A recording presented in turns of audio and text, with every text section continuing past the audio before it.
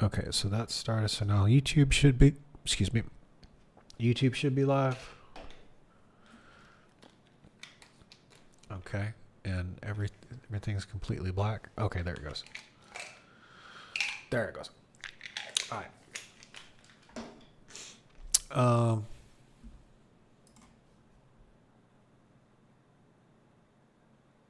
Okay. We are back.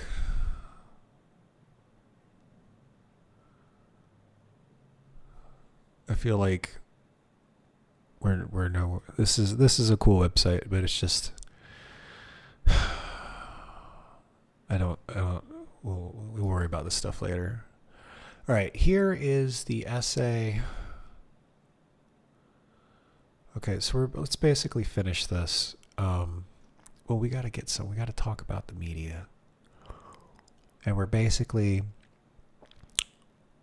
just finding stuff on the media right now. Isn't even correct. Well, it is correct, yeah. So it is correct. This is a launched a policy actually launched our last, which means he mentions but doesn't pay.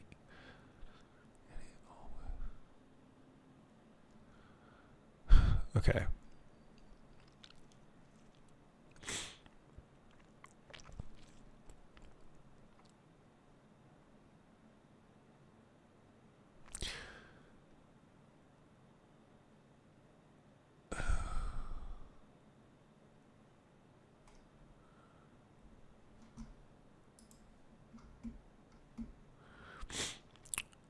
Okay, yeah, this is an admission that the product they're delivering will fall short of quality value of products like Baldur's Gate 3. When I say value in video games, it means entertainment time.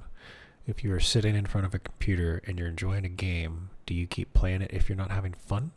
Quality equals time spent enjoying the game, not just playing. Value.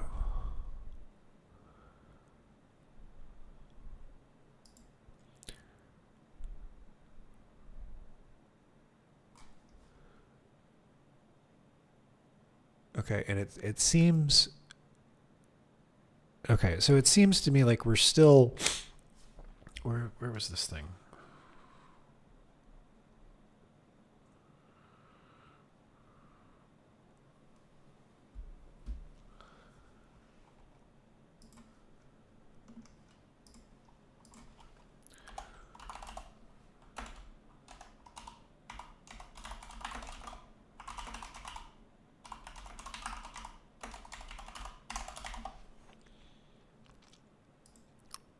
Oh.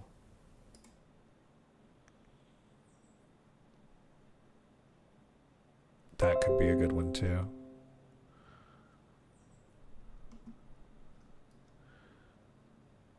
Let's watch this one first.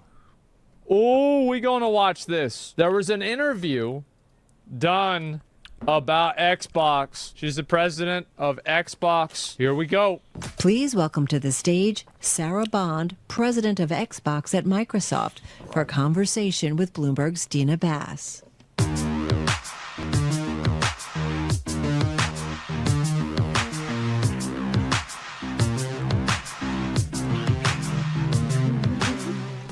How come all of these people giving these talks seem like they'd be really easy to beat in Street Fighter or Mortal Kombat? Like or like any video game. I feel like if we just had like a two-player, like a racing game or a fighting game or something, and I went to play this person, they'd get beat soundly. Sarah, thank you so much for joining us today. So I want to start talking about the industry in general. You and Microsoft Games CEO Phil Spencer have been raising kind of the alarm that the video game industry is just not growing, and there's a real need to figure out how to reverse that. What's causing the issue, and how does Xbox turn it around? One of the reasons why the video game industry isn't growing is because there was a massive boom in video games and COVID. And as the world isn't locked inside all the time, even growth, like if you're growing at 10% every year, but you have a 50% growth that falls off, it's going to look like you're not growing. Yeah, The last year or so, It's balancing out. Yeah, it's balancing in out. video games, largely the industry's been flat. And even in 2023, we saw just some tremendous releases,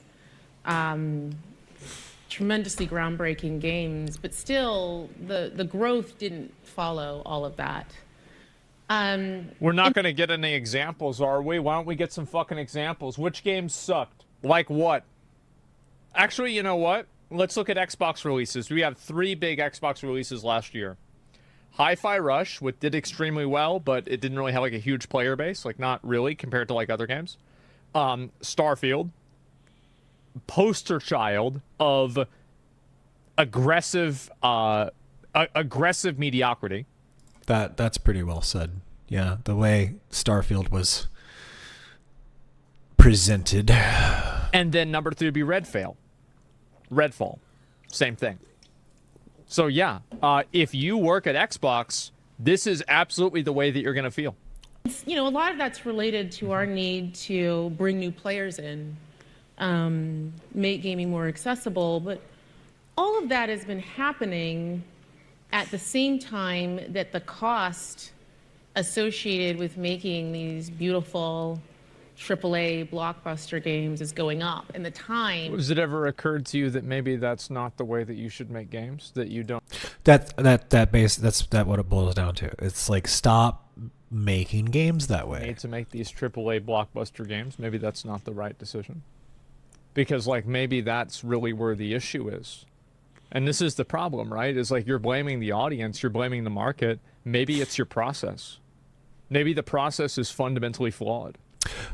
Okay, this tells me that I'm on the right track. It is about the development process and the expectations between the customers and the developers. It takes to make them is going up. It is, yeah. And then stop making so them much that of way. our focus as Stop Xbox doing it that way. is about how we do things to help the industry all up. Except for while also ensuring Tango that our brand, Studio, you know, 'cause, everything that we do you know, is there through this moment of transition. Related to some of the trends you're identifying. I'm not really sure what that. Well, I don't know what she just said, but you've got to make a cake, and your ingredients are, or the executive that's trying to make you feel sorry for them.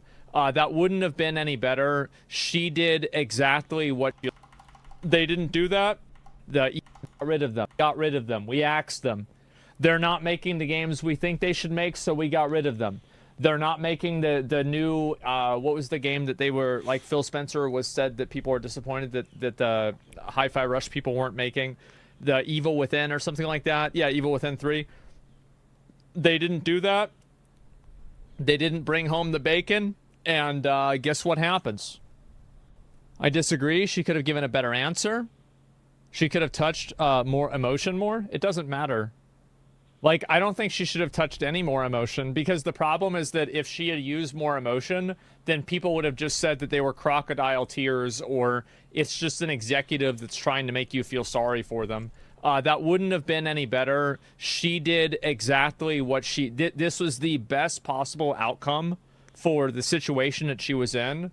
And I'm sorry, it was garbage. It was. But it's like, listen, if you've got to make a cake and your ingredients are nails, cat shit, and paint, well, you're probably not going to make a good cake, are you? It doesn't matter how good of a baker you are. Doesn't matter. And that's what happened here.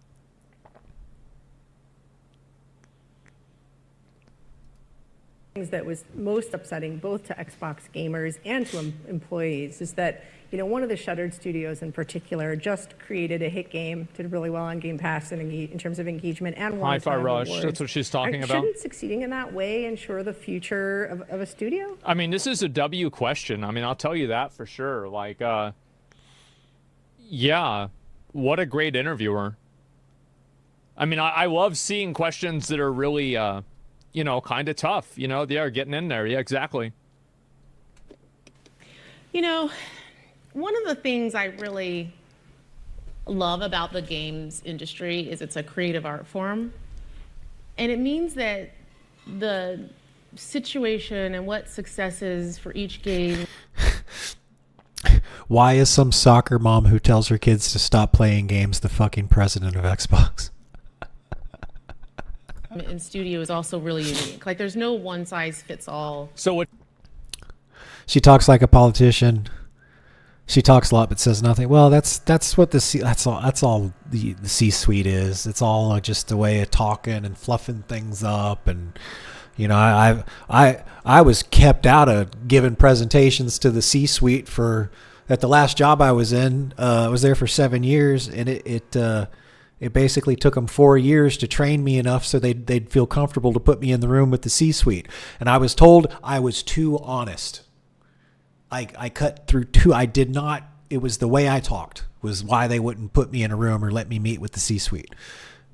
Because the way I talk is not the way they're used to being talked to. What she's saying is that their version of success publicly was not Microsoft's version of success. She's saying that it might have looked like it was successful, but behind the scenes and like on the balance sheet, it wasn't successful. I think that's what she's saying. Like, obviously, you know, I could be wrong. Hey, I could be wrong, but that's what it sounds like to me. I feel like this is actually a pretty good answer. Like, in terms of it being revealing. To it for us. Exactly. Yeah, see, that's what she... Oh, this is probably the best comment. It's an interview for shareholders, not gamers. Yeah, these are people who don't know nothing about video games talking about the video game business. The worst thing I found about pure lack of passion in her voice. Yeah. make games more accessible, creates more soulless slop. Well, I don't think you have a problem with games being accessible, considering everybody can just put one on their phone. Game Newell is one of the only executives in the gaming industry that I believe plays video games and cares about the industry beyond taking as much of it from they can. Yeah. Took about 0.01 seconds to identify the problem.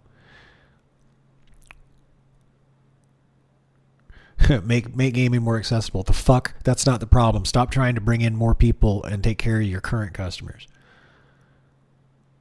This is how you know the people at the top don't care about games and don't play them. Yeah.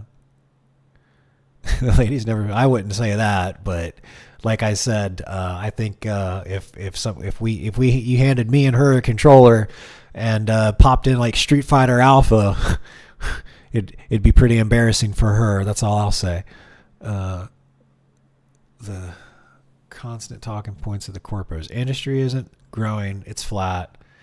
Flat is good. You can't expect constant, endless growth. Price of making video games is going up. Price of everything is going up. But also, almost none of these big budget games need the cost of hundreds of millions. There is nothing unique about the fourth sequel using the same engine, same mechanics, and lazy and terrible writing. They absolutely fail to see why these studios and indie studios are dominating the market right now, because they are selling entertainment, also known as a fun game, while the large studios are selling products not designed to be fun but easily marketable and make money. And the gamers at large are finally starting to see this. This is why Ubisoft is bleeding, EA is bleeding, Activision Blizzard is bleeding. Yeah, I guess that's what it boils down to. Things have gotten bad enough to where the average consumer is not the enthusiast, not the people that go to like video game websites and follow a bunch of projects and get the game the moment it comes in. Not those are the enthusiasts or the hardcore people. But then there's just people that like might read a gaming article during their lunch break, you know. And those are the people. And that's also the biggest demographic. So now that big demographic is starting to notice the situation they're in, they're voting with their wallets. Her whole demeanor has told the story of how Xbox is doing at the moment. Yeah. Two middle-aged women talking about the direction of the gaming industry is like the allegory of Plato's Clave, but 2 more layers removed from a reality. As a software developer and a game dev in my spare time for well over 16 years now, I can confidently say that large software projects with ballooning budgets are a thing of the 90s that have persisted in the future because of ignorance. Yes.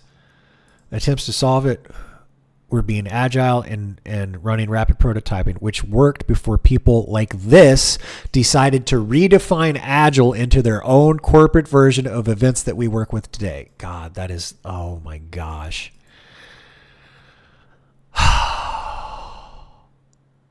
That is exactly it.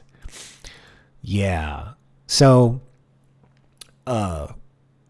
this is project management stuff. So, back in the 90s, you had this thing called like waterfall development, and it's like, we need to build this whole product, and here's all the things we got to build, and here's how long it's going to take us to build this section, and then when that section's done built, we can then do this. You know, like how you have to lay the foundation, and then the piping, and the wiring, and then do the side, all that kind of stuff. So you have to do things in a certain order. And the problem is, like, you would think doing something early on would only take like a week or two, and then it ends up taking you a month, and now the whole project is behind. So instead of doing that, they came up with this new process called Agile, which is what's the minimum viable product, like the smallest thing that you can ship. Like, it could be a game that says press start, and you can move a guy around and he jumps. Like that's minimum viable. Then we'll add on to that. So once you get that done, then you make another set of plans. So instead of making these really long waterfall plans where everything has to cascade down, you make these agile plans, which is just a little plan. Okay, we reached our goal. Now what's the next plan? Okay, and you build on that.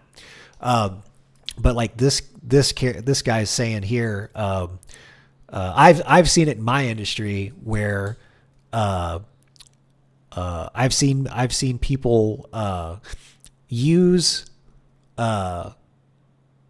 project management terminology as in a twisted way to justify their position. Like I can't really give an example. Not one on the internet anyway. Yeah, I'll have to think. I'll have to put some thought into that. I'll have to think of one of the scenarios I was in, and then where that happened, and then how I can show that. Because I'm thinking of like 2 or 3 times where people were using project management terminology, but it was like completely devoid of the spirit from which the term that they're using was derived, and it was just completely corrupted to be something else. Okay, want to solve this problem outright? Break your studio into small teams and host internal game jams over a 2-month-long period. Give any that are good another 4 to 6 months of iteration, and release the damn games. Okay, well, let's see. This times 100. Well, okay. Well, I work in. Do you mind sharing a Discord or something? I'd love to hear more of your thoughts. Okay.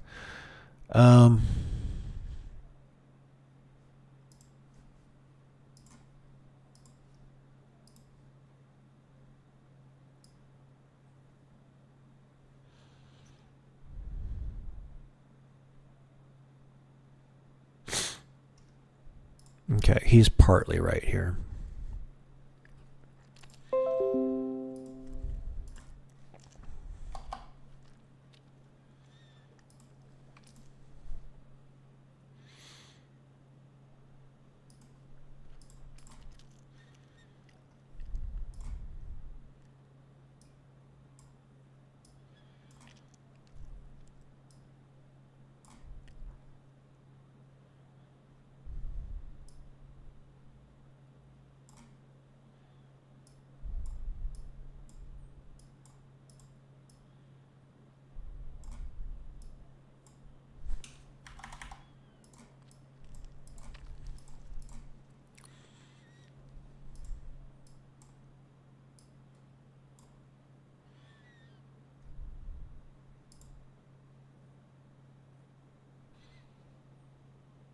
Okay, forget it. Let's just keep going. Phil Spencer talks Star.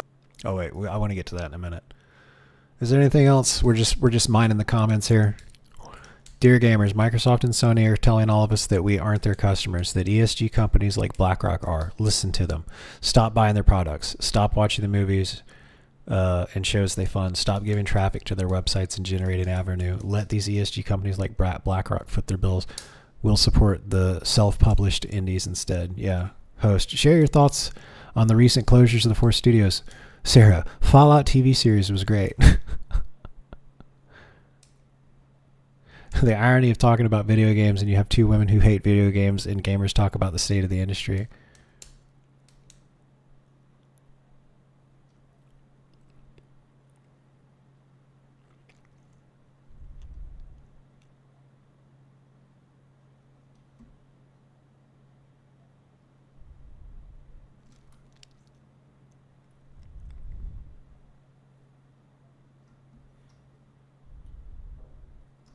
Okay. She's saying. And so we look at each studio, each game team has been an opportunity for there to be an experience on mobile that is. Hey Zubs, thanks for coming in and saying hi, buddy.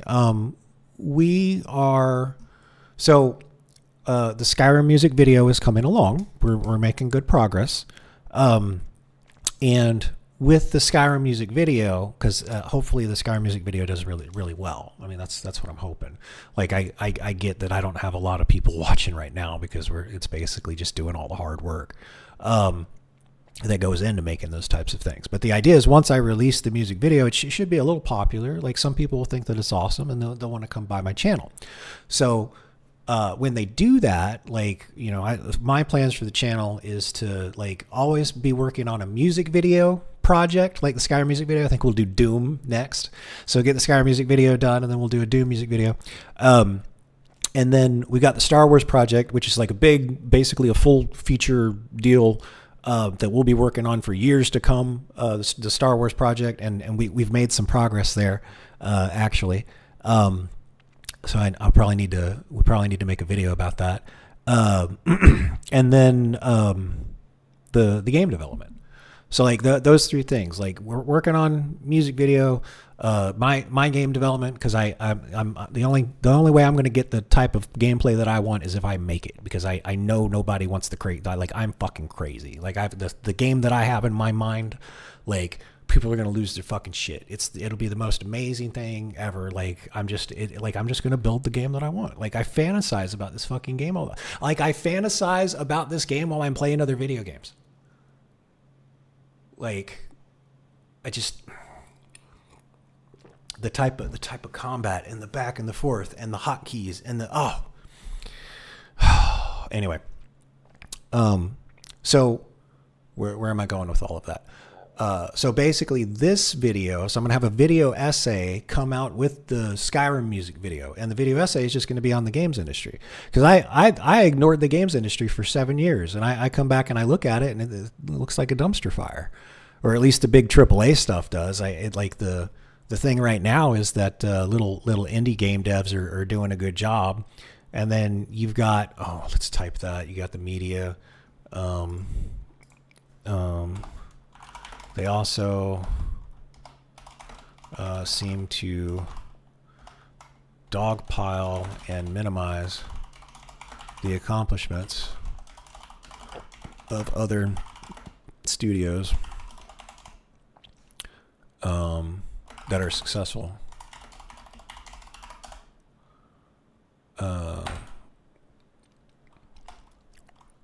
But aren't part of the big AAA ecosystem. Black Myth Wukong being one.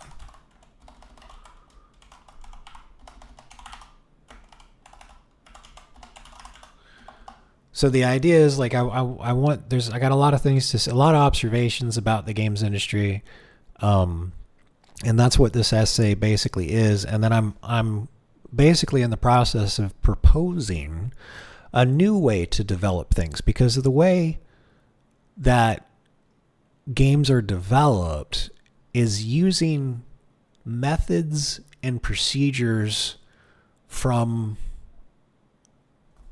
like when was the digital age? When did the digital age start? Was it like the 90s? The 80s. Okay, that's the 70s and 80s. Okay, so they're using to write video games, which is software. So to write the software development. Video games is software development. It's a form of software. It's a form of software development. But at the end of the day, it's software development. That's what a video game is. It's software. So the procedures under which they are making those games were developed in the late 70s and the 80s. So they're 40 or 50 years old, right? So these procedures that they used to make things with were made before the internet, or before the internet became available to the general consumer, basically, which didn't happen until like the early 2000s, I think. That's when everybody else started to get bandwidth and stuff. So you've got a game like Baldur's Gate 3, and here's why we've got the media here. So there's this dude writes this whole article about how like Baldur's Gate 3 is an impossible example to compare other games to, because they had the Dungeons and Dragons IP. It was a sequel. It was already a sequel to a successful series. It was like a known franchise. And so what they were able to do and because of that, they were able to charge $60 for early access game. And this guy is arguing that, like, he says Baldur's Gate 3, which launched in a polished state, actually launched in early access, which he mentions but doesn't question in any way. The game was in early access for 3 years, getting polished and bug fixes as it went. Okay, so. And then he's saying the entire premise of the video here, that Baldur's Gate 3 launched perfectly polished, isn't even correct. So I think he's like willfully misinterpreting what's being said here, because early access, if we go and we look at an early access page, it's very clear that you're not getting a finished product here, and things could change. So I think it's wrong and disingenuous at the very least for him to say that the game was launched.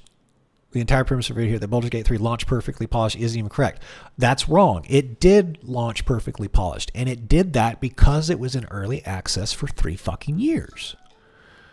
Now I get the point where, it's tripping everybody up, is not everybody's going to be able to start an early access game and have it in early access for 3 years and be able to charge $60 for it.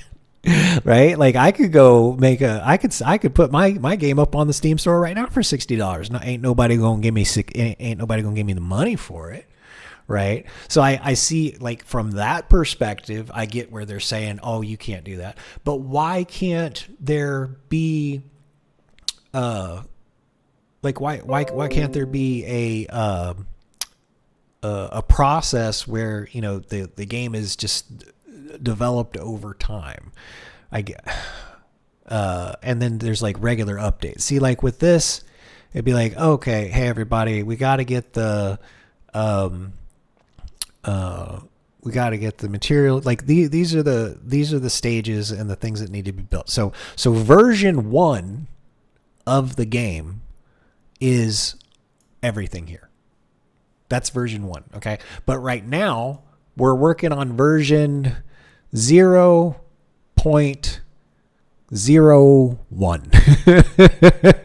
And then when we get like the movement system done, that'll be like version 0.02. and then we slowly work up to number 1. And clearly communicate, because like have no idea how long it will take to make all of this stuff. So it would be wrong to say, oh, it's only going to take us 2 or 3 weeks. It's going to take us 3 weeks to make the inventory system. And then once we have the inventory system made, then we can do that, because if we're delayed making the inventory system, then all the other things that depend on the inventory system are now delayed. Right? Hey, Estafel, welcome. It's going really good, man. Yeah, Death Forged over in YouTube chat. Gotcha. Baldur's Gate 3 used EA and QA and as a test bed. The game was made for gamers because EA gamers left tons of feedback. Yeah.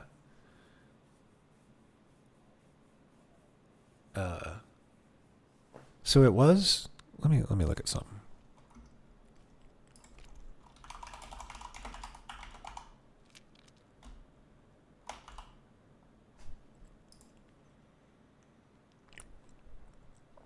Oh, they're the developer and the publisher. What do you mean by they used EA? Like, I'm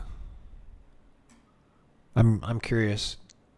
They I just don't understand what you mean by they used EA. Is it like Electronic Arts, the company? I'm just trying to follow you. Early access. Oh, thank you. Oh, I'm sorry. I'm thinking of the industry here, and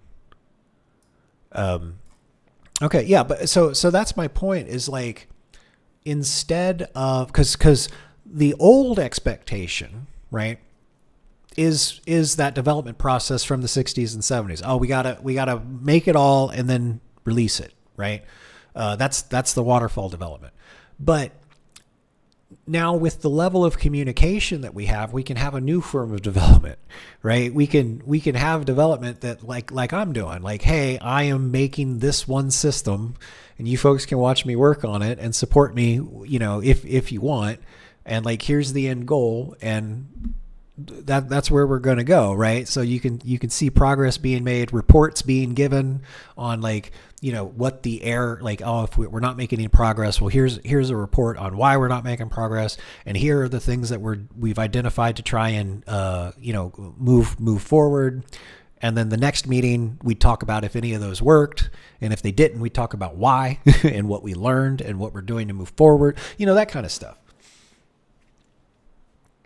Yeah, it's all about, and a very collaborative process, because it's like, think about like Hollywood. Like, Hollywood will make 70 to 80%, maybe even 90% of a movie, and then they'll show an early cut of it to a test audience. Okay, so they've basically made like 70% or 70, 80, 90% of a skyscraper, basically. Okay. And then if the test audience doesn't like something, then to change it, you have to take a wrecking ball to a structure that's already 70, 80, 90% complete. And then you got to build different. Once the wrecking ball goes through it, then you got to build in new stuff from a different set of plans. That's no way to build a skyscraper, bro. That's no way to make a movie. That's how you end up wasting $500 million on a Captain America movie.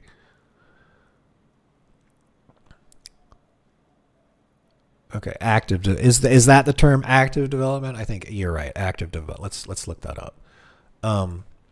And I just learned about dark patterns. And a regular viewer here, his name's Phoebus. You've probably seen him. He brings up a good point that this is some late stage capitalism. So I love capitalism. I think it's the best system we've got. I'm open to try new things, but I think people should try those things willingly. And if you want to try new systems and stuff, you go right ahead and get your people together and get it working. But what I don't support is forcing those economic conditions on other people. You want to go live on your commune and do your drum circle and stuff, that's great. You go do that. So late stage capitalism, in turn, used to critique perceived excesses, contradictions, and exploitative practices in advanced capitalist systems, especially when profit seeking comes at the expense of ethics, creativity, or well-being. In the video games industry, this concept manifests in several clear ways. So yeah, this is very good. Active dev. Let's look that up after I get done going through this. Give me a brief 3 explanation.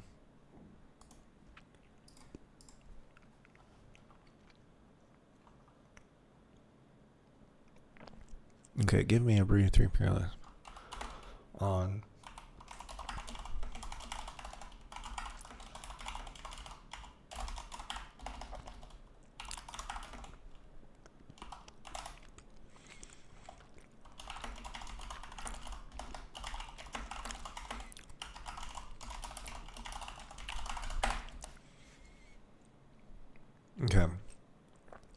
So late stage capitalism, and this all goes in with my theory, because like back in the day, people used to get into making video games because they were passionate about making video games.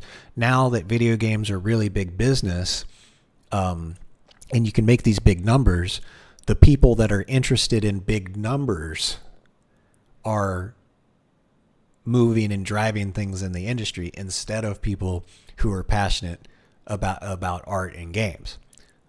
So how does that manifest itself? For example, Bethesda is going to release Elder Scrolls 6, and they're going to use the creation engine again. Okay. Now, it would cost millions, maybe even tens of millions of dollars to develop a new graphics engine, a new game engine for Bethesda, right? So I can see why their shareholders are like, just use what you've got. You don't need new game engine. We have game engine at home. So I get why they say that. But if there was somebody like at the helm that was like really passionate and wanted to innovate, they would say, and wasn't, didn't think money was everything. They'd say, no, go ahead and let's spend the 20 million to make a new games engine, and or they could just switch over to Unreal. But they don't do that, because then they would have to, they would make less of a profit because they use the Unreal Engine.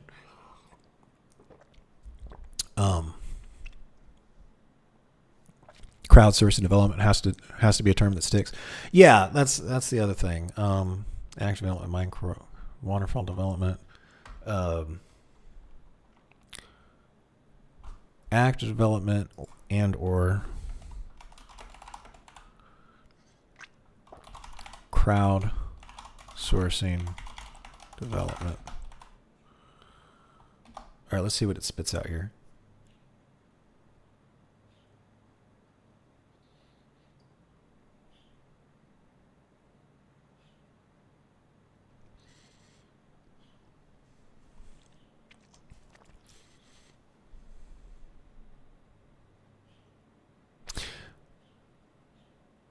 Being the backbone while Unreal Engine 5 does graphics, yeah. So active development refers to the ongoing iterative process of building, refining, and extending a game after its initial release or during its early stages. Unlike traditional one-and-done game releases, active development embraces continuous updates, user feedback, and live patching. Games like Minecraft, Terraria, and Baldur's Gate exemplify this approach, starting with basic but playable versions, then growing organically with input from the community. This model allows developers to test ideas in real time, respond to user needs quickly, and keep the game relevant for years. Crowdsourced development builds on this by integrating the player community into the design loop. This can take the form of direct feedback through forums or surveys, modding support, open betas, or even financial backing through platforms like Kickstarter or Patreon. In the case of Minecraft, the player base essentially guided the game's evolution, suggesting features, reporting bugs, and influencing properties. This decentralized form of development fosters a deeper relationship between players and creators, often resulting in a product that better aligns with its audience's desires. Crucially, this model does not follow the rigid structure of waterfall development, where phases like design, build, test, and release happen in strict sequence. Instead, it leans into agile or iterative methodologies, allowing for constant improvement and shifting priorities. Developers can release a minimum viable product, gather real-world data, then refine or expand from there. For indie devs or solo creators, this approach is not only more realistic, it is often essential.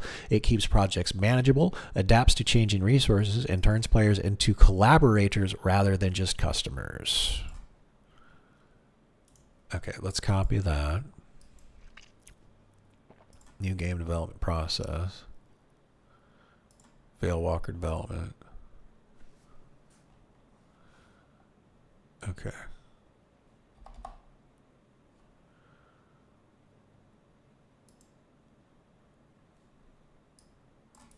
So let's paste that. There we go.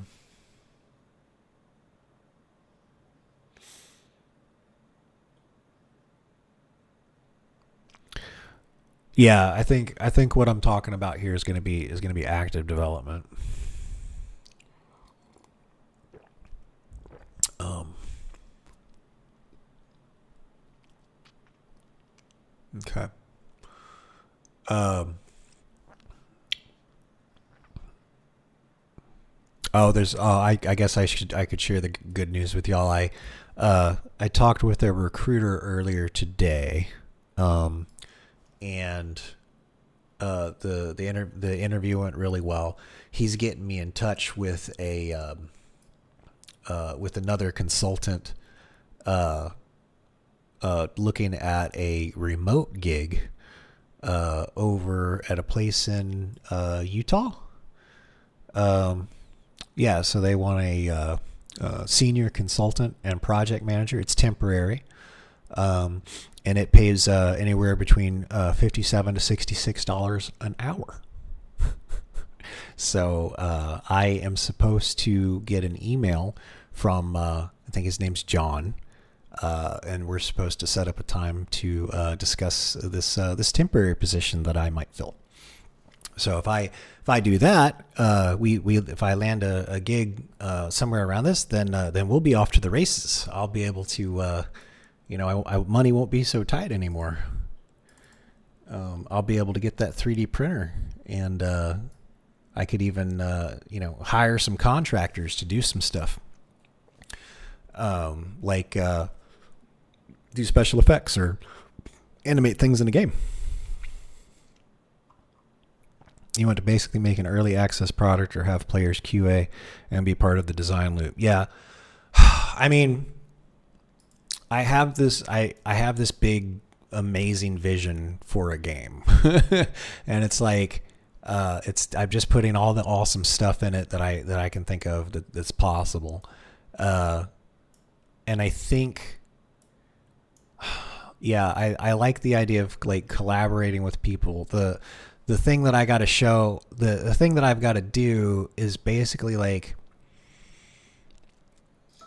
break down what the goal is here, and it's just so hard to do until things are far enough along, because until people can like really see the movement and the combat, I don't think they're gonna get it. But yeah, that's fine. So we will get there eventually. We will get things far enough along where people will be able to see the potential of the game. All right. So crowdsourced development. We're gonna talk about early access. We're gonna make the players not only customers but collaborators. I really like that. Want collaborators, not just customers. That's right. That's a good way of putting it. So I think that's an honorable way of doing it. Like we're not asking for a ton of money up front. We're just asking that you follow along with the project, and if you get to where you like what you see, you can buy into it. So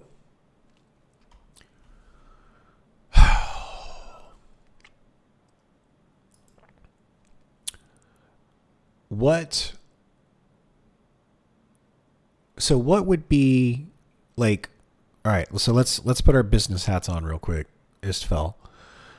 Let's say, so this game, let's pretend like the game's almost ready to release. Like we did it. We did the thing where we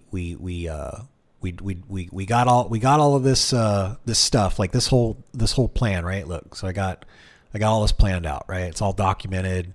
I've got very clear documentation that talks about what's going on. Like, right, look, interactive object system, category, world interactivity, creates world objects from materials, all movable and physically reactive like Skyrim, plates, cutlery, cabbages with physics destruction for breakability.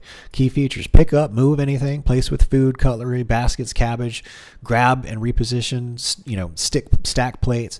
Physics driven. Take a tomato from a stack's bottom, others roll off. Tip a cabbage basket. Content spill. All this stuff happens in Skyrim, right?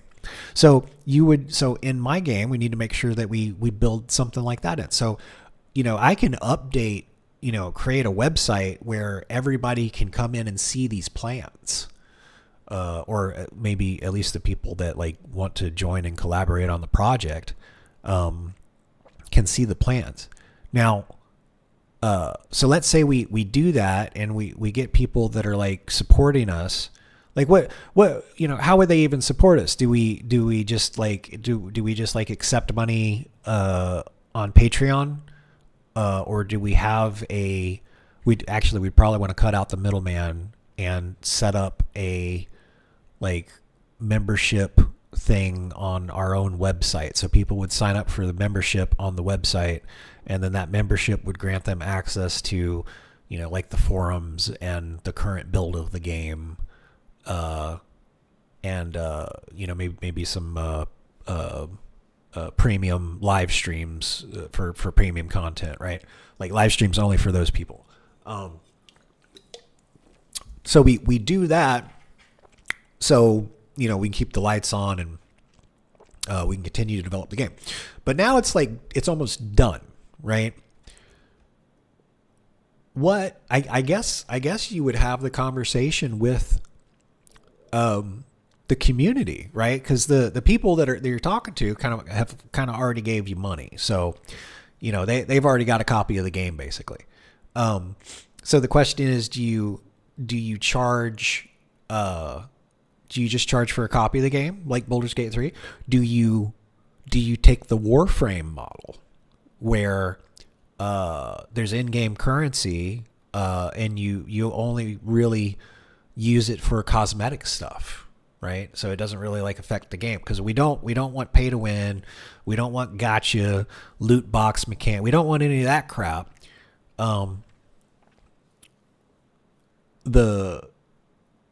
The game will be developed. I guess instead of like stop, like maybe it's just always continuously developed. Like this is version 1, and then version 2 just kicks in and keeps going. Is a single player experience. I mean, I think the answer is yes. Let it be a single player experience, and then the next game can be a co-op or multiplayer experience, because I know people would really, really probably enjoy the player versus player combat from what I have in mind. But ultimately, the one of the things that I wanted to do was have people kind of like explore the world. Like we're just gonna kind of drop you in, and you can go first person or third person. And then you've got this big world that opens up for you, and you just have to navigate and live in.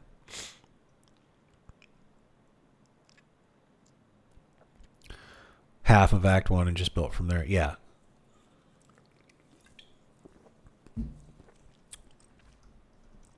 Yeah, I mean, there's just so much stuff here to do. It's just crazy.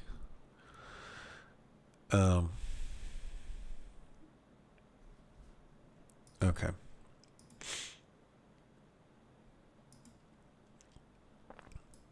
Three's impact on. I think the thing that just get like, there's so much work to do. There's so much work to do. And I'm just learning, like I'm just starting, so it's kind of daunting. But like, I know that once I get that movement system right, and I can show people how you can move around in the game, that's gonna catch some attention. And then if we can show some combat, or how interactive objects are and stuff, that'll be another selling point. So I just got to get more of it done. You just have to get enough of the project done to give people a good idea of it, and then that's when they'll really want to buy it. Because right now I don't have anything for anybody to play. Like if you wanted to give me money right now, I could take it from you over Patreon, but I don't have a game to give you right now. So like we gotta We got to start small. I would say tackle the movement lore and making a trailer like experience. Hook them with look how cool it is to move, and then hit them with a sprinkle of lore. Yeah, that'll be the move. Let me. Don't I? Oh yeah.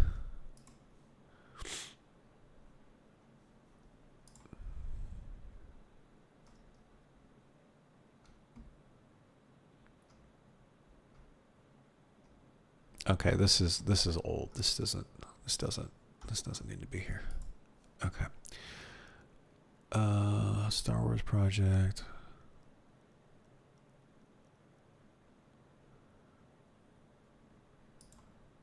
What's this? Yeah, this is just a template. This can be gone. Delete this space. No, we'll leave it. Leave it for now. I got some stuff. All right.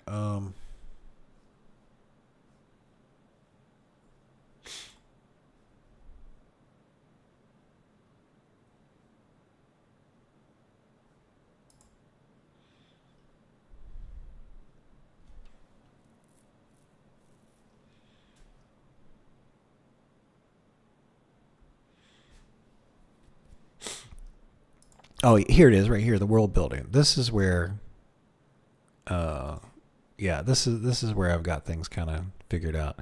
Okay.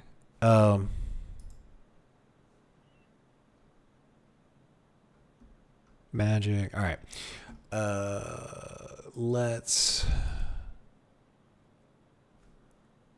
Okay.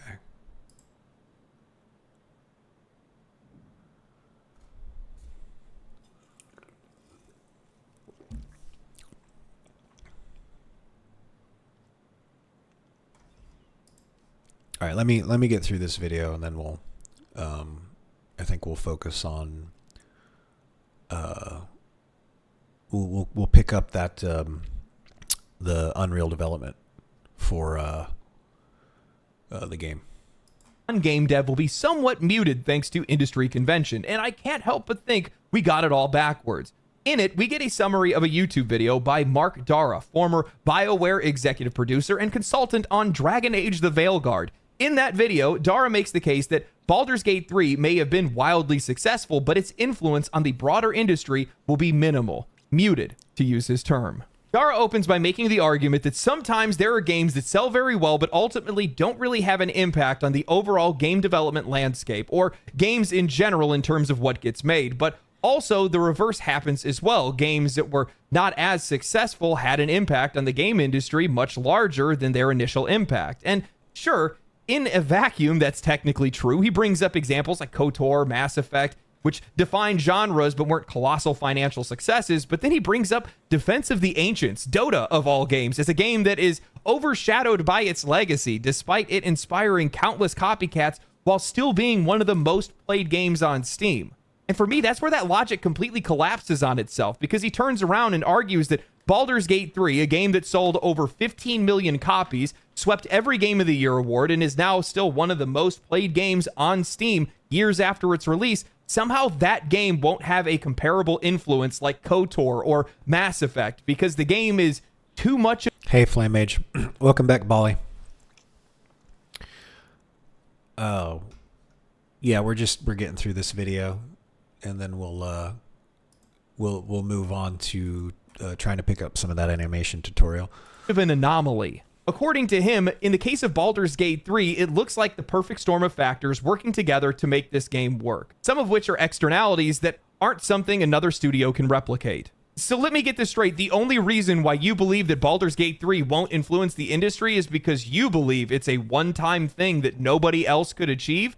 That's not nuance. That's deflection. Dara then starts pointing out those external factors, and you guys want to take a wild guess as what they're going to be? Oh, it's because it had the Dungeons & Dragons license. That's what it is. He says it's using the Dungeons & Dragons IP at arguably the peak of its popularity in service of making something that replicates the experience of playing D&D at the tabletop. I'm sorry, guys, but what does that have to do with anything? Now you're talking about why you think the game was popular and why it sold well in a broader discussion on how it will impact games in the future. Red herring moment, but okay, shows how little you understand the situation. So where was all that magic when Dark Alliance launched? or Sword Coast Legends or Chronicles of Mystara. They all had the D&D branding too, but they all completely flopped. Gotham Knights had Batman, Avengers had Marvel, Suicide Squad had the entire DC brand. None of them succeeded because branding doesn't make the game, execution does. D&D isn't what sold Baldur's Gate 3, quality did. Then we get to the most frustrating part, Dara's soft insinuation that Larian's budget made the whole thing possible. He says, it really isn't about having a ginormous budget or having a long time to develop, though it did have a very comfortable budget and it did have a long time to develop.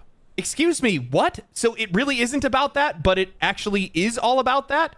What are you talking about? You know, this all sounds harmless until you realize... One of the things that I've noticed with articles on this subject is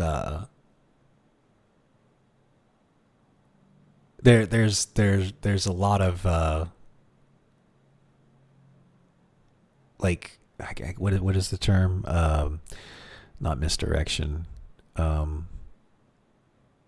Like speaking out of the side of your mouth, like I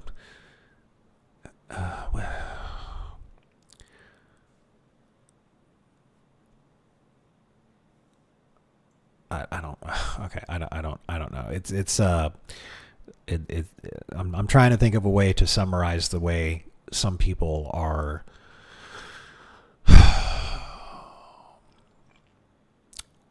interpreting the situation. It does, well, I don't know. I guess the easiest way to describe it is that people are butthurt. That's the easiest description. People are butthurt because Baldur's Gate is so good, people are butthurt about it. Realize how misleading it is. Larian made... Hey, Affy, welcome to the stream. Baldur's Gate 3 for around $100 million over the course of 7 years. That includes marketing, QA. That's because the people that are writing want to both attack and praise the people they're writing about. Yeah. Why can't you just praise them? Why can't you just say good job? I guess it's all about that engagement stuff, huh? We gotta write about contentious topics because that's what gets clicks. Yeah, well, that's one of the Istfel says games journalist wants to please readers, but also not alienate themselves with developers. Well, you know, that's the you know, part of that is the access media. So we do have a problem with people that won't give an honest review because they're afraid of losing access. So it's like, oh, if I give a bad or negative review, they won't send me an early test copy next time. You know, so that or they won't invite me to the launch party or something like that. And then we don't get a fair take from those journalists because they don't want to lose access. So that's why we call it the access media. You know, it's a big club and you ain't in it.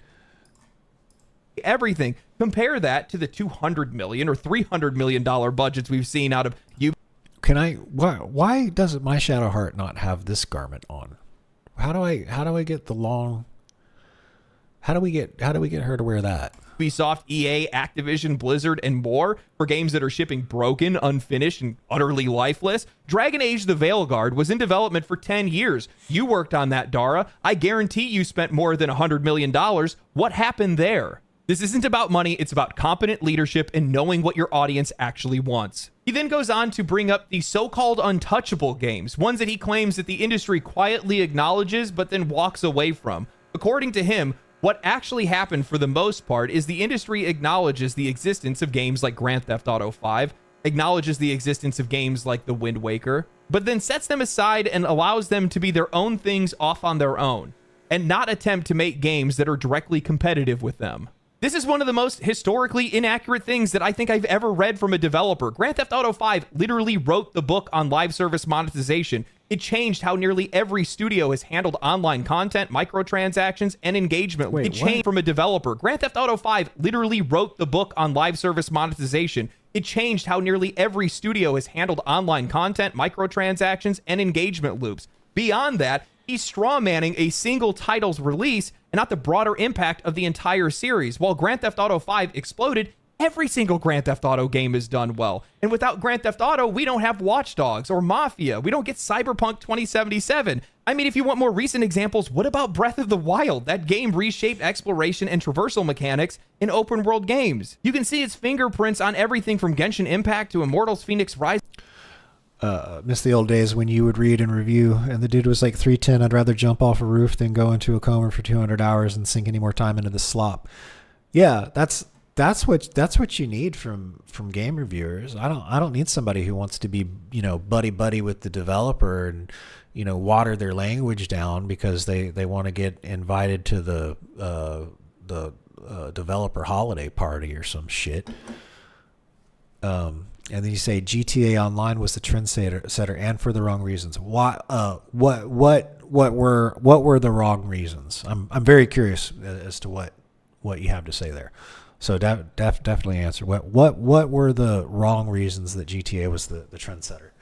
I completely missed that game, but I know it was like super popular, and I didn't know they had monetized the online stuff. So now that makes a lot more sense as to why it was so popular and why it was talked about so much. To Sonic Frontiers to just about any game out there. And here's where Dara tries to put a bow on the argument, and he says that in the case of Baldur's Gate 3, you would expect a 30 out of 10 impact, and we may see something more like a 5 or 6. It'll have impact, it'll influence RPGs going forward. I just expect that influence will be somewhat muted. And there it is. There's the narrative they want to push. Yes, Baldur's Gate 3 was great, but don't get your hopes up. It's not going to change anything. And of course they're saying that because if it did change anything, if it did become the standard, well, then they would have to answer why their games aren't measuring up. And they're not ready to do that because they would have to admit that the problem isn't the genre, it's not the audience, it's not the budget, it's them. I genuinely feel like the industry at large is trying to purposefully misinterpret the players' impact. That's it. Like willfully misinterpreting the issues, and then it's always deflected by saying that there's harassment. Somebody on the internet got a nasty message sent to them. Oh no. That invalidates all of and that somehow invalidates all of the valid, in good faith, constructive criticism. Does not mean because somebody sent somebody a mean message online, and then you conflate the people that have actual constructive critiques with the folks doing the harassing, and then the conversation never goes anywhere. Mean carbon copy. Because people were saying mean things on the internet. We have to talk about them saying the mean things instead of why they might be saying it. Well, okay. So there's people that are upset and they're harassing people, and there's people with valid criticisms. All right, let's accept that there's assholes out there and that they're sending nasty messages. Great. All right. Now that we've got that out of the way, let's talk about the people and their in good faith criticisms. But we can't get there. Because it's all clickbait and shit, I guess. Copies. It means shifts in design philosophy. They added an online casino, real life money for GTA money, cars, houses, guns, business. They turned the whole experience into fuck playing, you will have more fun paying. Wow. Philosophy, genre expectations, and audience demand.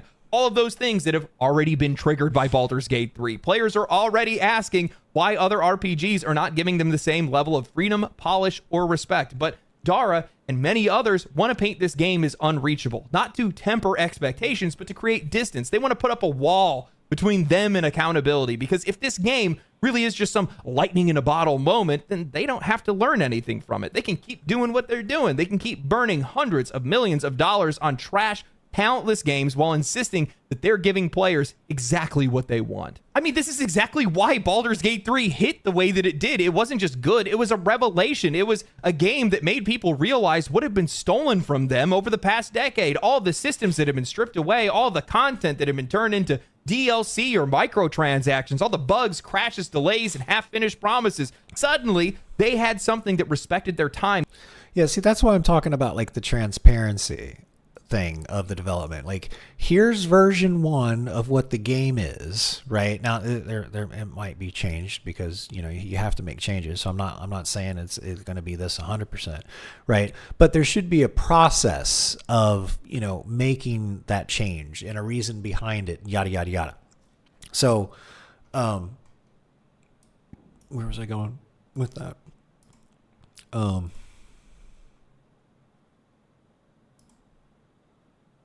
lost my train of thought. Let me back it up. Stripped away all the content that had been. Oh, that's right. So, one of the things that sucks is when they release an incomplete game and then they release DLC that was originally intended to ship with the actual game, but because they had to release prematurely to make some money to get it across the finish line, they and then they add the DLC later to try and make even more money. So that's wrong. So if you're transparent, like here about like, hey, this is version 1, and that way there's no cut content. There's no releasing something later for DLC. It's just like, when we get all these things done, this is version 1. We can start planning the DLC as and in fact, you can use DLC as a way to manage scope creep, right? So if people are like, oh, you should put this in the game, or you should change the system, or add this, that, or the other. Okay, say okay, and then add it down here to, yeah.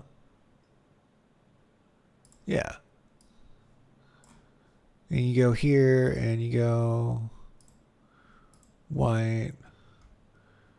And then let's go here, boom.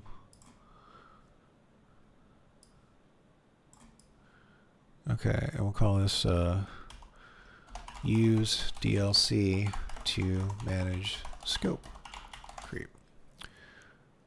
Okay, and we will add DLC on here.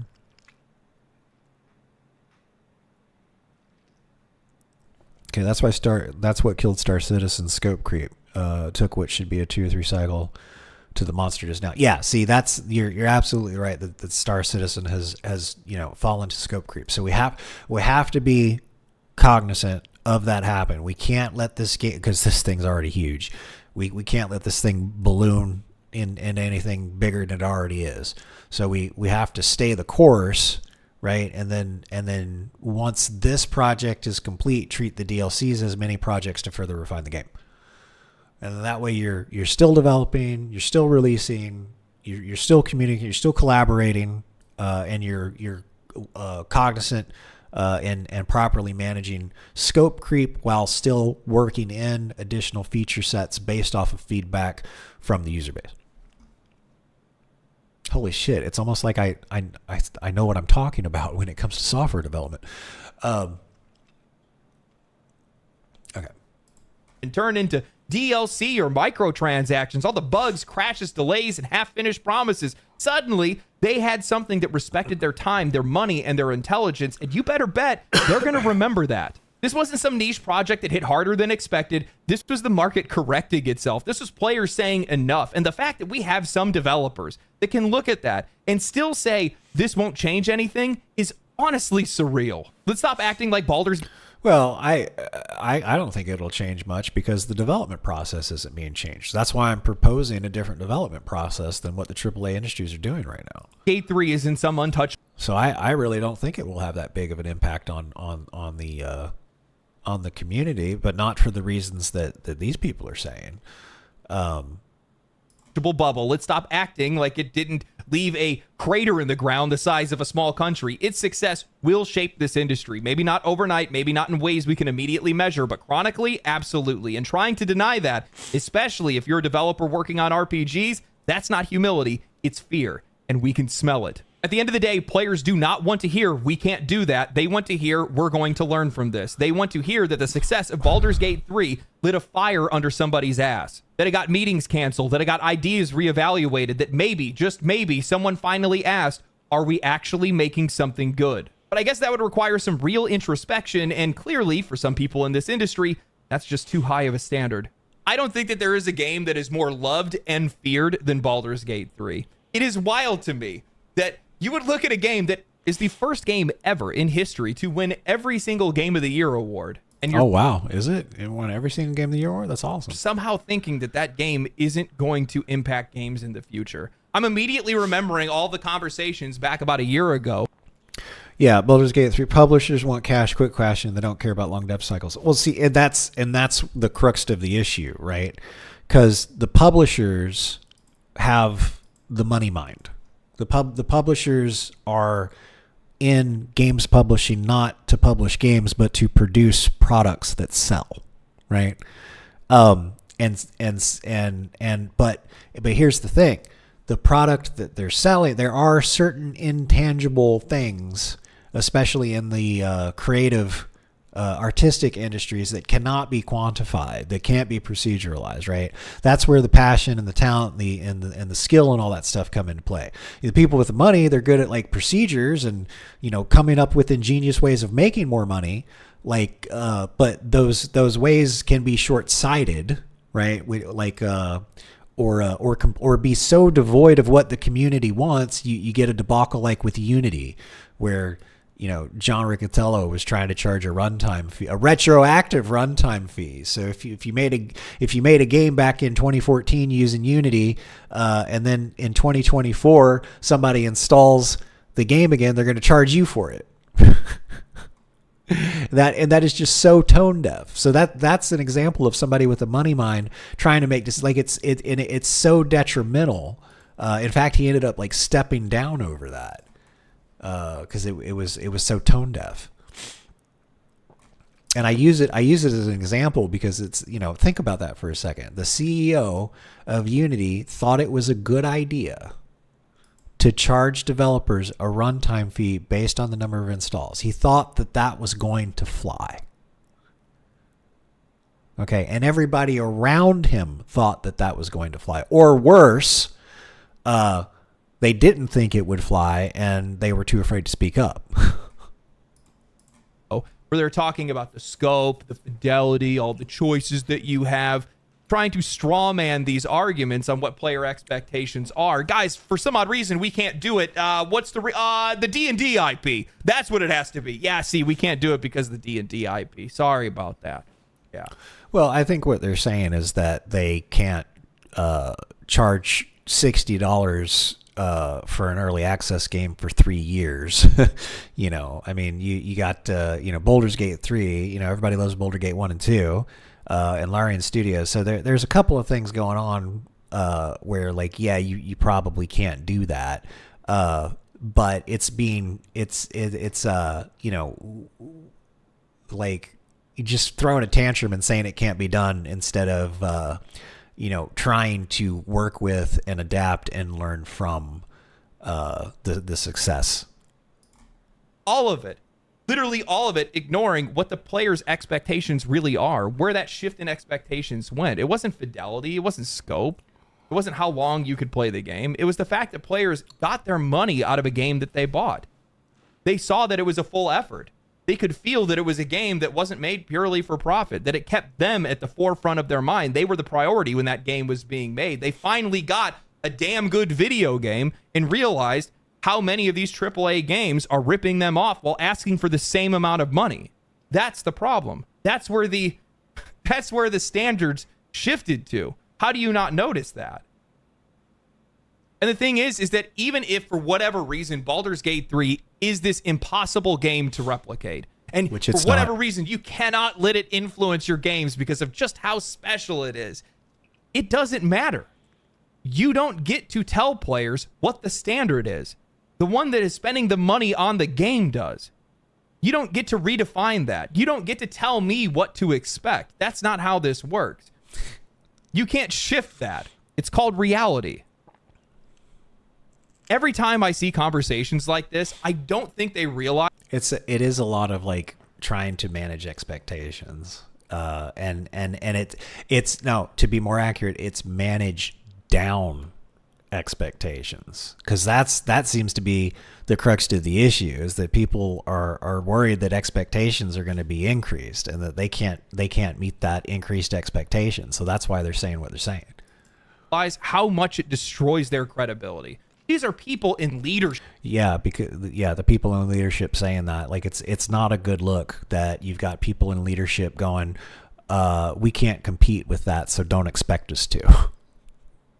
Right? That's basically what leadership is saying. Roles. These are people leading teams, directors and producers that are having these kind of conversations, that are trying to skirt accountability. What does that mean for the people that are working underneath them? How does that influence them in the games that they then work on, or the games and the teams that they end up leading when they get promoted with more years in the industry? You want to know where the sickness comes from? This is where it is. They would much rather believe that Baldur's Gate 3 is a freak of nature than admit they don't have the talent to give you what you want. I find it almost or it might even be unfair to say the talent, because the development process itself, as we've previously discussed, is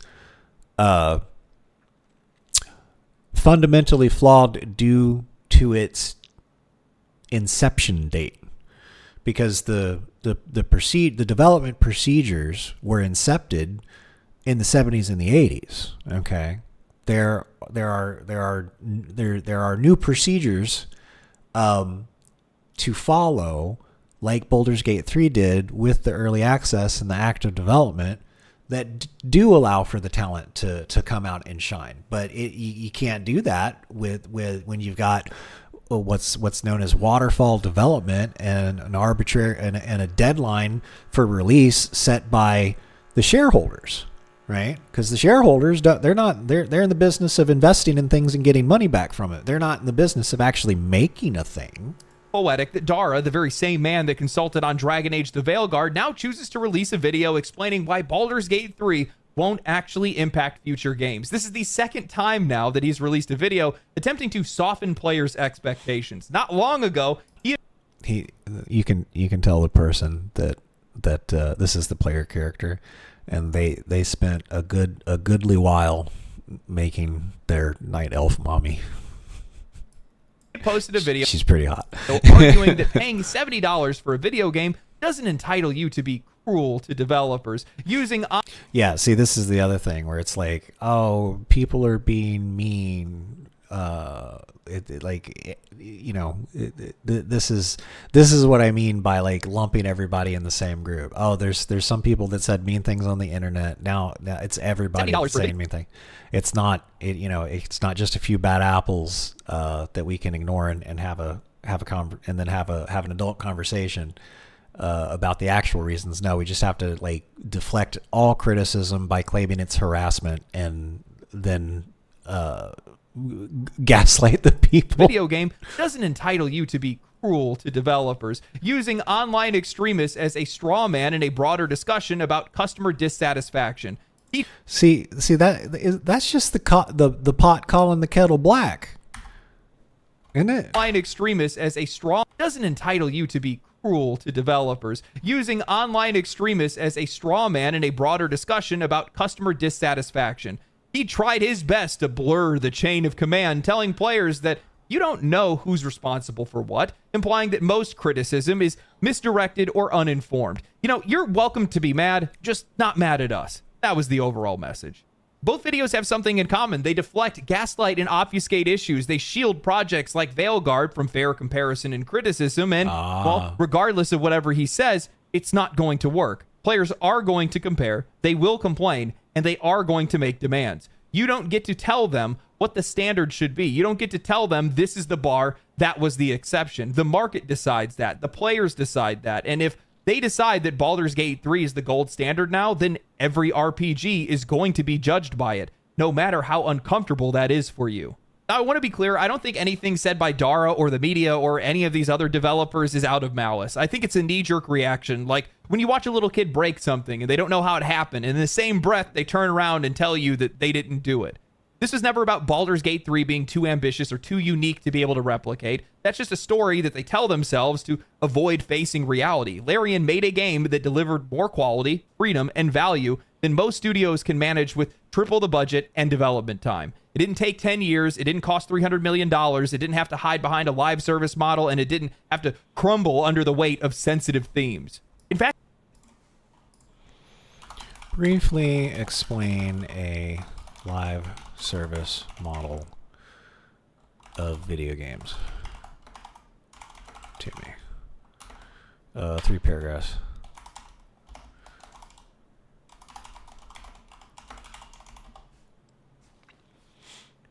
A live service model in video games refers to games that are continuously updated and monetized after their initial release. Instead of selling a complete static product, developers release a core game and then add new content over time, such as seasonal events, new mechanic, game maps, game modes, or cosmetic items. This model is designed to keep players engaged for months or even years, extending the game's lifespan far beyond launch.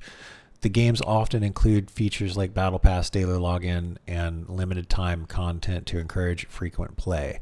Monetization typically goes beyond the base game price if there is one and includes microtransactions, in-game currencies, or subscription options. Popular examples include Fortnite, Destiny 2, Apex Legends, Genshin Impact. The model relies heavily on building and maintaining a strong, active player community. Okay, well, I like that.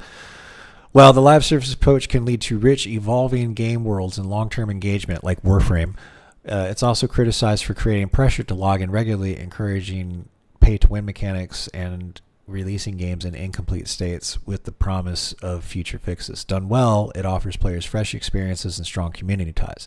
Done poorly, it can feel like a never-ending grind built around monetization rather than fun. Okay. Yeah, Istafel says Baldur's Gate 3 was a labor of love. Publishers want cash, quick cash. They don't care about long dev cycles. Yeah, so we gotta redo expectations here. In fact, in a lot of ways, Baldur's Gate 3 embraced them, and it still walked away as one of the most beloved games in the last decade. And that's exactly why it scares them, because if Baldur's Gate 3 becomes the new benchmark, then they can no longer blame player backlash on prejudice or say that their ambition was too unrealistic. They would have to admit that their games don't inspire loyalty or respect because they lack vision, leadership, and execution. They would have to come to terms with the fact that the problem isn't the audience, it's them. And that's probably the most threatening thing about Baldur's Gate 3 is that it completely unraveled the narrative that most player criticism, especially towards games like Dragon Age the Veilguard, is rooted in bigotry or fear of progress. Baldur's Gate 3 showed that when players are pushing back on writing, tones, themes, or inclusivity, it's not because they're afraid of diversity, it's because more often than not, they're responding to the quality of the game. And while there will always be some bad faith actors online, the vast majority of players are just tired of being sold bloated, condescending, and poorly made games. Baldur's Gate 3 was one of the most progressive, inclusive, player-liberating games ever made, and it's also one of the most beloved. You could romance whoever you wanted. You could customize everything from pronouns to anatomy. You could be anyone, kill anyone, bang anyone. You could do whatever you wanted. It didn't matter what your worldview was because the game welcomed you in. It didn't preach. It didn't lecture. It just gave you freedom, options, nuance, and respect. Larian didn't condescend. How does he get all these outfits for Shadowheart?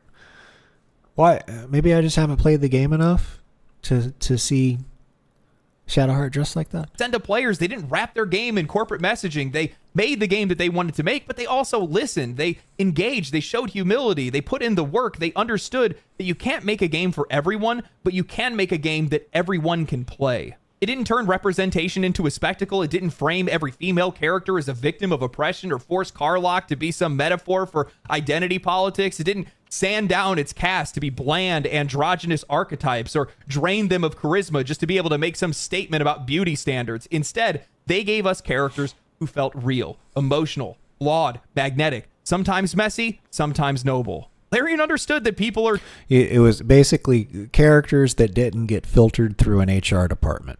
Drawn to things that are aesthetically pleasing. It's okay to make characters hot. Compelling character design doesn't need to be sacrificed to avoid imaginary outrage. Seriously, game developers, the only people that are complaining about characters being too hot online are just engagement farmers on Twitter. Most people don't care about this. Anybody else is just looking for validation. It's not real. Larian didn't preach or pander. They simply built a world full of people that you actually wanted to spend time with. And that respect for the player's time, taste, and imagination is exactly why the game resonated across such a wide audience. That's the lesson to be learned here. That's the standard that we are asking for. That's why Baldur's Gate 3 succeeded where others failed. Inclusion is not the issue. It never was. The problem is when inclusion becomes a substitute for substance, when the studio's ideology replaces craftsmanship, when the message takes priority over mechanics, performance, enjoyment, and immersion. That's the problem. And when you think about it, Veilguard, like many other games, blew through all of those red lights. Tone-deaf characters that were written so poorly that they do more damage than they uplift the causes that they're trying to represent. Writing, visuals, and tonal shifts that seem like they were just trying to piss people off rather than excite players. Gameplay and combat that felt so boring you wonder if they threw it in last minute. It is no surprise to me that Dara wants to create distance between games like that and Baldur's Gate 3 because they don't have the vision, respect, or the skill to be able to match or even try to keep up with them. So of course they want to distance themselves because if you line these games up side by side, or again the proper procedure, the development procedures, because we're fundamentally talking about an entirely different development procedure to get to the same product. The contrast is brutal, and the worst part is Larian didn't just make something better than them, they kept making it better over and over again. Baldur's Gate 3 didn't just meet expectations, it shattered them, but it did it through incredible leadership, smart project management, and relentless post-launch support. There is nothing unique here, nothing unachievable, only things that require competence and care. Look at what Larian has added since launch. Alternate endings, a photo mode, gameplay modes, new encounters, tons of quality of life features, character-specific dialogue, fully voiced cut content, 12 new subclasses, each with their own unique abilities, implications, and interactions, and now full mod support, including a browser and a toolkit. They didn't just make a great game and then support it, they nurtured it, they elevated it. Players have begged to be able to pay them more money. They've asked for expansions, DLC, anything, and Larian said no. They refused to monetize the game further. No microtransactions, no battle passes, just a complete experience sold once, and they made it better with time. That is unheard of. Larian isn't just creating a product, they are building a relationship. That is the difference between them. Yeah, that's a really good way of putting it. The Larian Studios is abstaining from certain monetary practices to maintain player trust and foster the community between themselves and the customers. And a lot of games that we've seen, they've been engaging with their audience from the start. They watched the discourse, they paid attention to feedback, and they responded. Not with corporate press releases, but with full-blown panels from hell, insanely produced live streams with music, comedy, dev insights, and raw, candid interaction. They didn't hide behind a logo, they stood in front of it. And they said, here's what we're doing, tell us what you think. Now we go and we compare this to how... I mean, I guess that's the approach that's the crux to the approach that you need to take. Here's the plan. You know, how am I doing? Most studios operate: radio silence, condescension, micro. It's a good game, Swanty. It's the most value that you will get out of a full priced game. Like it is. There are a lot of other games you can spend $60 on, but few of them will deliver as much quality and content as Baldur's Gate 3. And that, that's the crux to this whole video. Basically, is this is what $60 can get you, and the problem is when people. There are people out there that still want the $60, but they don't want to do all this to get it. Microtransactions, tone-deaf games, self-inserts, NDAs and embargoes, carefully worded tweets, community managers either going after players or taking hits for leadership while they're hiding in the boardroom. Then when things go sideways, they act like the problem is us, our expectations, our tone, our unwillingness to give grace. But the truth is, grace was never the issue. It was quality, it was effort, it was respect for the player. Larian earned that by making a game for their audience, not against them. So when I see developers like Mark Dara trying to downplay that, it's not just frustrating, it's revealing. It tells me that this industry does not want to learn the right lessons. It wants to control the narrative. It wants to protect itself from hard truths. Dara and the rest of the industry aren't afraid of Baldur's Gate 3 because they think it's a fluke. They're afraid because it isn't one. It was competent, efficient, sincere, and it made a lot of games look lazy by comparison. Not because those teams didn't have money, not because they didn't have the D&D IP, but because they didn't have the direction. Or worse, they had the wrong one. The funny thing is, I don't think that Baldur's Gate 3 necessarily set a standard or rose the bar. I think it just reminded us that there was one in the first place. And that's Oh my gosh. Yeah, I guess. I mean, there's a lot of people out there that this is the first time that they've been exposed to a product with this much quality. That's sad. It's probably the scariest thing for a lot of these publishers and developers, is because they don't really want to have that contrast shown between their games and another game, or for players to set a standard for them to be able to meet, because they know they likely can't meet it. They realize that in a lot of cases, a lot of these AAA games are effectively shovelware for $70. $80 is going to be in the future. Yeah, I'm looking at you, Star Wars Outlaws. But Baldur's Gate 3 is always going to be a touchstone for me. It's going to be the game that I go back to when I feel like I'm getting ahead of myself, when I feel like I'm getting too wrapped up in internet commentary and things like that. I'll go back to touch the digital grass of Faerun, because, you know, in a lot of ways, a lot of these political, social political outrage moments in games and these issues that we see, while some of these things are definitely worth discussing, at the same time, a game like this flips all of that on its head and shows that at the end of the day, players really just care about quality. That's it. Quality, playability, enjoyment. That's the things that matter the most to players when they're buying a video game. The only reason some of these games... Yeah, FlameAge puts it really well. FlameAge says Baldur's Gate 3 seems like a good choice if you had one game to bring to an island. He's right. I would probably choose Baldur's Gate 3. It would have to be something with that amount of replayability. Aren't being criticized by their merits is because they had no merits to begin with. That was sacrificed by leadership because they weren't putting the players first. They weren't thinking about the player experience because they don't have the talent to in the first place. They're trying to change the world through art rather than making art that could change the world, if that makes any sense. It should. I hope it does at the very least. Even that shouldn't even, if that makes change the world experience, because they don't have the talent to, because they weren't putting the players first. They weren't thinking about the player experience because they don't have the talent to in the first place. They don't have the infrastructure and procedures in place to do so. I think I love this guy's video essay. I get what he's saying. I do think he's missing the mark here when he's talking about talent, and I think that's the shtick that I need to make about my video essay, is that it's not like a talent or a will issue. It's a development procedure issue. It's operating the industry. Part of the industry is still operating under development procedures incepted in the 70s and the 80s.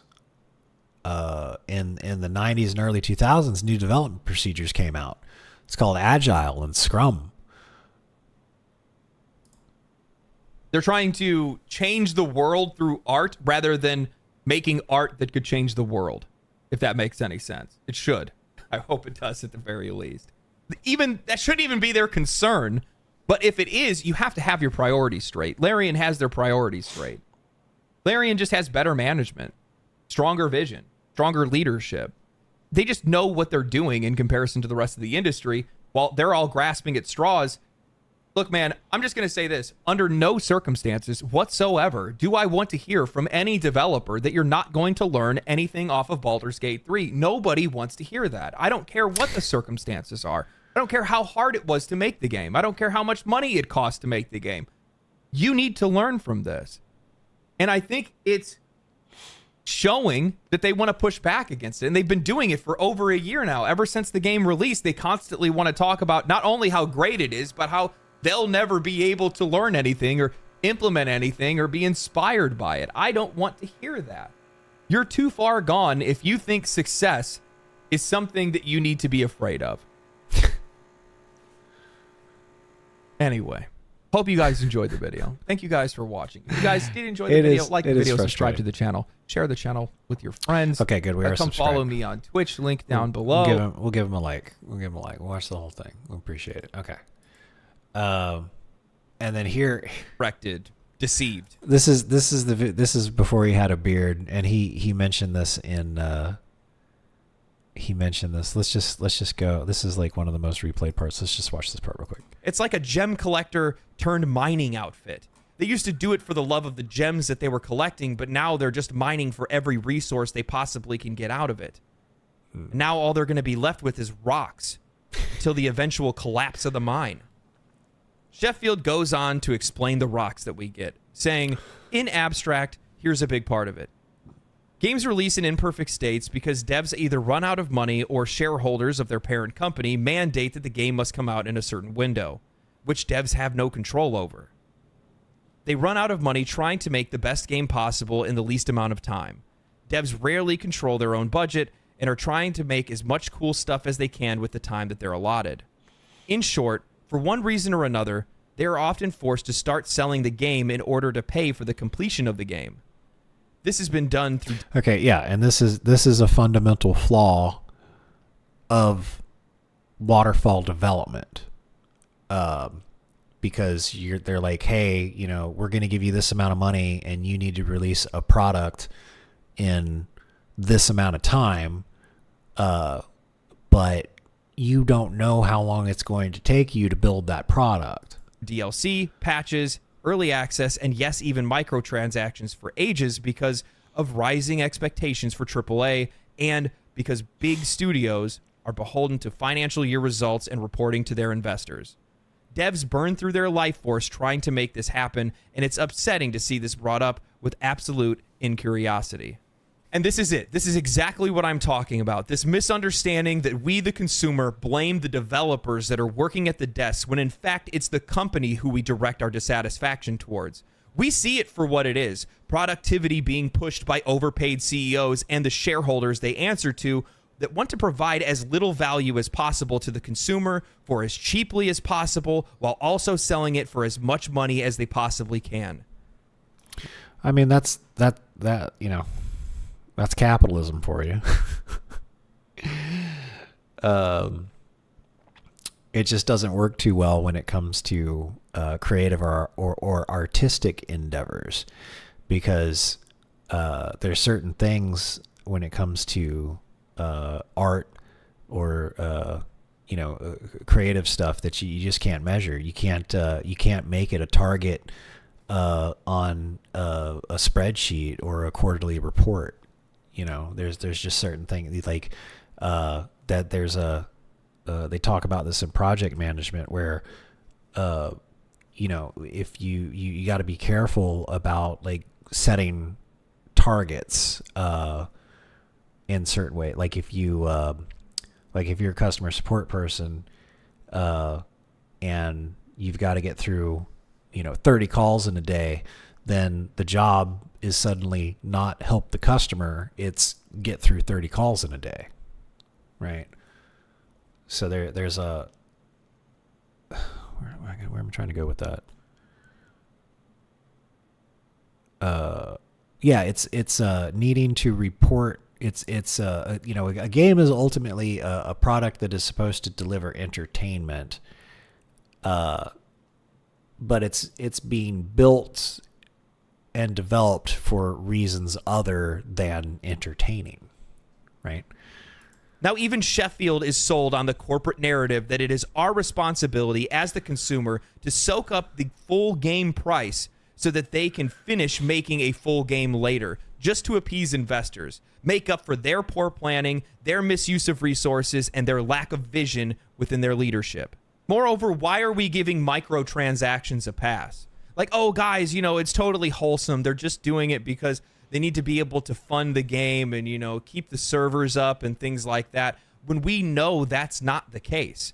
Otherwise, if it was, then why are they using such manipulative tactics when they're using microtransactions in the first place? Things like loot boxes, locking valuable items behind battle passes, making some of the best cosmetics in the game only purchasable from the shop. They know the tricks that they're doing, obfuscating different currencies within the game from our actual dollar to make sure we don't know how things actually add up. If it was being done for such wholesome reasons, then why are you implementing it in such an unwholesome way? I think that's a word. If that's the case, then how about the $1.2 billion that Activision Blizzard made in 2021 on microtransactions alone? Did that money go into making Diablo 4 a complete game? No. Or Overwatch, for that matter? Right. No, it didn't. I think Xbox perfectly normalization that we must buy unfinished products and wait for them to patch it or release more content in the future. All the while, they're stealing resources from places where they need to go. And what customers really end up paying for is the $80 to $100 million that they're spending on marketing budgets for these AAA games. And it really doesn't help that our regulators, those in government, aren't working. Wait, they got Megan Fox to do Diablo content?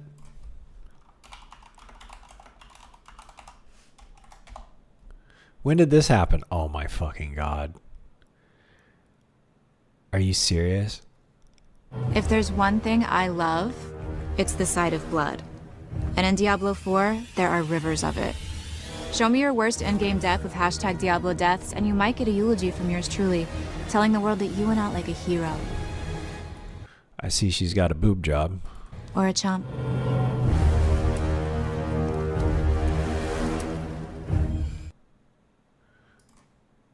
Okay, so somebody at Blizzard was like, let's pay Megan Fox a few $100,000 to put on a skimpy outfit in front of a Spirit of Halloween store to promote the game. This is what Diablo 4 needs to sell, guys. This is what we need. This is how we sell games. Oh my gosh. I'm not surprised. I'm not surprised. Megan Fox hired to fluff up a fucking Blizzard game. Rod Ferguson, head of Diablo, has a thing for celebrities, as far as I know. Yeah, that doesn't surprise me. That's part of the problem. You know, I got to bring up. Let me put that in here. Innovation and development. You know, here we go. Talk about. You know, need to talk about how.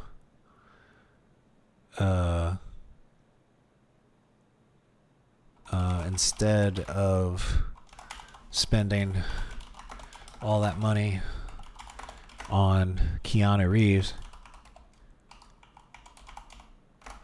you could have spent that money on developing something other than a number puzzle mini game for hacking. you spent money putting Keanu Reeves in your game, and hacking in your Cyberpunk game is a number puzzle. Let's look at it real quick.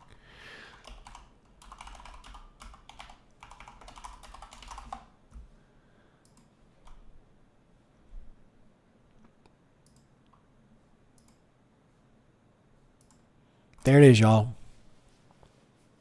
There's hacking in the Cyberpunk 2077 game. This is Cyberpunk 2077, and this is how you do the hacking. You click the numbers, and you got to click the numbers in sequence. And and then if you click the numbers in sequence, you get the reward. You know, don't worry though. We got Keanu Reeves as a voice actor in the game. That's fine. You know, Keanu Reeves, everybody. We got Keanu Reeves. Ignore the hacking part.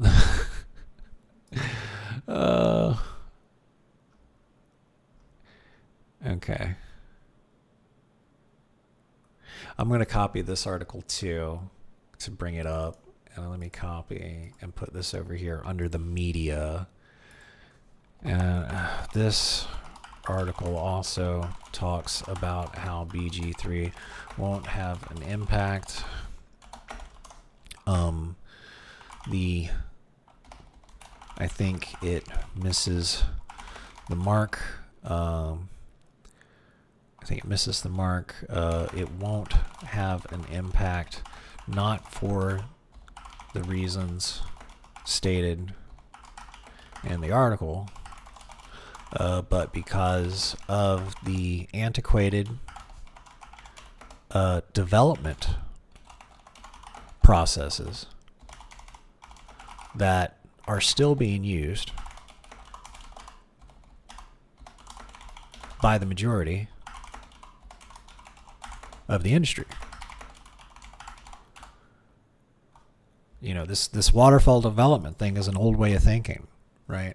And I can't even, like, I have to think about developing the game this way. There's no way I would be able to raise the millions of dollars that would actually be needed to you know, do that. I mean, like, it would have to be a few $1,000,000 because you'd have to hire people that were good at programming and software development, all that stuff. So you're looking at you know, low six-figure salaries, right? So if you hire 10 people and each one of them's $100,000, there's $1,000,000. That's one year alone. That's $1,000,000 in just payroll. That's just fucking payroll. We're not even talking about insurance, health insurance. We're not talking about the equipment that they're gonna need, sick time, you know, all that kind of stuff. So, you know, yeah. Yeah, I got to do something different besides just like, hey, you know, this used to work back in like in like the mid 2010s when, you know, you could put a Kickstarter out there and just have some nice concept art on a slide deck, and then people will give you a couple $1,000,000. Like that ship has sailed. You know, and rightly so. It should have, you know, because I know a lot of people got burned by stuff like that. What's a good example? Mighty Number 9, and it is an example. Of course, there were a lot of other extenuating factors, like a rogue community manager, drunk on power. But yeah. Did you kick its behind? Hey, Noob Fever. Things went good with the interview. I am supposed to be getting an introduction with the senior recruitment director in Utah. So I can potentially get this temporary job. It's 12 months, 12-month contract. It's paying anywhere between $57 to $66 an hour. And I would be doing project management for insurance and IT stuff. There's a couple of projects that they need to get pushed through to completion, and they need somebody to look at it. So, you know, I'd be really happy to land this position, because then we'd have some spending money, boy. Be able to send Fug a new CPU, because he needs to upgrade his CPU, the poor guy.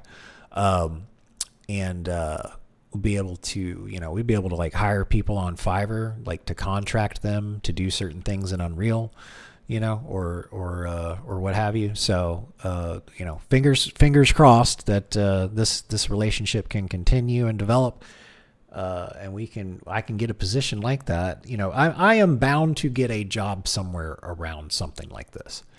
I just got to find the right fit. So, and I'm talking with the recruiters now, and that's one of the things that I like about going with the recruiting agency is, like, nowadays it's so impersonal. Like you create your account on the job website, and then like you go through and just hit apply, and it says you've applied, and like that's it. There's no hi, how are you? There's no you know, talking to people. So and it you know, the human element's not there. So I like the fact that I'm talking to these recruiters, and I've actually used this staffing agency before as a hiring manager, so I'm very familiar with their process. and it's because like, you know, I would like these people at this agency, like I'd be able to pick them up and call like, hey, I need 3 you know, customer, you know, first tier customer support folks to be able to answer the phones and reset passwords and stuff. And they would send me over some resumes, and they would like pre-interview these people. So by the time they came over to me, like I didn't have to like sort through like a bunch, like 1,000 resumes and then try to, you know, do the initial interview, all this kind of stuff. It was great to use them because they basically took care of the first like 40% of the process by the time I had to get involved. And that's what we were paying them the money to do. But instead of me just, you know, being another person out there clicking apply, I'm going into these interviews and these meetings basically, and you know, again, we're reintroducing the human element. It's, you know, I'm getting to know these recruiters, they're getting to know me and what my passions are and what a good fit, and then they're also talking to these hiring managers. So the idea is that you know, I'll be top of mind the next time somebody, you know, contacts one of these recruiters and like, hey, I need a senior project manager consultant. You got anybody? Be like, yeah, I just talked to Justin. You got to meet him. He's a great guy. But you know, that kind of stuff. So I feel like I'm taking the right track with this. And I you know, you folks will be the first to get a lot of updates. I am hoping to be employed in another couple of weeks. Yeah, we'll definitely need to be employed in the next couple of weeks.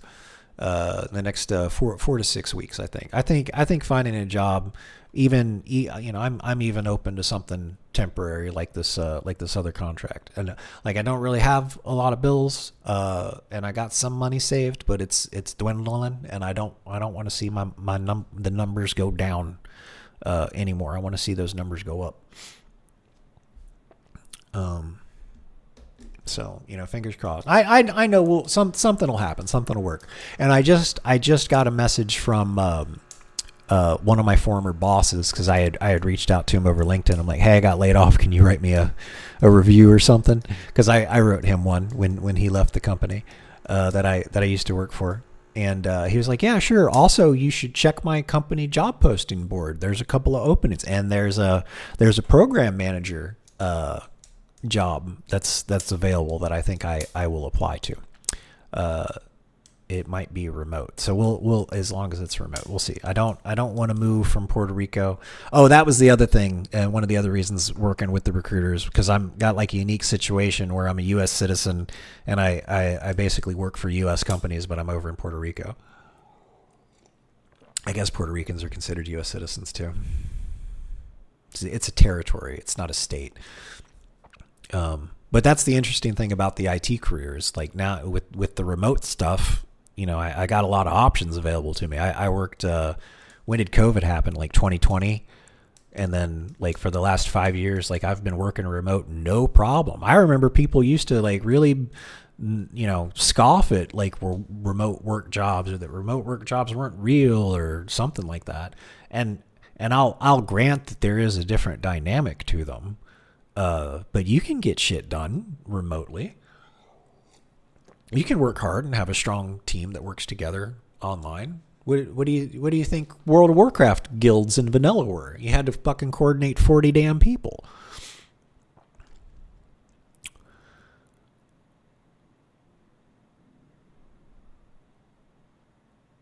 Okay. I was just catching up on reading chat. Okay, here in Finland we have remote jobs for doctors. Oh, what? No, yeah, you can do that. You can they call it the teledoc. You can just do a video conference with a doctor and get some things. You can't get them to, you know, subscribe you a bunch of pain meds or something, but you can get certain things taken care of with just a video conference these days. There's times where like I would prefer talking to a doctor, like, hey doc, I'm really sick. Here are my symptoms. You know, you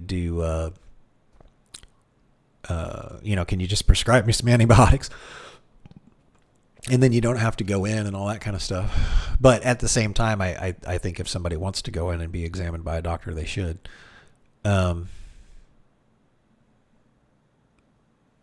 Okay, so we copied this thing, right? We did. Okay, good.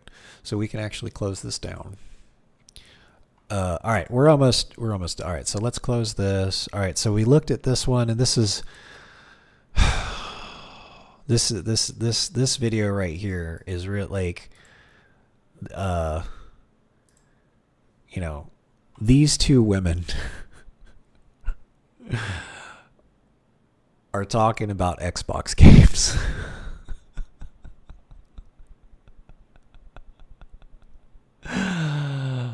I'm not even gonna say anything else. This is the last video, and then we'll move on to something else. Starfield ball. I wanted to make some more progress on this essay, and I'm gathering all my thoughts together, and I'm gonna rewrite this whole freaking thing into a big long video essay. But I wanted to to mature and explore these thoughts a lot better. I'm happy with the direction we're going. Like.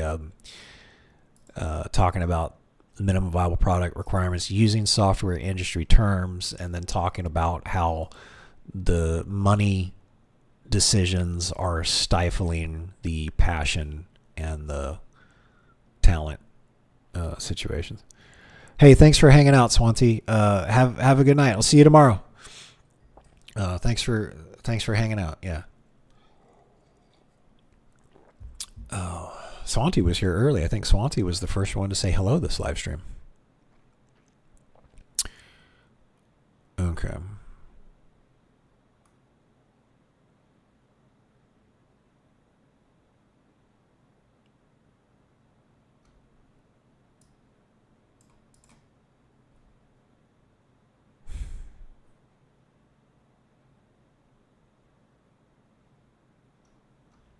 Yeah, I'd feel a lot better if there was more progress made.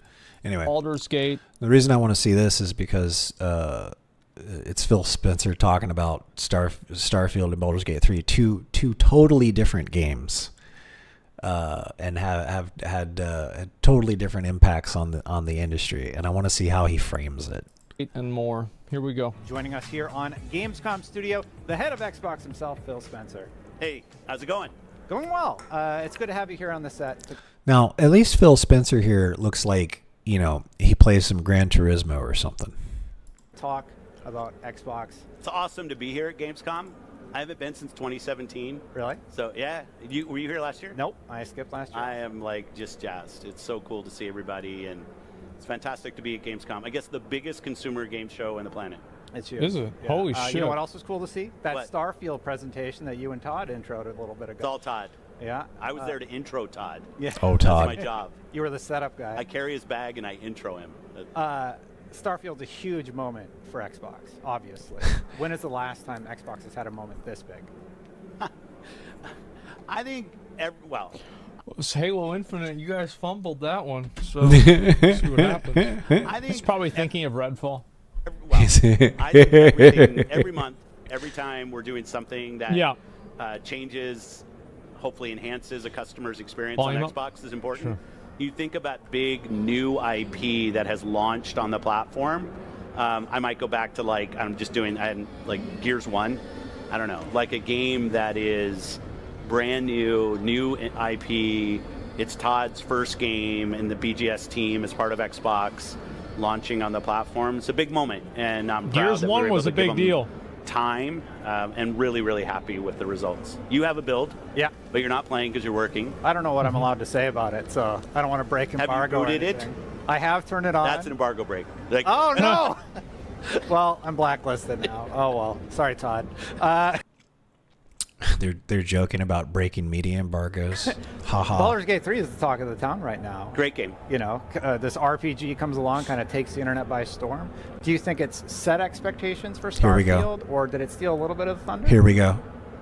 I don't think it has anything to do with Starfield. He's absolutely right. It has absolutely nothing to do with Starfield. It's a superior product, in every way. I mean, I think every game has something to do with every other game. I think that really, because people are choosing to play a certain game, like there are like these, like for example, there are like FIFA, right? And like some of these sports games that people that aren't gamers play, like Wii Fit, like yeah, maybe those are kind of outside of the space. But like every game is kind of competing with every game for your attention. But yeah, I do think that people will judge Starfield off of Baldur's Gate 3. Sure.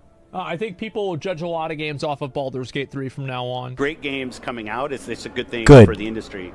First, It is. congrats to Larian and the team. I think it's like what, a 97 rated game or something. As somebody who finished the original Baldur's Gate and Baldur's Gate 2 and See, yeah, I knew this guy. You could tell this guy plays some video games. what was the expansion for Baldur's Gate 1, Forgotten Shores or something? Like, I'm a See, he knows. He knows. huge Baldur's Gate fan, and to see All right. a team spend the time. It's so good to see somebody in one of these high up positions actually like talk knowledgeably about a game. Not like the one we watched with the two ladies talking. To And make she's just throwing out the buzzwords. Grand Theft Auto, Halo. I think a true next iteration of a classic gaming franchise is always just great for the industry. Speaking of next iterations, Skyrim came out, 12 years ago? Just Yeah. did the anniversary edition, and it's been supported by an amazing modding community. Yeah. Has the same thought been put towards Starfield and supporting This it is a great question. I'm really glad he asked this. into the future? Absolutely, and I don't want to.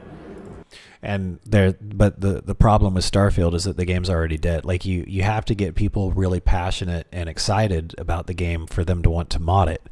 And Skyrim does that beautifully, but Starfield does not.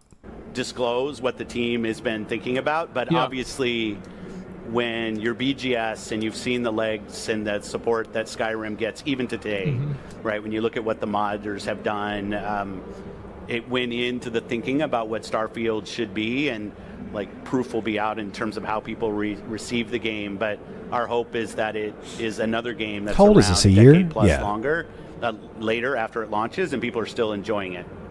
I think the last time you were in the hot seat was over. Is this the hot seat? I'm really curious to know what's going to happen with Starfield, because I think it's just such a mixed bag. Like I really don't know what to expect. Like as I said, it's like at the beginning I was very underwhelmed, and then they did that second like a 1 hour presentation about Starfield, and then I was like, maybe this is actually pretty good. And I rethought the way I looked at the game. And now, like, I don't know what's going to happen. Like, I'll play Starfield. I do plan on playing Starfield. But I don't know really... I don't know if I'll stick with it. I don't know what's going to happen. I've never finished a Bethesda game ever. No, I never have. right now. Yeah, the hot seat Okay. over here on IGN. But you were at our friends Kind of Release could be Funny the day and after. I doing don't know. the Depends on our XCast report. around Yeah. the launch of Redfall. Yeah. Which, was obviously problematic at launch. Have any internal processes or procedures been changed to make sure that sort of What? This isn't right. Not Steam. Is it Steam DB? There's price history, charts. Okay, here we go. Max. There it is. Okay. So you peaked like 2 weeks after launch. What is this? 28. 4th. Okay, so a week. So you peak a week after launch at 33,000, and then you're at 4.4 thousand now, and that is September.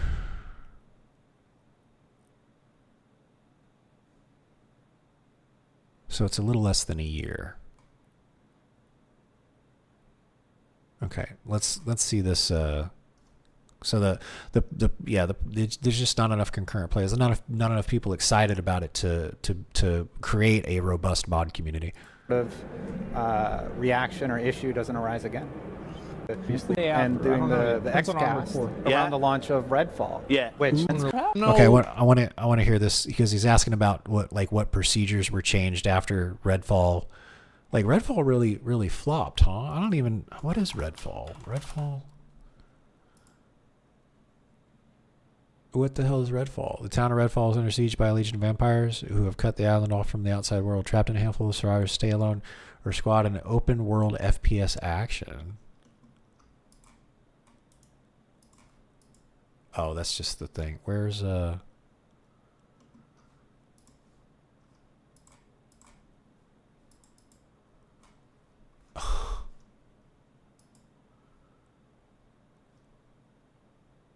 Can you just link me to the fucking Steam page? I can't.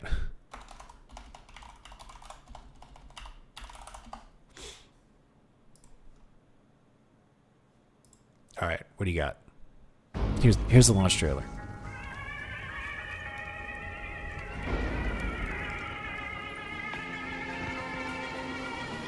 Okay. It's not a good sign that they spent the money to license this song for their trailer.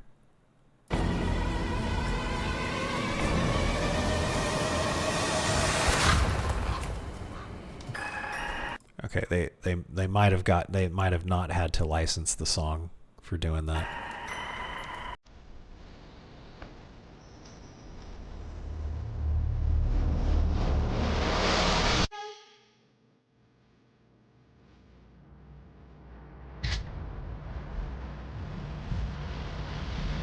So it's like Left 4 Dead? Vampires, cultists, psychic phenomena. Never seen anything like it. This is not the Redfall I remember. Ever forward!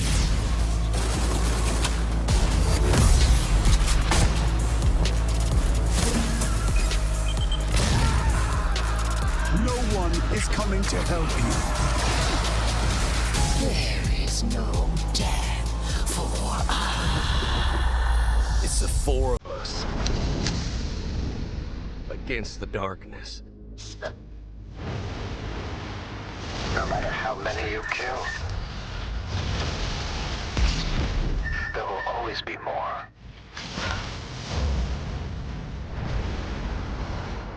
You wish you were one of us. Oh, your wish point when you die. All right, let's listen to this thing, and then I'll look up here. Let's look up for a video for Redfall is broken.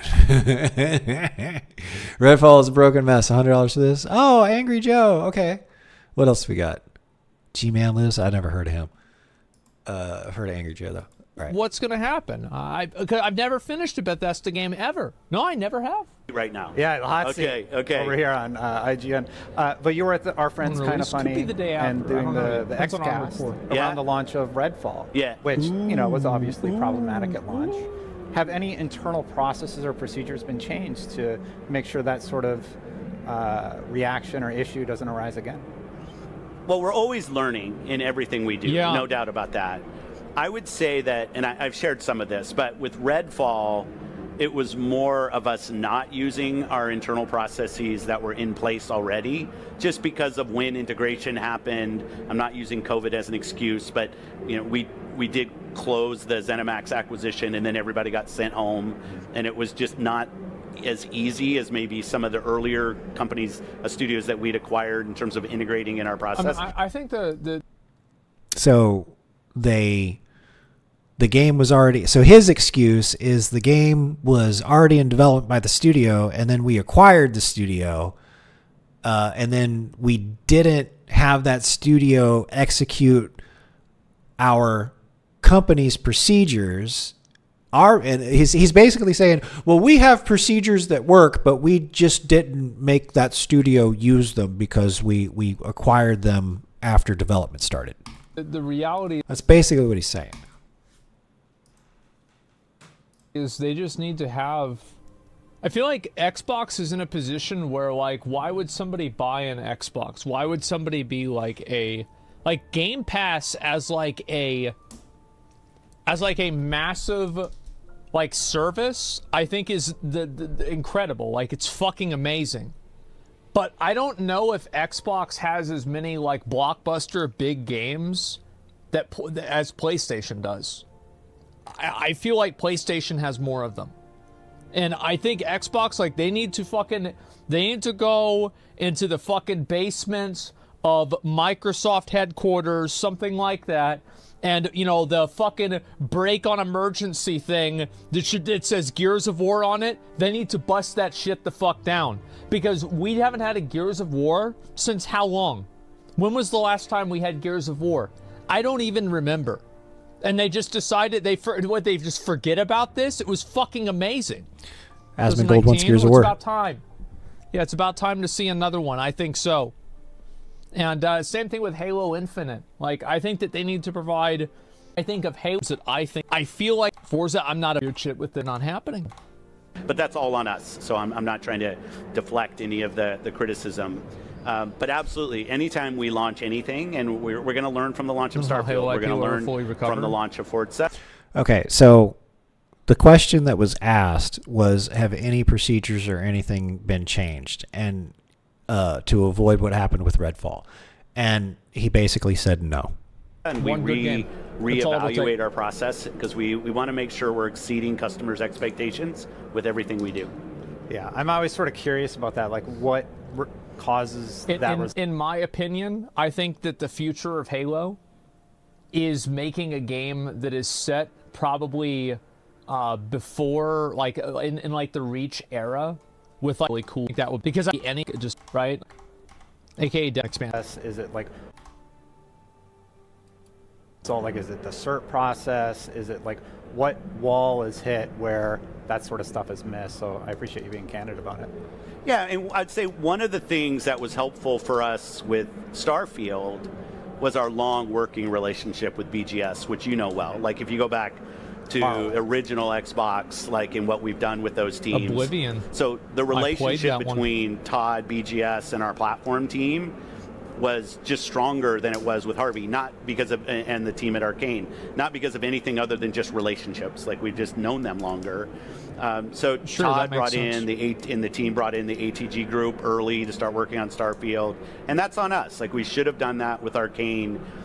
We should have helped them more in the development process, and also just made it clear that shipping a first-party game has a different level of expectation. That it's not always true that every team that comes into being part of a first party is aware of when it launches. Feel great about where we are with Starfield. I didn't even think Redfall was that big of a deal to them. I just thought like, oh, it's a new game that's coming out on confidence that we have. Okay. You tricked me into breaking them. All right. Well, I like Asmon, but I'm more interested in that interview than any of his commentary. Redfall is a broken mess. Okay, let's check out Redfall. And my game crashed. But I invited you. No, my game crashed when I accepted your invite. He's dying. He's dying. What is he doing? He just died. I crashed. I skipped him. No, you didn't. God damn it! God fucking damn it! What is this? I'm moving on. Let's go. It says, please help us track down and fix this issue. What? It's not my job. Please help us. Please help us. What were you doing? Playing your goddamn game? What was I doing? Walking. Were you able to like send them a transaction? Oh man, Joe, this is Arcane Austin, the studio here over there next to us. Fucking, oh man. Gotta embarrass Austin, Texans like this. Fuck, that studio's gonna close down. That's my job. They don't need to do Did it restart on him? If they keep putting shit out like this, god damn it. Maybe it's not the. What is this? Just a rant? You gonna dollars? I don't understand. Game's gonna explode. A lot closer than I remember. Hey, that's fun. I think the game is broken. Huh? I think the game is broken. All right, here we go. Are we all tiny people now? I think the field of view zoomed up because this is a lot closer than I remember. Hey, that's fun. I think the game is broken. Huh? I said, I think the game is broken. How can you not hear me if there's no sounds, Joe? The silence is deafening. And then we're gonna. I am interested in. Well, we were watching. We got watching this. Yeah, I should be working on other stuff instead of just. I was interested to see how bad Redfall failed, and it looks like it failed really, really bad. So it's it looks like Redfall, it will be fixed. Redfall is so bad. Yeah. So it's just another example of what not to do for video game development. There's certainly a lot of that out there. So this has sufficiently developed our the thoughts and the stuff that I want to get into on my video essay that gets released with the Skyrim music video. I will spend some time. I'll spend some time writing this when I'm not live streaming, so I can focus more on it. And then we'll get this to like a second rough draft, basically, and this way we'll have the script, and because I've got to work on this in tandem with the music video. So the fact that we're making good progress on the music video is one of the reasons why I wanted to spend more time on this, because I need to make sure they come out at the same time. So let's not get sidetracked. You're right. All right. So let me take 5. Let me go do a bio. We'll get settled in, and I think what we'll do is we will pick up. I think we will pick up on the game dev stuff. Want to see if we can get. Okay, so this is that. Where are my notes? That's phase 0. This is phase 1. Movement system. Dev notes documentation. This is the motion matching. Here's motion matching right there. Okay, there we go. These are my notes. Okay, so we're going to try and finish this motion matching demo and see if we can't get it properly documented. And then I should be able to like follow these instructions to add more stuff in the future. So that's why we're going through this this exercise. So give me 5. Let me take a quick bio. We've been going at it for about 2 hours now, and just need a quick bio, and then we'll settle in for a couple more hours. Let's see here. Where's the thing right there? BRB bio. Okay. And let's pull this up. It's created. I'm going to name this. Yeah, 5 minutes, 33 seconds. Okay. All right. AFK. In a minute.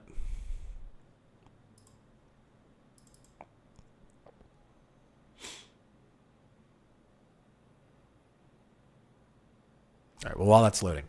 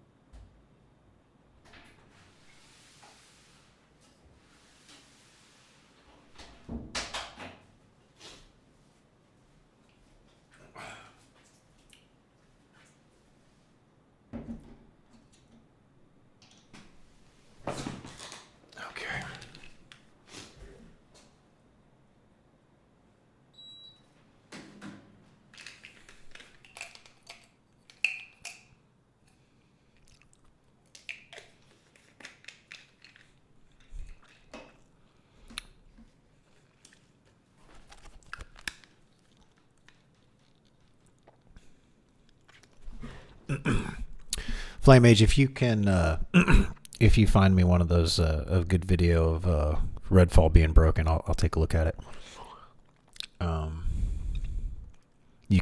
I gave you permission to link it in chat. Let's get rid of the bio message. Okay. Okay, so on our last episode of Unreal Engine 5 development, we added this character and we did like something called a spring arm.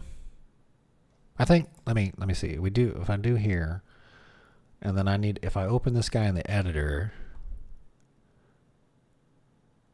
yeah, and then I go to viewport. See, look, I'm learning. I'm figuring this out. I'm starting to navigate. I'm starting to know what's up. Yeah, element 1 and 2. See, that's the texture, and that's the bitmap. Or are these two different textures? That's the texture there, and then this is the other one right there. Okay, so there's the two for that one. So there's two elements, two material elements attached to the skeletal mesh asset. That is the proper way of saying it. This that arrow's in the right spot. Oh, it's getting smaller.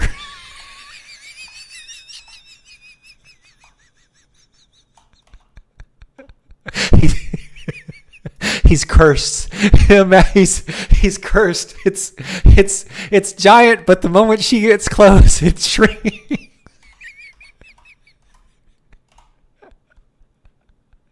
There's your Dungeons and Dragons curse. The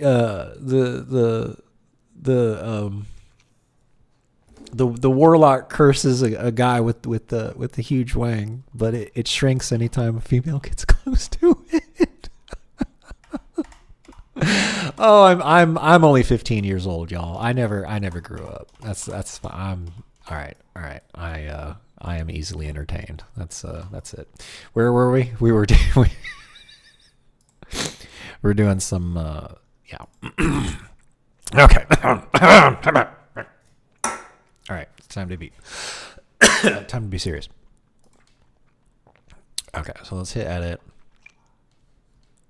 Oh, that's what I was doing before I got distracted. Yes, it's a spring arm component. This like look at me, y'all. I'm reading a tooltip, a mouse over tooltip. This component. What the fuck is wrong with my eyes?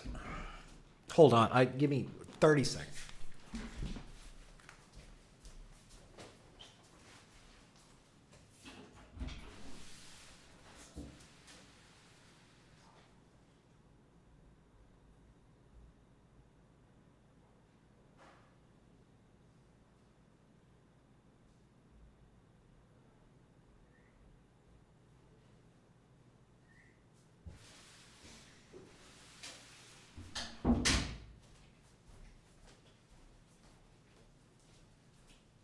Sorry about that. I was getting I got some sweat in my eyes. There we go. It's I shaved my head this morning. And then I think some of the product or whatever dripped down in my eyes because I put aftershave on my head. After I shave it, I put on aftershave. That's what you're supposed to do with aftershave. It makes the scalp feel amazing. But I think some of it dripped down into my eyes, so it was really, really, really stinging. Oh, here we go.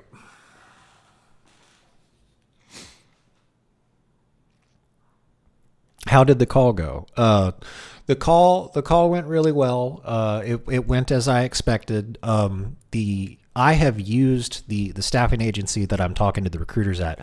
I have used them to find me a job before, and I have used them as a hiring manager.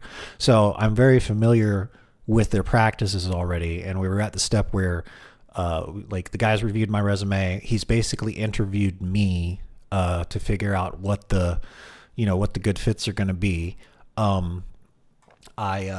Here, let me pull this up real quick.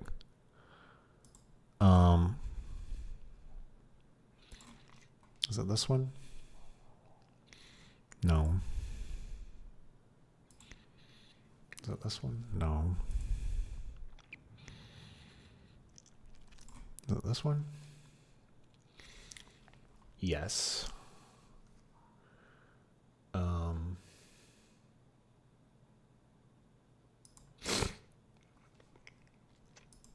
So let me delete this real quick.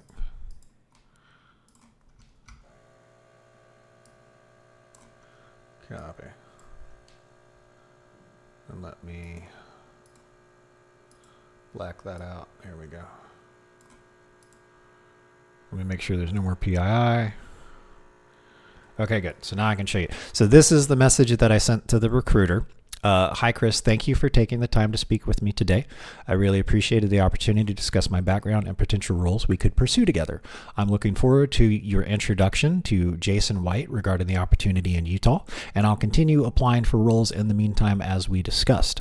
I also look forward to receiving your calendar invite for our follow-up next week. Thanks again, and I'm excited to move forward together. Best regards. So the opportunity in Utah is that gig, is that senior operations manager gig that is remote for a temporary amount of time. It's like I'm supposed to get more details on it with this guy, and it's fully remote and it pays about what I'm looking for. So I think it is only a matter of time before we find myself some sort of placement that's going to work. And then I also got another lead. I reached out to a bunch of my former coworkers and I had like 7 bosses in the last 7 years. It's been a little funny. More like 6. 5. Let's not over. I've had 5 bosses in the last 7 years. And I've reached out to a couple of them, and one of them told me to go check out the jobs board at his company, and I see why he told me that. There's a program manager role that I might be a good fit for. So I will apply to that, and using him as a reference, I'm sure that'll carry some weight. So we are in the middle. The process has begun, and also, I'm feeling a lot better about it. I was talking about this earlier, Phoebus. I don't know if you caught it, but I like the fact that I'm talking with these recruiters and we're reintroducing the human element, because talking to these people and meeting with them. So we had like our video conference and all that stuff. So they're putting a face to the name. They're putting a face on the resume. We're reintroducing the human element into it, because there's humans that are talking to the recruiters and the recruiters are talking to me. So instead of this, just click to set up your account, look at the job posting, and then click apply. It's like, okay, you've applied. And then I might get an email in 2 weeks. Hey, we decided to go with a different candidate. Thanks for your maybe I'll get that message, right? So I really feel like I've made more progress towards finding a job, having spoken with these recruiters and the things that we discussed and are setting up, than I feel I've made in the last 2 or 3 weeks. I feel like we've just made a significant amount of progress. They don't have an algorithm to manage it, and not bother to respond and all that shit.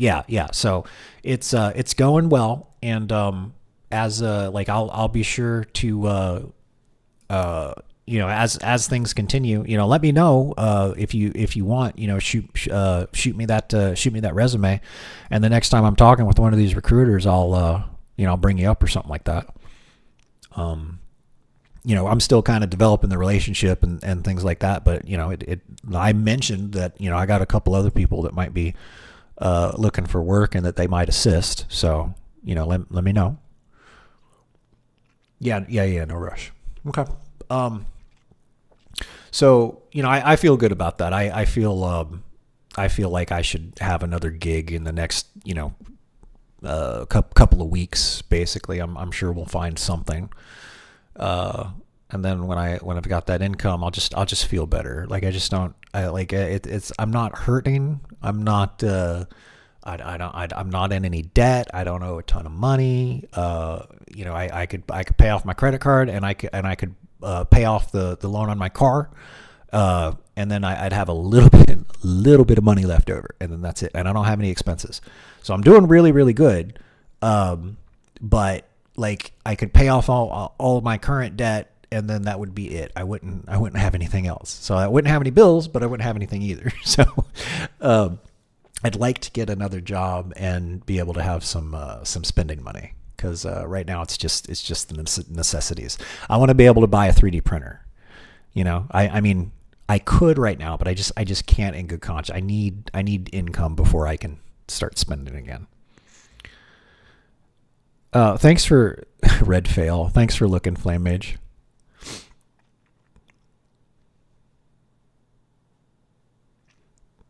Yeah, I mean, I don't think it'll be months. If it takes these guys ain't doing their job, if it's going to take them months to find me a spot. Like that's one of the other reasons I'm going through the recruiters.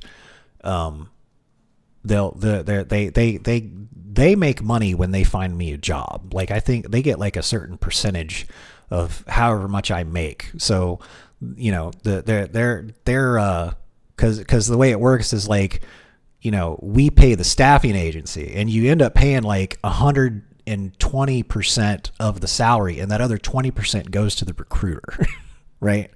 So that's the other reason. Like that's the motivation for the recruiter is to find they're going to get a nice little paycheck if he finds me, staffing. So that's another reason why I'm going with the recruiters is he looking to get paid too. When I start getting paid, so does he. So it's a mutually beneficial relationship. If it takes me months to find a job, that something's wrong. I'm gonna find something before. It's not gonna be months. It can't be months. It can't be months, or I'll be in a bad spot. 4 to 6 weeks, okay. 8, maybe 12. No thanks. I gotta fucking find something before 12 weeks go by. I'll lose my fucking mind.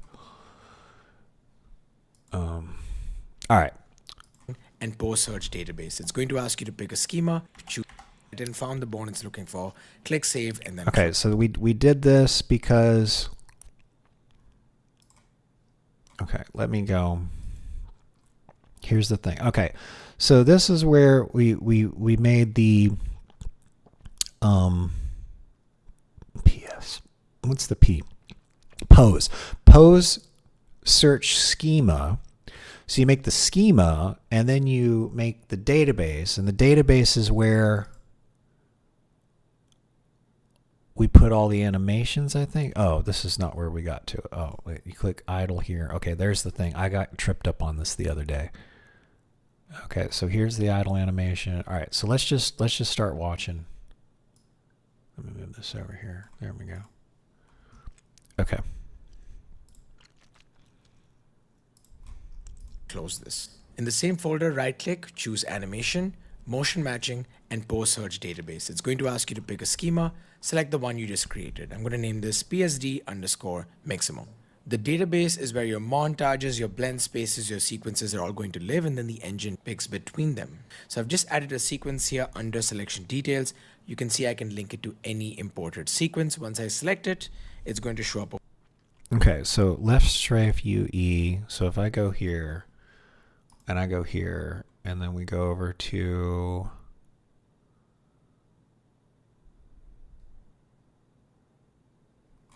Wait a minute. Where is he? Yeah, he's in the animation thing. So PSD Mixamo. That's Mixamo character. PSD Mixamo. Here, this is what I'm trying to get to. And then he's got the strafe. Strafe left, this one.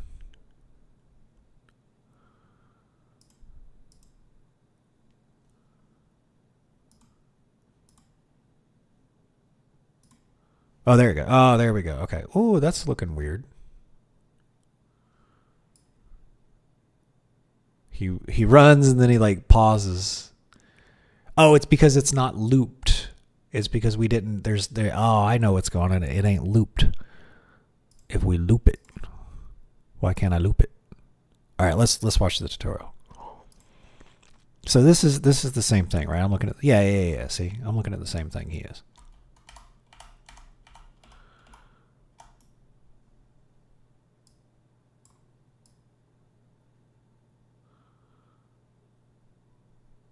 Okay. Over here, we have the 2 green feet and this red and blue trajectory line underneath it. You can also, by the way, drag and drop sequences from your content browser directly into the database. This personally I find is much easier, like I'm doing over here. So we're just going to drag. Okay. So what is he doing now? So here's the asset list. And he brings up the content You can also, drawer. by the way, drag and drop sequences from your Okay, so we go here. And then we do the content drawer. He deleted that one, didn't he? He didn't he? Yeah, see, he deleted it. And then he starts dragging all the stuff. content browser directly into the database. This personally I find is much easier, like I'm doing over here. So he draws. So we're just going to drag and puts drop all the our animations. sequences. Okay, so they're called sequences. Okay, so we're going to move. We're going to use the content browser from this window. Here we go. He deleted that. Okay, so now we go to the content drawer, characters, Mixamo. Okay, and he is idling right there. One at a time, just like so. I'm going to see if we can do multiple. There we go. There. Yeah, I wasn't going to do those one at a time. What do I got this badass powerful computer for if I can't drag and drop things like that? Okay. All right, hold on.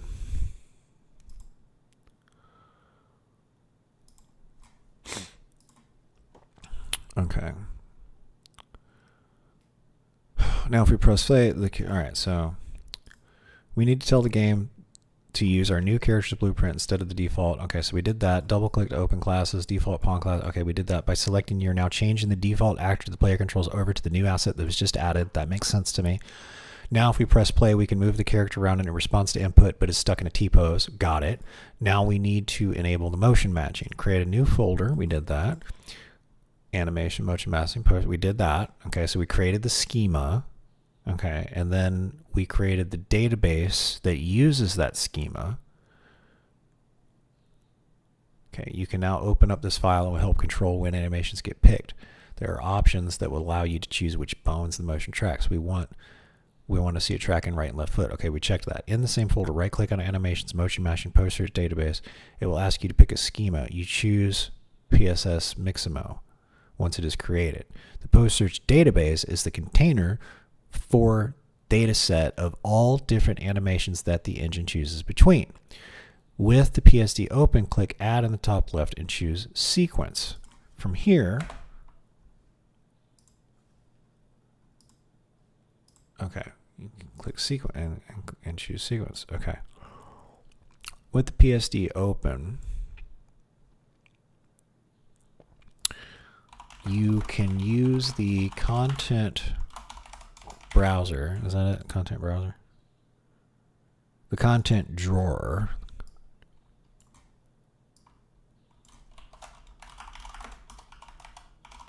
In the bottom left corner to navigate to the sequences, which are animations basically. You want to add to the database. You drag and drop the animations, the sequences into the what? So I go here. Let's take a screenshot of this.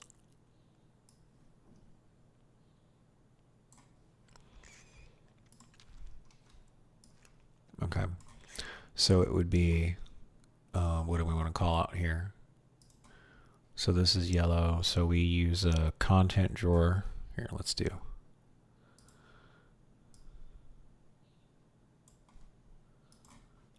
You know, navigate using content drawer.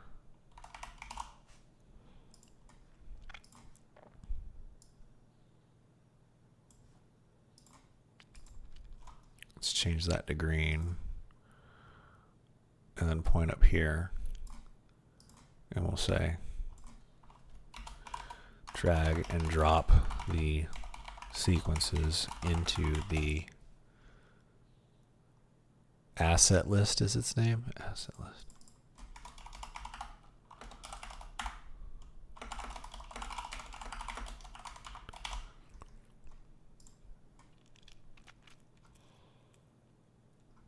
Okay.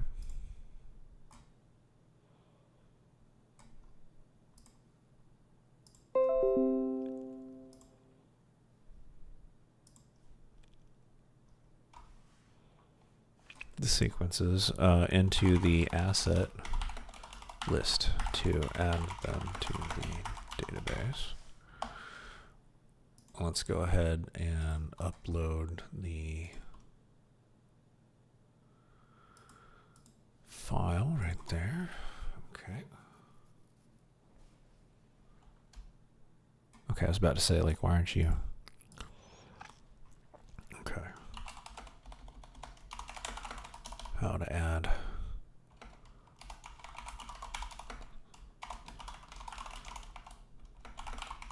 to the schema, to the pose schema database.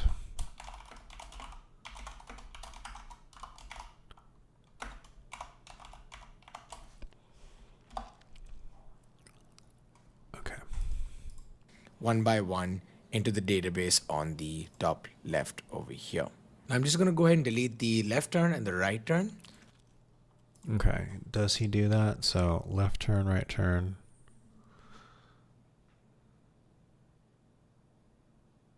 Right turn 90. What is he getting rid of here? So there's left turn 90. Along with the jump, as we don't need. Okay, so he's getting rid of the jump too. Okay. Need them for today's tutorial. So jump and turns, I guess. And we don't need the turns because the motion matching basically blends it together for us. And we don't have to make a blend space either. So this is still saving a ton of time.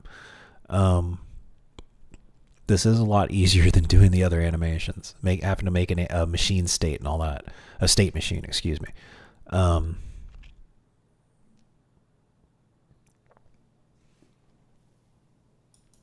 Yeah, bucket container where things are, right. Yeah, no, good looking out, Phoebus.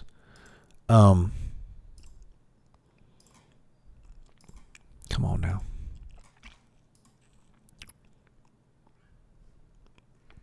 Add them to the database. Okay, so we're done with that basically. Oh yeah.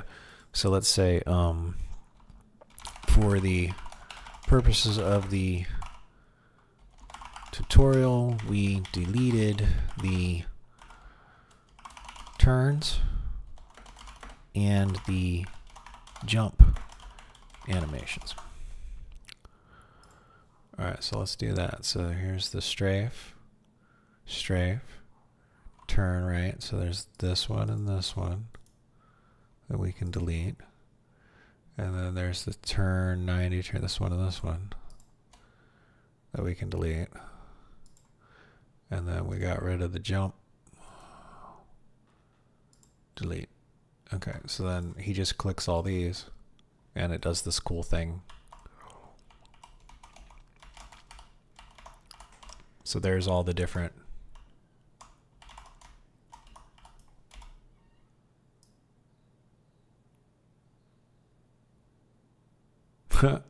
well, that is entertaining. It's like this is how like a music video should start. Yep, I can hear it now.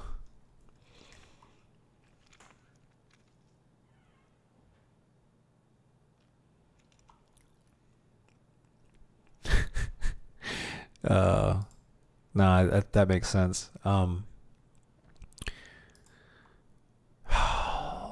Sometimes your rants could be entertaining. I think if you just made a monologue videos, you rant about stuff, you might have a following.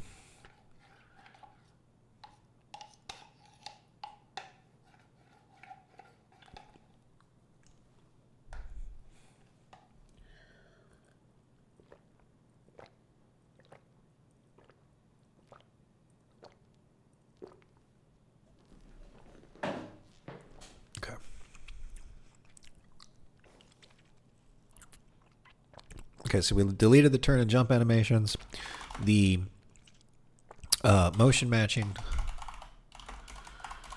technology handles this for us by automatically blending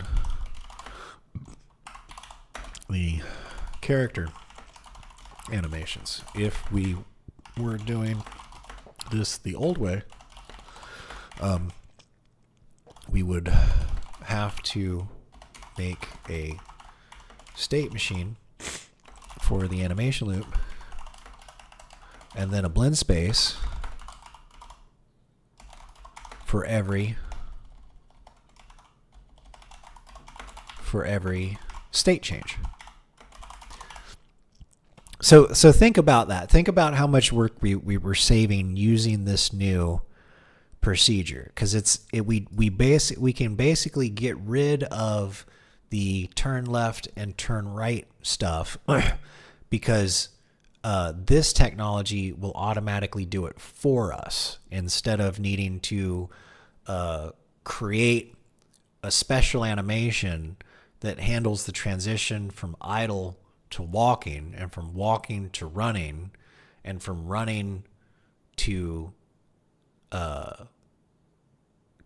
jumping and then back the other way. So you have to make a blend space for every time the animation loop changes, and this just handles it for us. So I'm super happy with this.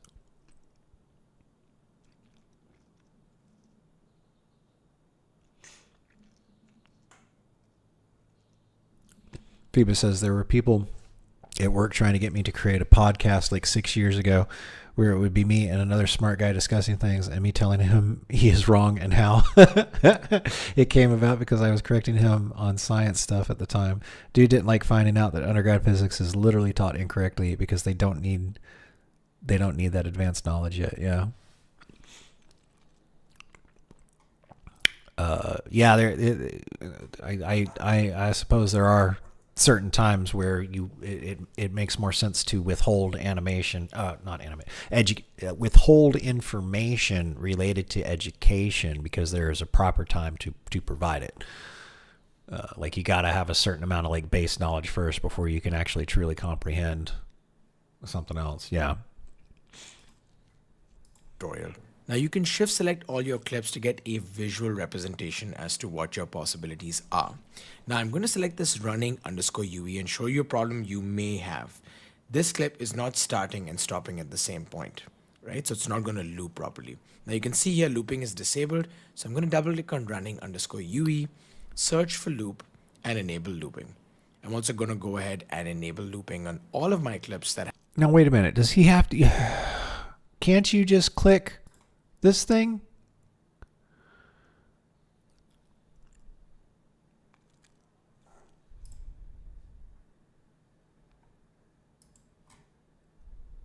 No. Okay, so it's just the icon that it's just a visual indicator of whether it loops or not, and you have to go and you have to loop all of them. All right, well let's put that in the instructions then. Okay. Now, if you play the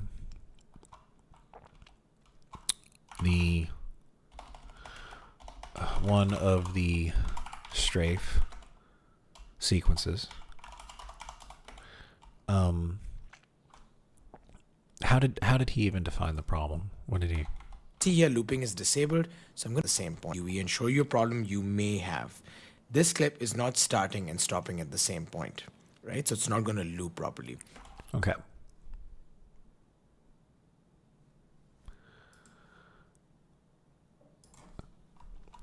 It does not start and stop at the same point because the character is moving.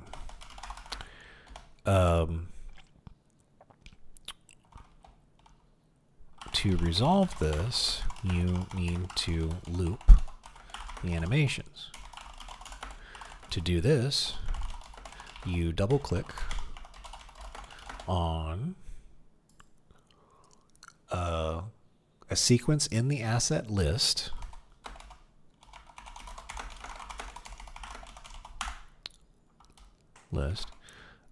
in the new details window that opens up, search for loop and check off the box. Do this for all sequences in the asset list. Okay, so we do this, we double click, it opens up, search for loop. It fit mini loop, brother. Okay, there we go.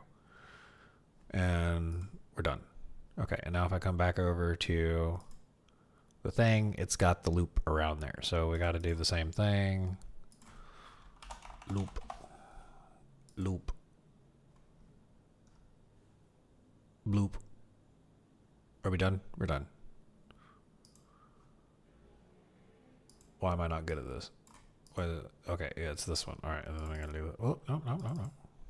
There we go. Loop. There's got to be a better way to do this. This is... I don't know about this. All right, we're learning. We're learning. We're fine. It's fine. We're learning. We'll figure it out. Loop.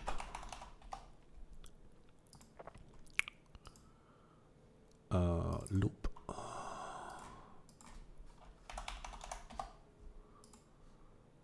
Okay.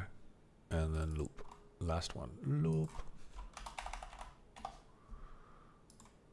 Okay.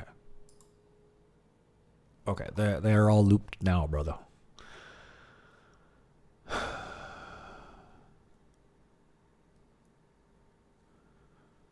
I'm surprised that you're not saying VTT since you're saying it as you type it.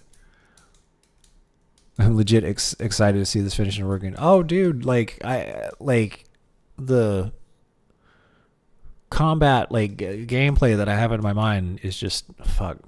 Like I don't. It's like I that's the way I need to describe it to people. It's like this is the game I am making the game I fantasize about while I'm playing other video games. Oh, that is basically it. Like I'm sitting there, I play another game, and I'm just like, I want this gameplay. It's not the gameplay I want. I have to make the gameplay. Anyway, yeah. Well, I will be happy when we get the animation stuff working. And we have a properly documented procedure that I can follow, that I can continue to grow this animation database, because that's the thing. The movement system has to be, the movement. It's all about the movement, how your character moves, how it plays. I'm not even worried about quests or storylines or any of that shit. I'm worried about fucking gameplay and movement, which is the most fundamental thing of how you move your character around in the world. That's what we're focused on. We're focused on the right things, not that we have the character written by somebody that checks off boxes.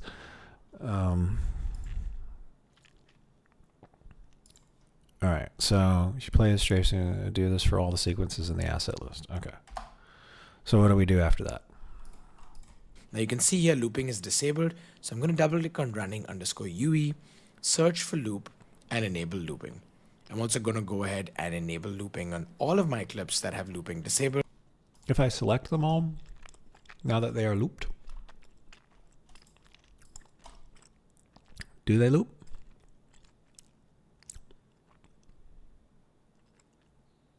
It's just going to keep going? It don't loop. Maybe looping is different. I don't.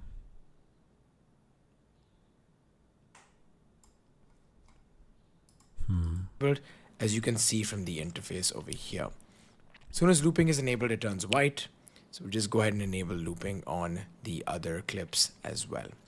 Okay. Right, just one more. And idle_UE. All right. Oh, notice that though. If you double click on one of the assets right here, and then I search for loop. Well, how is he? Because this opens it up in a new window. What is he doing? As you can see from the interface over here. It's loop. As soon as looping is enabled, it turns. See, because he has loop already. Like I had to like type loop every time, and he's got something where he's just still going to it. White. So we just go ahead and enable looping on the other clips as well. Right, just one more. I don't think I understand. And idle. Oh, it's because when he double clicks on it, it opens up in this tab over here.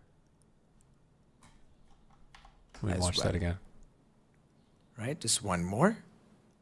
And idle_UE. All right. Now I'll just save everything and you'll see if I click on running underscore. Oh, sorry, Phoebus, hold on.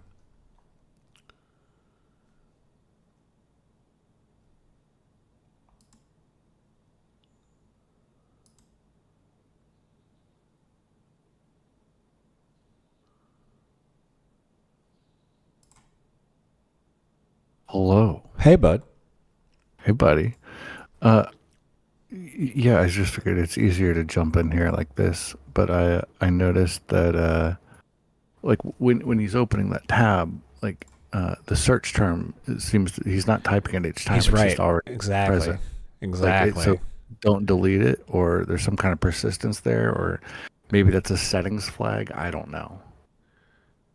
Yeah, because he hits. So let me just type loop right here. Loop. Okay, now. And then what he's doing is he going over here, and then he opens this up. See, that's what it is. That's what it is. He double clicks on the sequence that's in the asset list, which opens in a new tab, and then you search for loop, and then you don't close that extra tab. You go back to the database object, and then you double click on the next asset, and that loads the asset details with the loop still in the search box. Okay, so we figured that out. Okay. Little like if I have to do that and click loop every time, so be it. But let me save myself some actions. I happen to type 3 letters or yeah. You look who you're talking to. I'm all about that efficiency. Okay. All right, I'll let you get back to it. Oh, excellent. Thank you. Okay, here we go.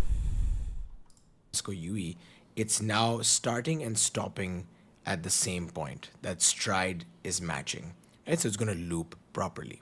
To wrap things up, go back to your motion matching folder, right click, animation, motion matching, and post search normalization. Okay. So right click, animation. Okay. So once all of the sequence, okay. Now navigate back to the main window. Right click.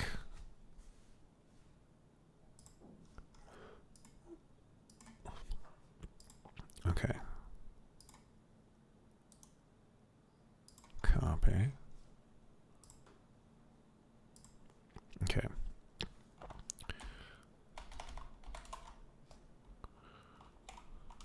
And right click to create a new object or actor, I guess.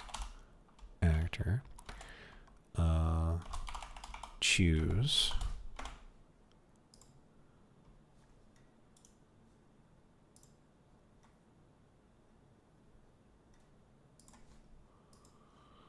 animation motion matching.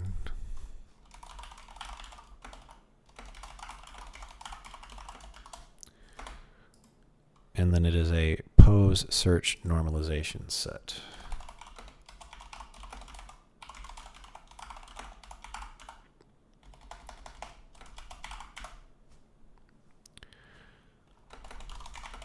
Name it.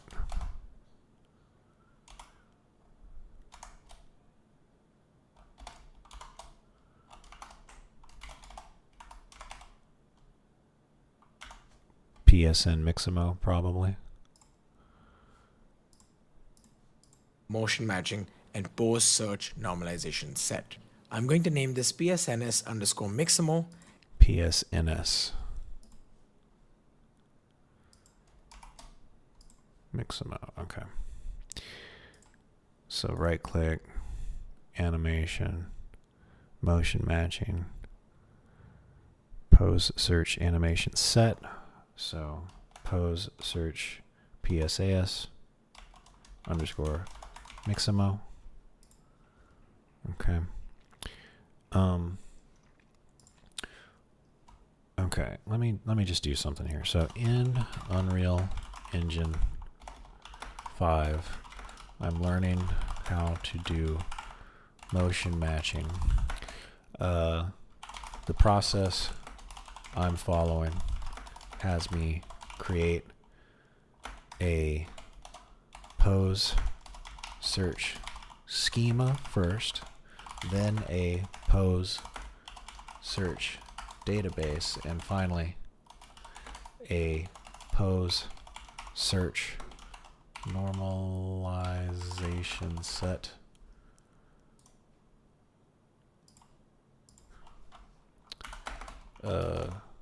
Explain all of this to me. I want to understand the relationship between these various actors in the game engine.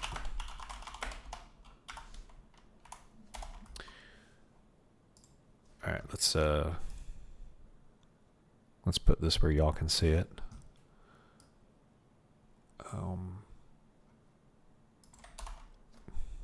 Okay.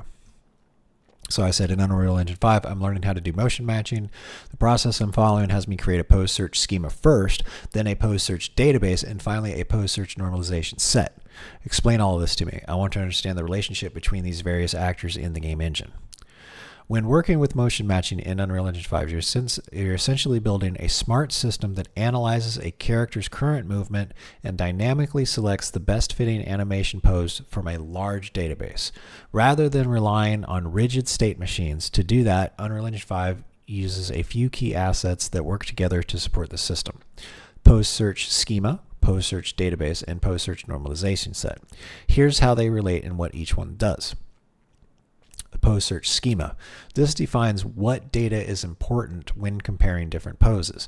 Think of it like setting up a search filter or criteria for comparing poses. For example, the schema tells the system to consider bone positions, velocities of certain bones, trajectory samples, predictive positions of root motion or limbs. You can customize the schema to prioritize different bones or attributes depending on the kind of animation you're trying to match, combat, traversal, etc. It's essentially the search logic that powers the system. Okay.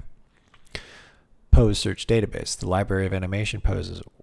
Once the schema defines what to search for, the pose search database is where the system looks. The database is a curated collection of animation assets that have been processed and indexed based on your schema. While the game is running, the system compares the character's current state from the schema to this database and picks the best matching pose. It is crucial to feed in clean, loopable, and varied animations to this database so the system always has good matches to pick from regardless of what your character is doing. And the normalization set defines different types of input data, like bone positions and versus velocities can have very different value ranges, which could bias the matching process. The normalization set analyzes your animation data and helps normalize these values so that no one aspect, like a high velocity number, unfairly dominates the search algorithm. Without normalization, motion matching might always choose based on one skewed variable, leading to awkward or repetitive results. This step ensures that all the factors in your schema are weighted fairly. How they work together. The schema defines how to search and what matters most. The database provides the source of poses to search through, and the normalization set ensures that comparisons are mathematically balanced and meaningful. Together, these components allow Unreal Engine to perform motion matching at runtime, enabling smooth, reactive, and realistic animations without hard-coded transitions or bloated state machines. Would you like a diagram of how this data flows in real time or tips on building your first schema effectively? No, not at this time. We're following the thing. So right there, we did with this one. Okay, so we're up to speed. And then double click to open it, and then add our database to it. So our PSD underscore. Okay, so Mixamo. Double click to open the actor.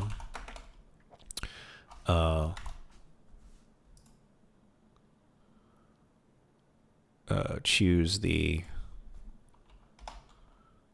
set the PSD post search database Mixamo as the database it draws from. Okay.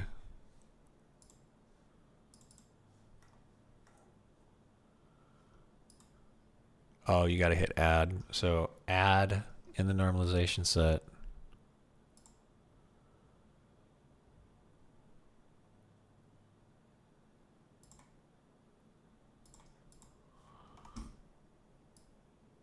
Okay.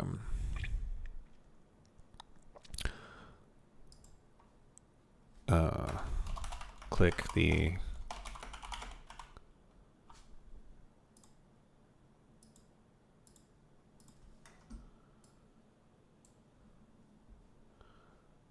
the plus next to databases.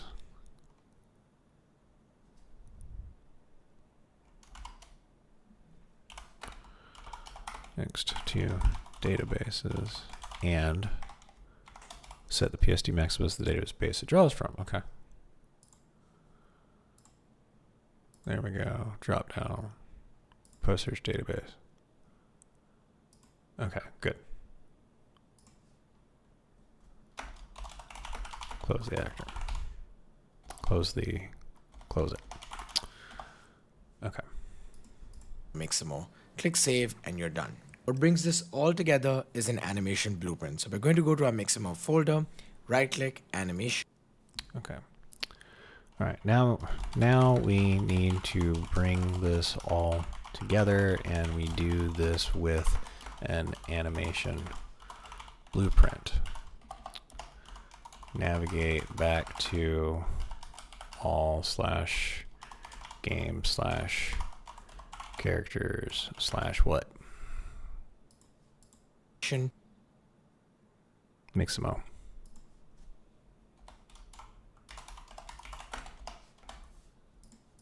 Animation blueprint, and choose the skeleton that you downloaded from Mixamo. Okay, so and right click to create a new actor. Choose click animation blueprint. Animation blueprint.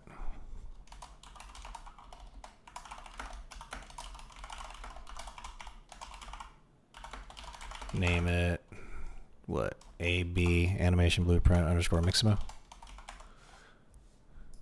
And choose the skeleton that you downloaded from Mixamo. I'm going to name this APB. ABP. Yeah. Okay. Blueprint. Okay, and then I missed a step here. It's select the Mixamo skeleton. When the new window opens, select the Mixamo skeletal mesh we've been using. And name the new actor AVP. Mixamo. Okay. Animation blueprint. Mixamo right here. Right click. Animation blueprint. We search. This is the skeleton right here. Create animation blueprint dash Mixamo. Okay.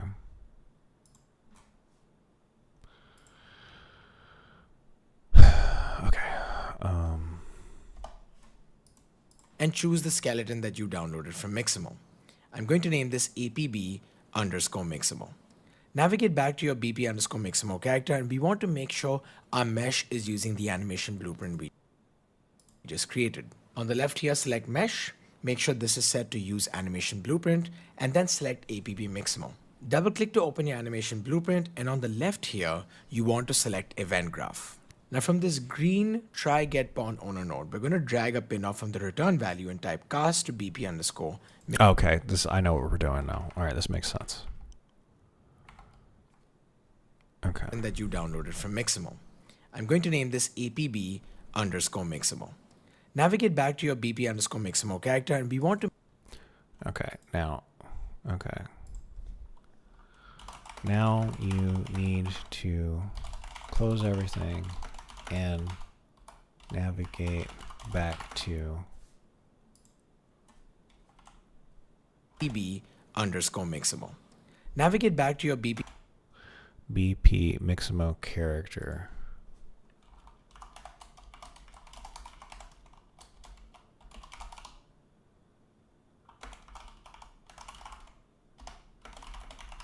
And double click to open it up.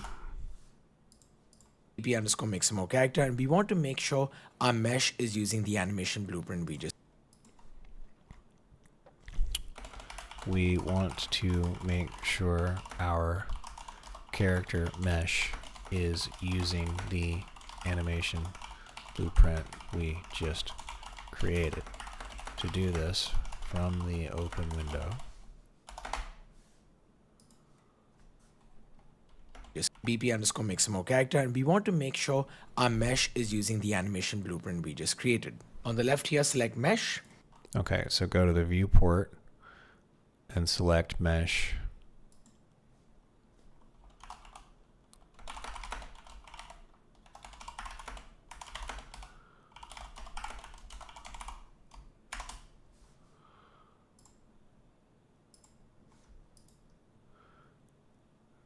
Character mesh 0.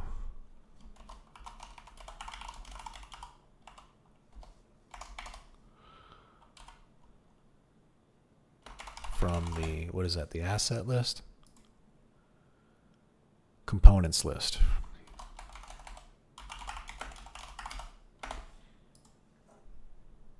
Make sure this is set to use animation.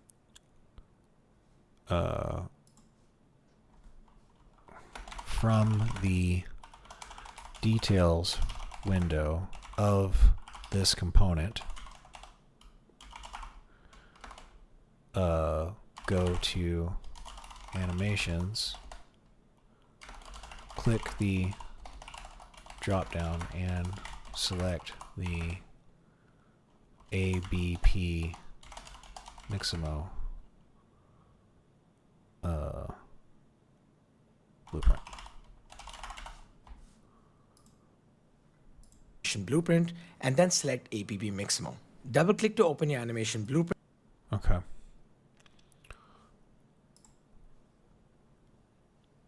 Okay, so we're all done here. So now I got to navigate back to characters.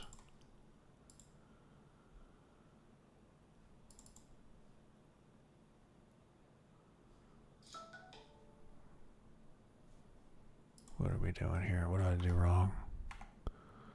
Using the animation. Navigate back to your BP_.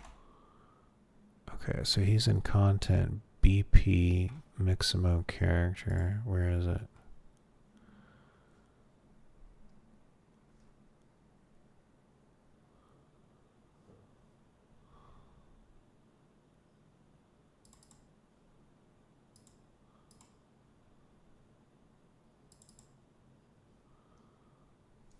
Do I not have that? BP Mixamo character. There it is right there under the content right there. Okay. So this is the character mesh, I guess.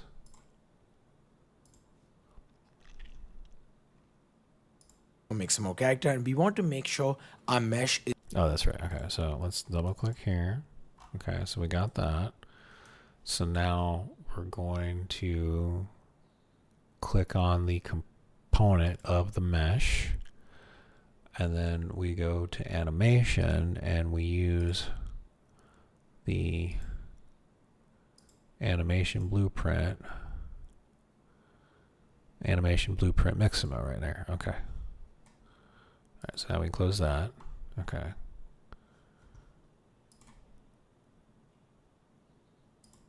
Oh no, how do I get the details again?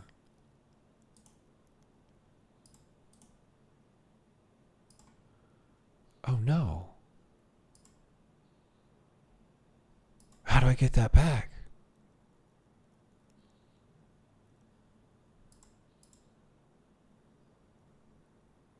Oh shit. Windows. Details right there. Oh, thank God. Okay. Whew. That was going to be bad. All right, good. I shouldn't have closed that. All right.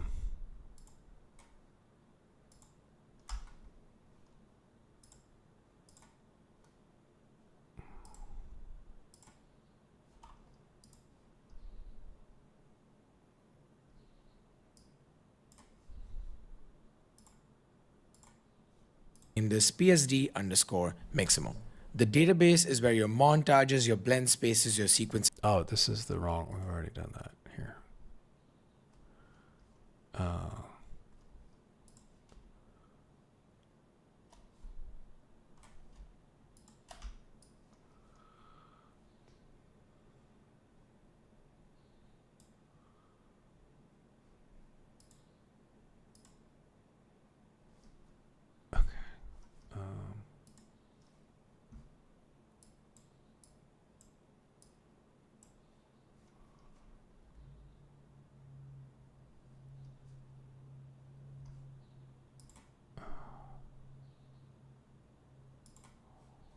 Okay.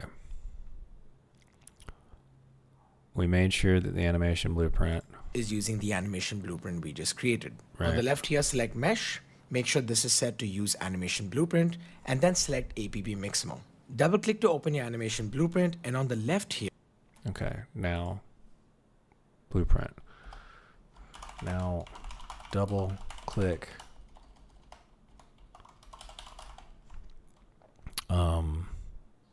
the ABP Mixamo actor. And then select APP Mixamo. Double click to open your animation blueprint, and then select APP Mixamo. Double click to open your animation blueprint, and on the left here, you want to select event graph. Okay. Double click the ABP Mixamo animation blueprint and choose the event graph and navigate to the event graph.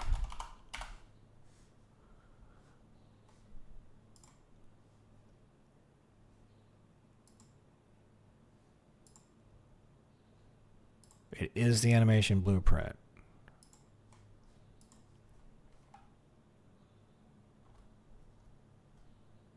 Yes, ABP Mixamo right there. Yeah. Okay, so that's going to be in characters, Mixamo, ABP Mixamo. Got it. Okay, we're going over to the event graph first. We got it. Okay. Okay, now what? Now from this green try get pawn owner node, we're going to drag a pin off from the return value and type cast to BP. Okay. Try get pawn owner. Okay. From the green node, try get pawn owner. drag the blue pen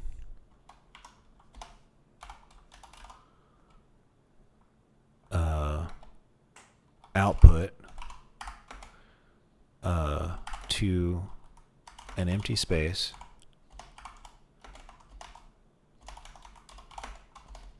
and type cast to underscore Mixamo character. Cast to BP Mixamo character.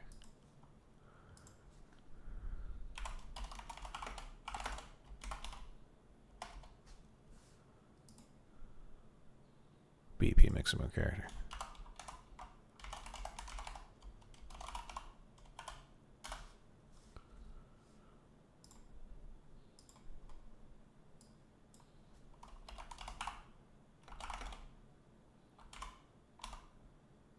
Cast to BP Mixamo character. Okay.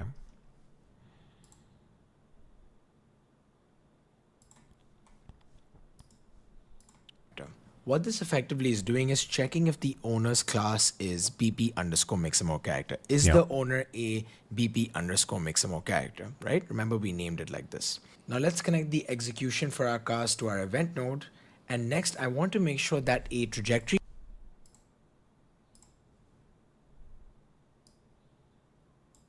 Okay, so this is the executable. So event blueprint update animation from the red node.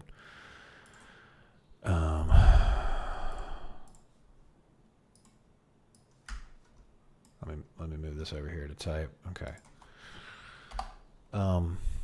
From the red node, which is event blueprint update animation, connect the white executable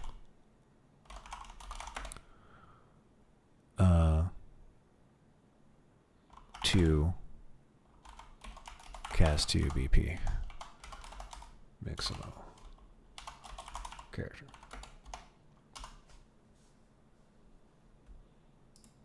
Component and a movement component exists on our blueprint character. Open your BP underscore Mixamo character and you can see a character movement component already exists.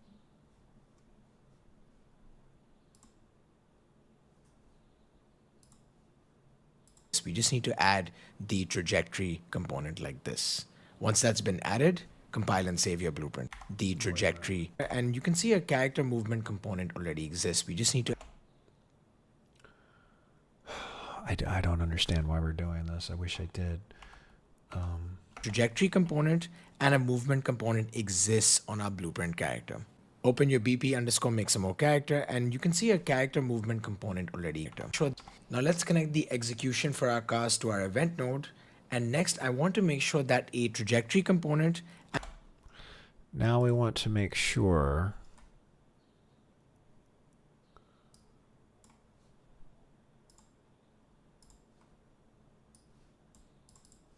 okay. Now we want to make sure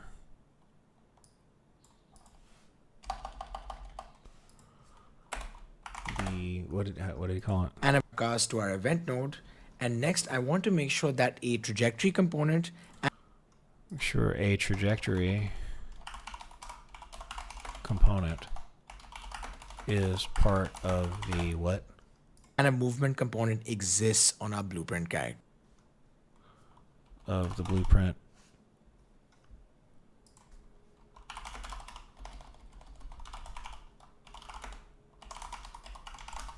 Character. All right, to do this, open BP.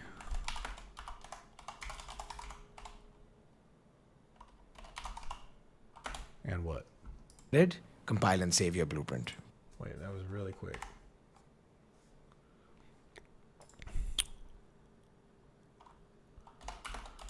Click add under components and type traj and select character trajectory. Okay.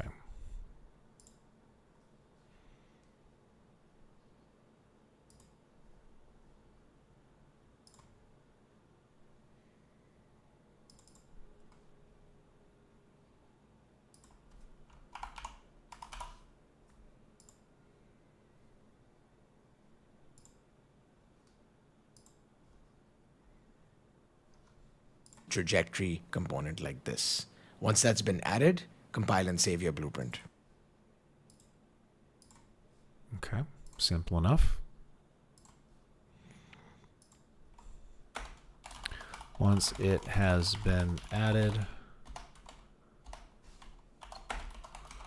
compile and save the blueprint. Now, because we have a trajectory component and a movement component, drag a pin from this as B. Okay. Now, whoa. Hi everyone, Sean and Sarah is created. I'm going to name this PSD underscore Mixamo. The date. Jesus.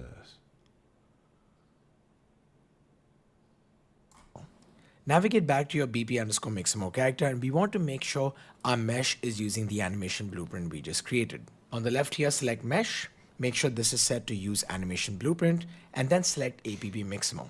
Double click to open your animation blueprint, and on the left here, you want to select event graph. Now from this green try get pawn owner node, we're going to drag a pin off from the return value and type cast to BP underscore Mixamo character. What this effectively is doing is checking if the owner's class is BP underscore Mixamo character. Is the owner a BP underscore Mixamo character, right? Remember we named it like this. Now let's connect the execution for our cast to our event node. And next I want to make sure that a trajectory component and a movement component exists on our blueprint character. Open your BP underscore Mixamo character and you can see a character movement component already exists. We just need to add the trajectory component like this. Once that's been added, compile and save your blueprint. Now, because we have a trajectory component and a movement component, drag a pin from this. Now, because we have a trajectory component and a movement component, we need to do something. Now, because we have a trajectory component and a movement component, drag a pin from this as BP underscore Mixamo. Okay.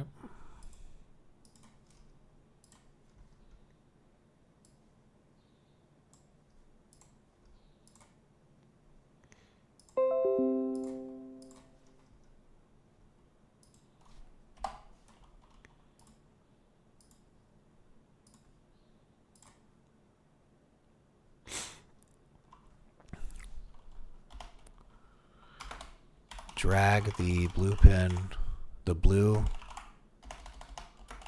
output pin from cast to BP Mixamo character to a blank space.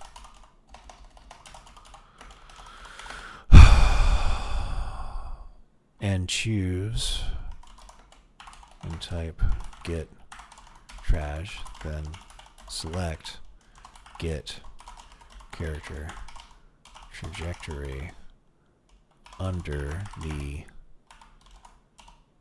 variables list of options.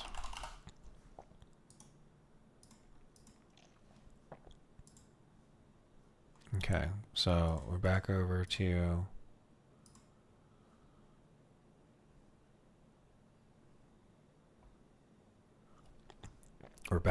the blueprint. So characters, Mixamo, ABP blueprint. Okay. Okay, so it's going to be get character trajectory. Okay, good. Character and type get character trajectory. Do the same for your get movement component. It's usually okay.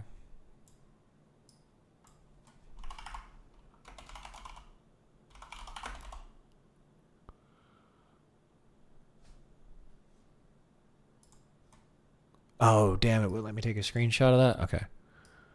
Hold on. Get movement component. There we go.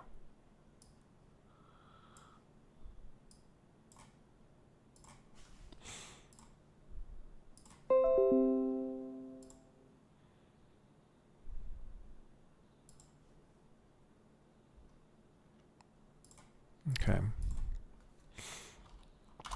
Next, do the same thing, but this time search for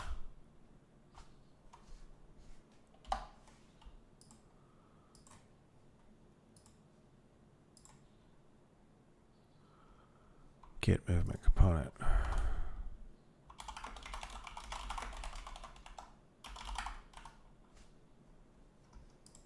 At the end of this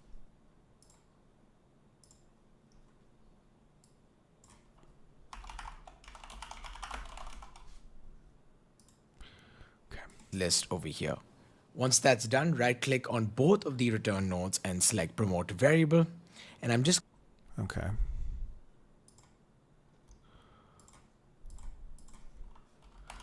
Once that is done, right click each node and select promote to variable.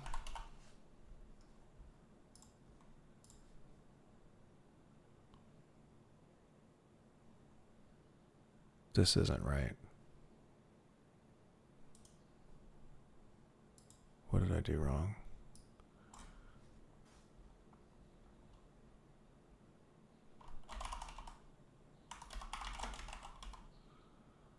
It's get character movement.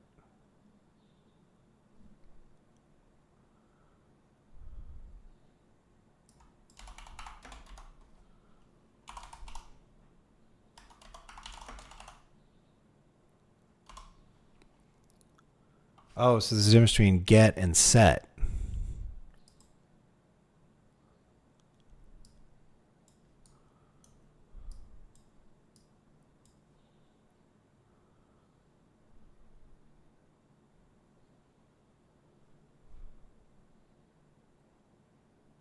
What am I doing? I'm tripping. This is correct. This is what we need. This is the target.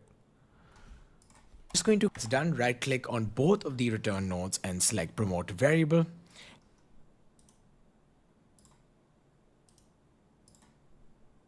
Okay, so we did that for character, trajectory, and movement. Okay. Right click and promote to variable. Okay. And I'm just going to connect the character trajectory variable to my successful cast pin and do the same to my character movement. Next, double click.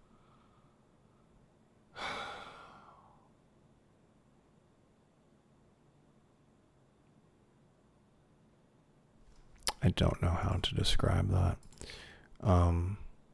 So he's basically going here to set character trajectory. Okay. And then character movement.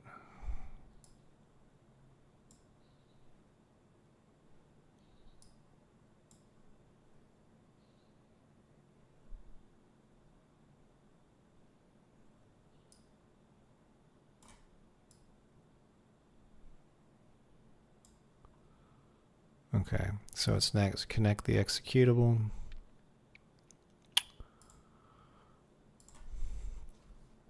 Here, let me move this over here and type real quick. Okay. Finally, connect the executable line from cast to BP Mixamo character to the set character trajectory, and from set character trajectory connect that executable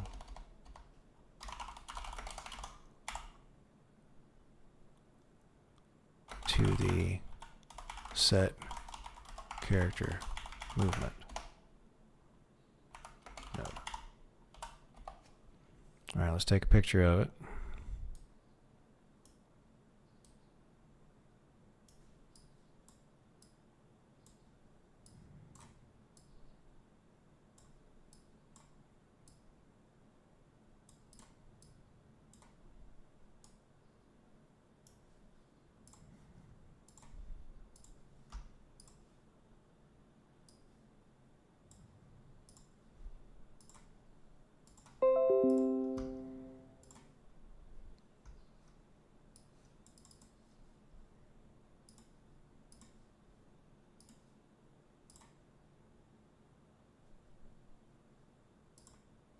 Okay. Click on this anim graph on the left here. Next, click on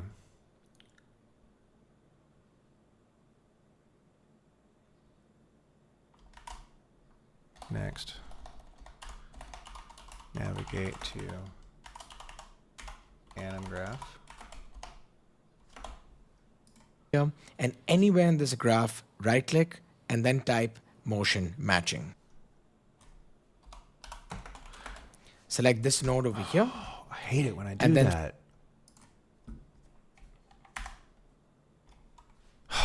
Navigate to anime graph. Right click in a blank space.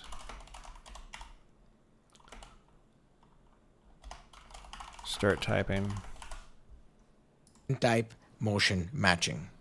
Select this node over here and then first plug in your database. So the PSD Motion matching and select.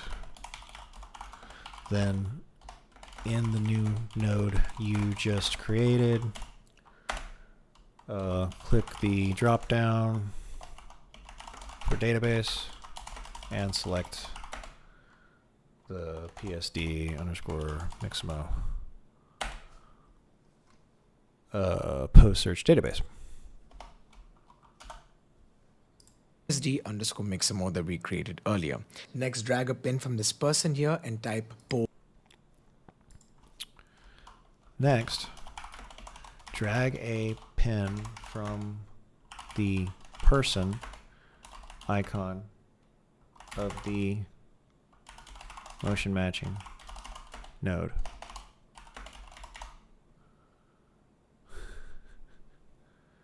The motion matching node. And search and select pose search. Generate trajectory.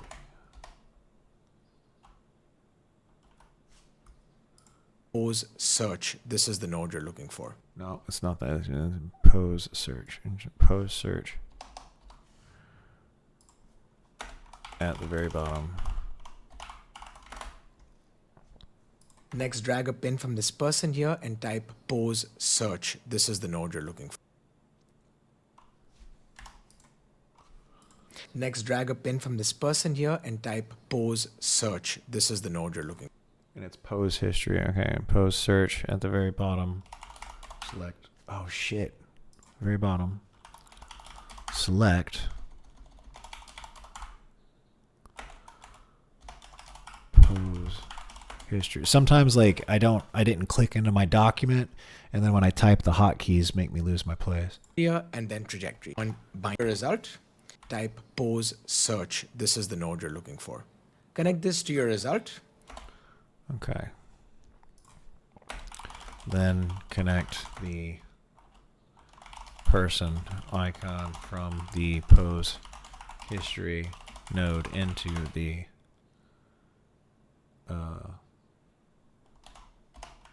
result input of the output pose node of the main. Okay, so let's do, all right, navigate anim graph. Okay. Here, let me move this over here. All right, let me follow my own instructions. All right.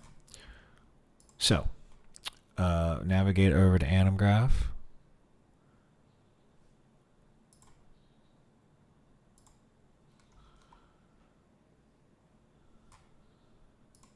Which is right here. Okay. Now we'll right click anywhere and do motion matching.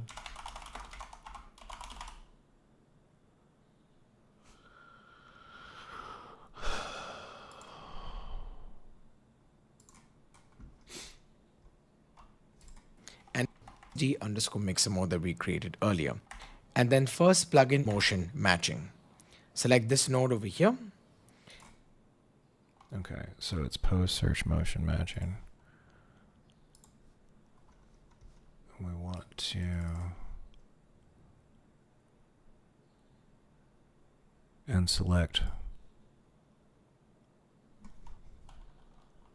select motion matching from the option under pose search category.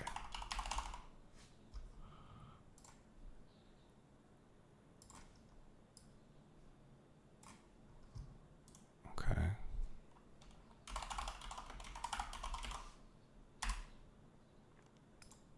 Okay, there we go.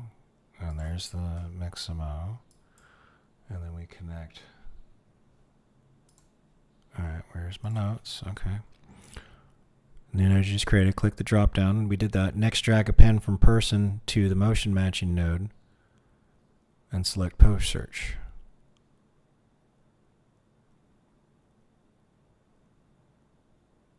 To an empty space.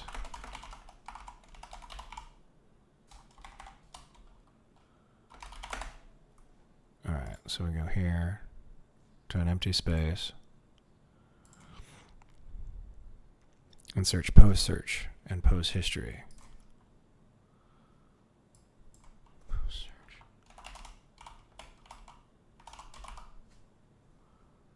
And choose post history. Got it. Okay.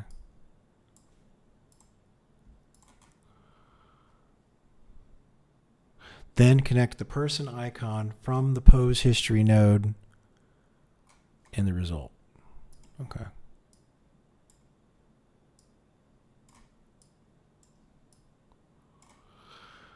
Okay.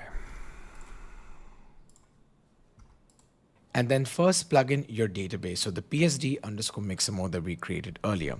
Next, drag a pin from this person here and type pose search. This is the node you're looking for. Connect this to your result. Oh, I need to move this because I'm not I can't see the chats. Let me bring up the chats. There's the chats. Have I played the Oblivion Remastered? No, not yet. Oh, Phoebus converted from a Prime sub to a Tier 1 sub. That's awesome. I'm not exactly sure what that means, but thank you. Oh man, Doc Blocker about 20 minutes ago asked if I've played the Oblivion Remastered, and the answer is no.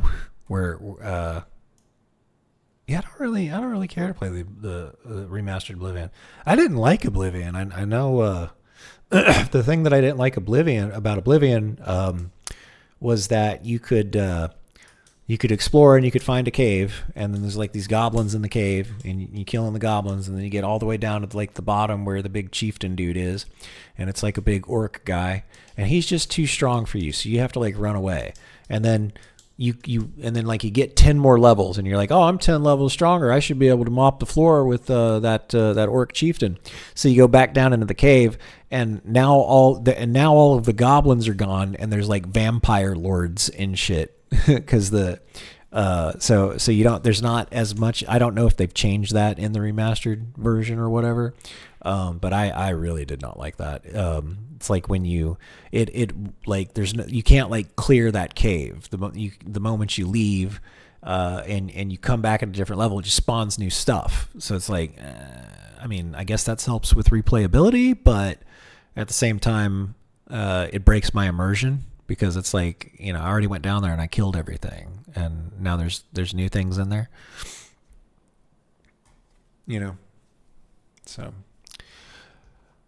All right. Edit motion matching. And then where's my thing? Right over here. All right. And then right click on your trajectory. And we're going to click on binding, character trajectory that we created earlier. Okay. We're going to click on binding,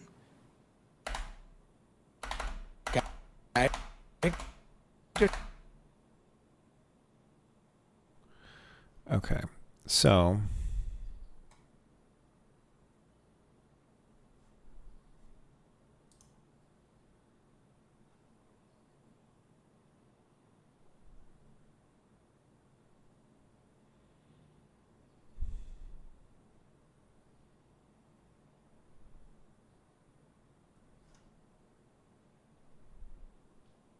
trajectory that we created earlier, and then trajectory.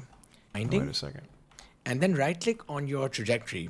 And we're going to click on binding, character trajectory that we created earlier, and Right click, binding, character trajectory. Trajectory. Okay, let's get a screenshot of this.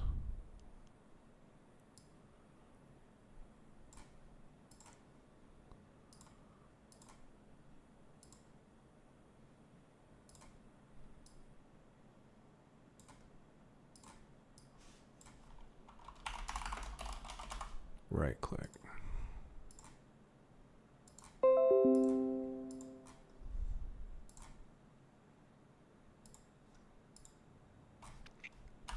Next, right click on trajectory node.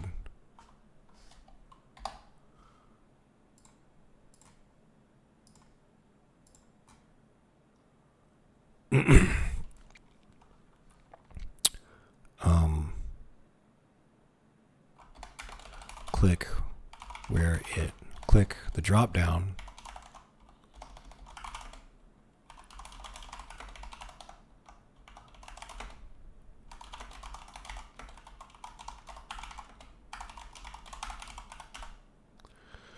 Okay.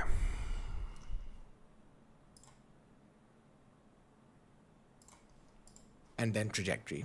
Click compile and you'll see it's all working now. And then finally, if you play. Okay. Compile and save. All right, seems good.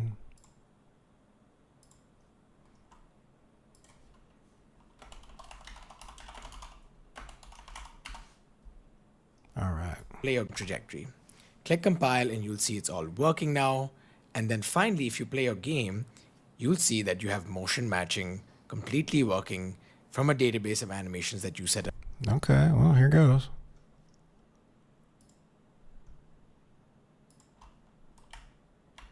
All right, well, we didn't do something right.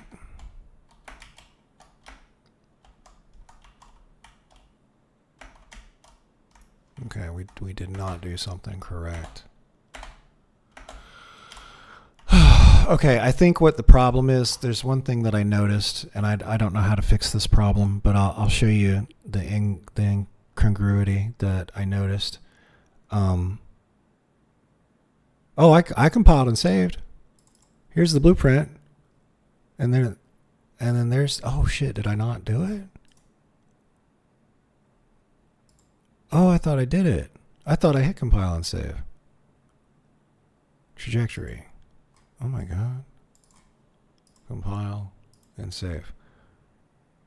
Doc Blocker, I think he just saved me. Let's see. Oh my gosh, Doc, you're the man. Doc Blocker for the win. I was about to go through that whole tutorial again to try and figure out what I did wrong. And now we've got this.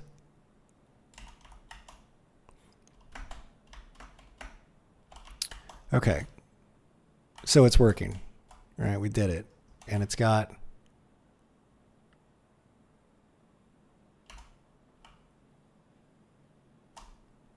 it already does all the turning.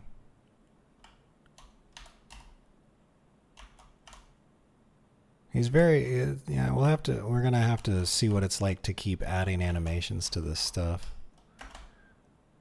And then how are we gonna do the? And his feet are moving a little too fast. That's fine. Is there a walk? Is there a way to walk? I don't think there's a button to just make him walk. Okay.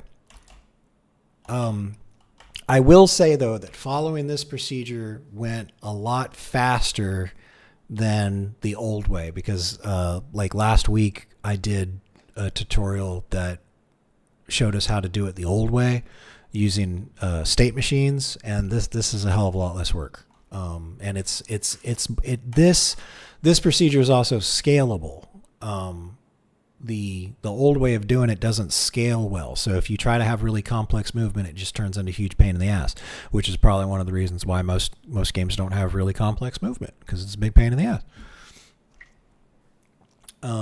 Okay. Now that we're at a stopping point here, give me 5 for a bio and go get something to drink.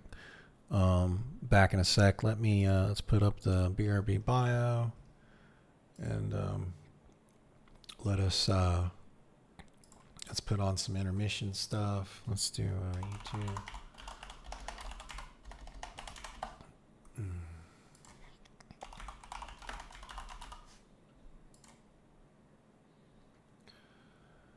All right.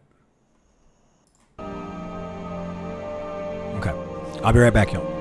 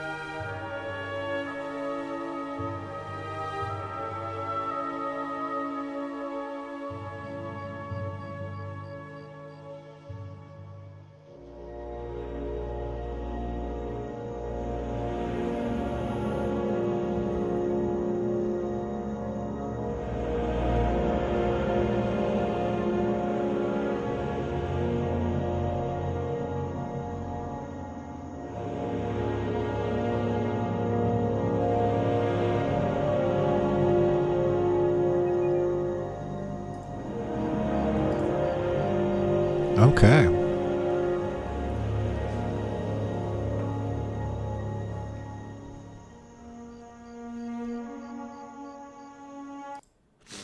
Okay. We are back. So huge shout out and thank you to Doc Blocker, who was paying closer attention than I was, and noticed that I did not compile and save. Why does my voice sound really weird right now? Do you guys hear that? It almost sounds like there's helium. How am I getting my voice? How about now? That was weird. That was really weird. Okay. Now, one thing I do notice, and I think it's because we don't have the turn animations. So there's like his feet are he's just spinning around. See, his feet aren't moving while he spins around. So that might be, we're going to have to troubleshoot why. So it looks fine when he goes this way and when he's moving around, but then he's just spinning. Like you see in that shadow. Okay. All right. Well, this is a start. So at least we were successful getting through. Oh, wow. He can't even jump over. It's funny. The other character could jump over these. So this is interesting. Yeah, the other character could jump up on those. I wonder if it's because he's probably jumping the same height. The character model is just taller. That's got to be what it is. Yeah, because the jump, with this guy half the height, the jump would clear that block, but the character, the skeletal mesh that we're using is taller. Okay, and there's automatic collision detection here. Okay. Okay, so that is successful. Okay, so once we do that, now that this is complete, you should be able to press play, and move the characters around. I'll move the character around, seeing the expected animations. Note to self, I notice that when you turn, the feet stay stagnant. So we will need to learn how to add movement. We'll have to add sequences to the database to resolve that. Okay, so that'll actually be, excuse me, I think that'll be the next, the thing that we try to tackle tomorrow. We'll see if we can't, I think we've already downloaded those turn animations. The guy had us delete the turn left and turn right animations for part of the tutorial. So I wonder why. I wonder what will happen. In fact, I think we can do that right now. So let's try that. Let's go here. Let's go to our motion matching folder. Let's go to the database. Okay. Now if I go to the content drawer, here's the jump animation. Let's add that. Because he just doesn't really do anything. All right, let's just add the jump animation. Let's just add this one. So this one right here, he's jumping, right? Okay. We need to enable the loop. Loop it. Looped. Okay. And then we save that, I guess. Okay. Let's save that. Okay, so now that we've got, all right, so we added jump because he had us take it out of there for some reason. I don't know why. I guess we're about to find out. Oh. Well, that's interesting. Oh, so he did it that time.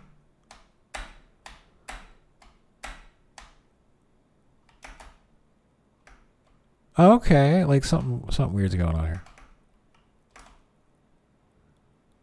Okay, it's interesting. Like, if I just jump, nothing happens. But if I move slightly forward and jump, he plays the jump anime a couple of times actually. This is funny. Okay, yeah, we gotta have to troubleshoot all this. Okay, so adding the jump anime. See, this is why I need to get hired at that job so I can spend money on like tutoring. Like I want to tutor. Like, what is going on here? Why is this the way it is? Okay, now let's go ahead and add. See, I'm not done. Let's do. Where's the turn stuff? Okay, turn. Now let's add these back and loop them. Okay, so here's one. So double click this one and we're going to loop.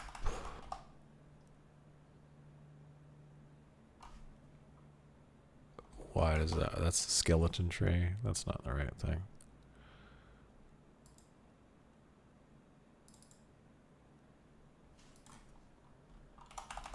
Loop. What's going on here? Why is this the way it is?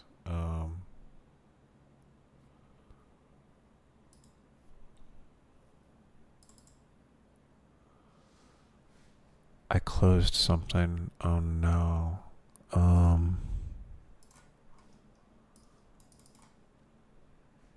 Hey Phoebus. Yes, sir. You Oh, have you're motion here. match. So it kind of worked, but I saw. Like a little bit. You just added the jump in there, right? Yeah, I added the jump and it's. I guess now it's where we really start troubleshooting, because the jump animation plays a little bit if you're like moving forward, but if you're just standing still, it doesn't play at all. So there's something in the settings there that we're gonna have to tweak. Are you sure it's in the settings? Well, when I say settings, I mean in the amalgamation of the skeletal mesh and the schema and the database and all of those things. Let's rubber duck it then, or are you out? I'm trying. I'm shutting down. There's one thing that I want to look up because I think I closed a window, and we're actually not done with this tutorial. He has us downloading a project and then adding the animations from that project to ours. So like we're going to continue. MVP goes to Doc Blocker for this live stream though, because he caught that I didn't hit compile and save, and I was getting ready to go through the whole damn tutorial again. So thank you, Doc. Yeah, one, thanks, Doc. and two, you know, if I'm tracking my notes or stuff along the way too, I usually back up 3 steps and just confirm like a thing, right? And then meticulously go through the last 3 steps that I did. Yeah. You know, but everyone has their own style and workflow. There's no right or wrong way. Like, I'm happy to share like things in the past that I've done to help me like learn things or or whatnot. You know. It's asset details. That's what it was. That's what I closed. There Okay. we go. Now I can search loop. Okay, that one is looped. So strafe is looped. Okay. Well, you know, and the other thing too, like leave that open. But like, you know, for you or anyone else that's watching right now, the main thing that when you're learning technical stuff that you may not be familiar with, and you might start to feel frustrated or you don't understand something. Yeah. The best advice I can give you is keep going. Going because that's where the learning happens. I promise you. It's frustrating. Yes, sometimes you're going to want to give up, but man, you just keep going. And like one of the things, like if people want to learn programming or something, like I'm about to teach myself a new language, right? And like I read. What is the first thing I do? Read the manual, right? Go through the manual first, and at least as much as I need to be. Like a lot of languages and things convert from one to another, but a lot of things, sometimes there's new concepts in a different program or language, right?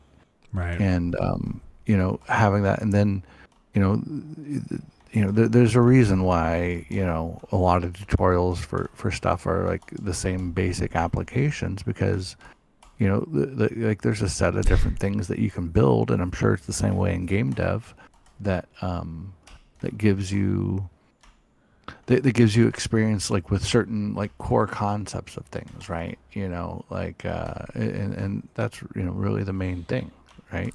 Yeah, I see why he had us take out the turn animations, because you can get it to go a little derpy. Like it doesn't, like we would have to fine tune things. Like I get why he had us pull those out so it just looks simple.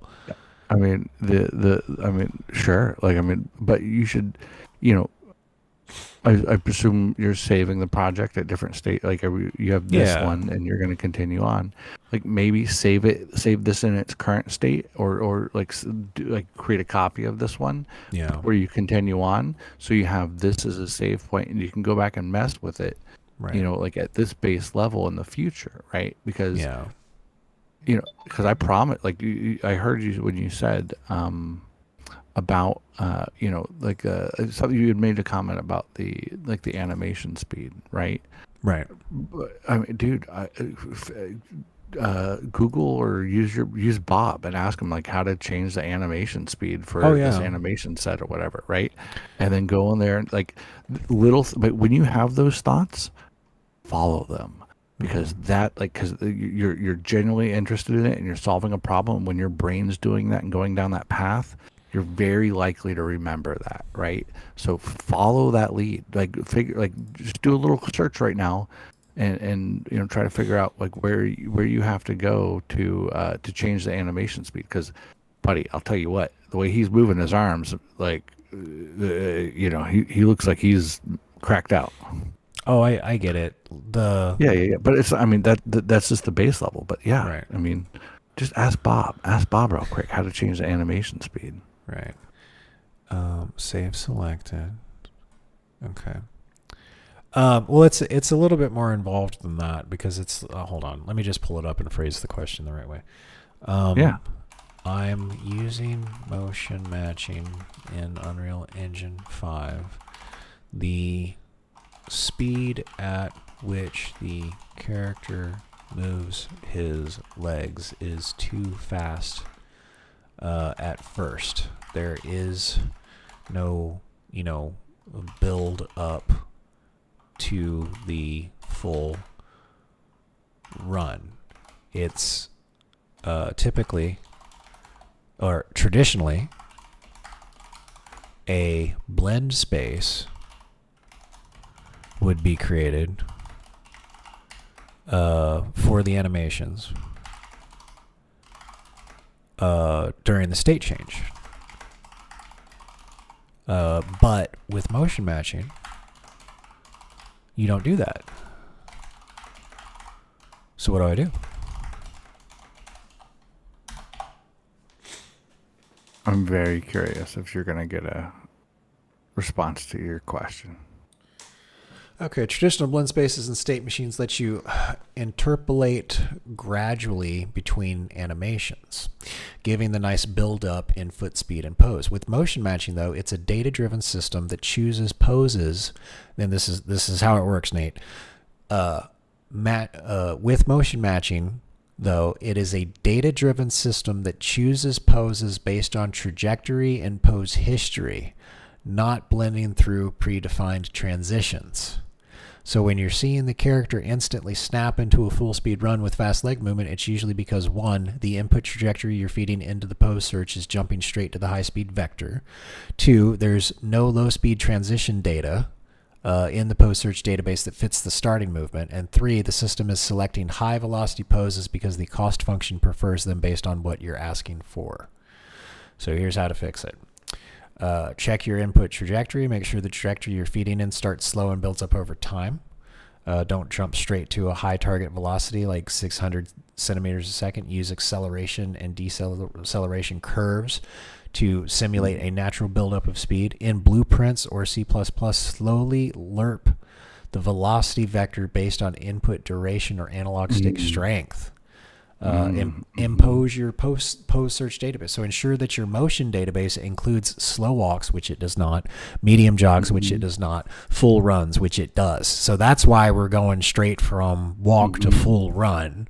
And then we got to have some acceleration clips. So these are critical. If you only feed it fast running mocap, then the system will go straight to the fast stuff, skipping the buildup. So, and that's why I like this technology, because I can build up the motion database that I want to use and then just keep adding to it. Apparently, like this is the, where's the thing? Game animation. This is it. The game animation sample. So like I was following the dude's tutorial so I could learn kind of the fundamentals, but the plan, once I like understand how to like really do this, I can take the animations from other projects that are free, like this one, and then like they encourage you to use the asset, this animation. So this animation right here, like this is usable for anybody who wants to make a game. You can put this animation in your game right now with the scaling, with the jumping, with the parkour, with all that kind of stuff. This is available. Great animation for free. It's available for free, and it's all put together with the motion matching. So they didn't have to make a blueprint that with a bunch of machine states, and they didn't have to like imagine how many blend spaces you would have to make for this movement in the traditional way, right? Because every time there's a change from one state to the other, there's like the lean, there's like when you post real quick. Oh, look at that! It even posts like naturally, so it looks proper. So if you're running to the side a lot and then you run in here and then you turn really quick, he like posts the foot out and spins around. Which NFL cornerback do you think they got to do the mocap? I saw like there's actually I mean, that reads to me. I mean, I'm not complaining at all. Like I'm just like it looks good. It looks like an athletic person like running. They did do that for the motion. I just see like I just see football. Like I see certain football things in there that are like just the little slight nuances, you know? Right. So here's here's the documentation that I'll need to read through. Oh my gosh.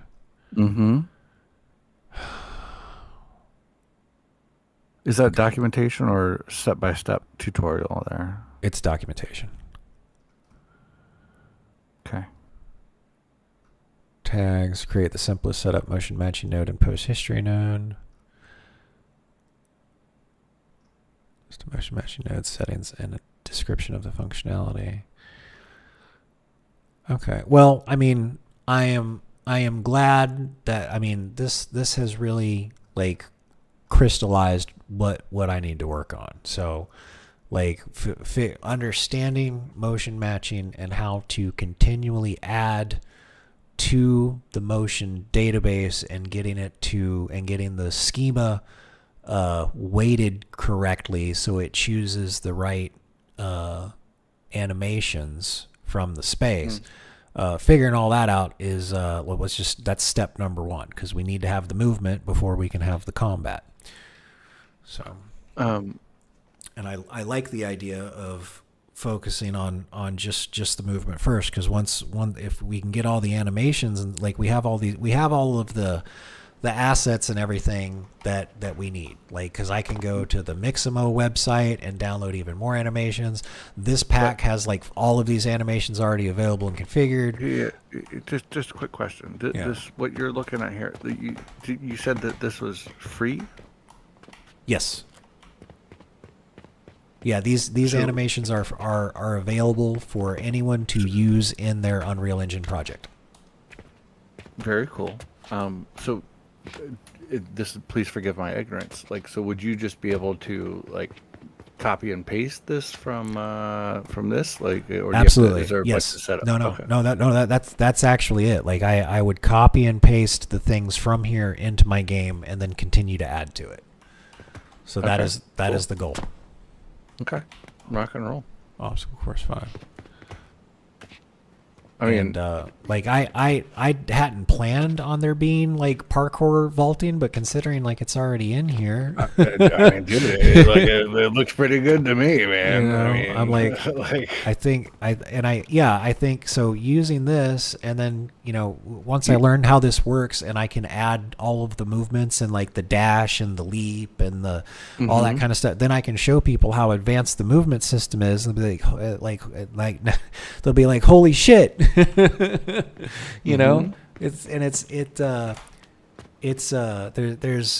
There's still people like, and this is why I chose Unreal Engine 5. Like,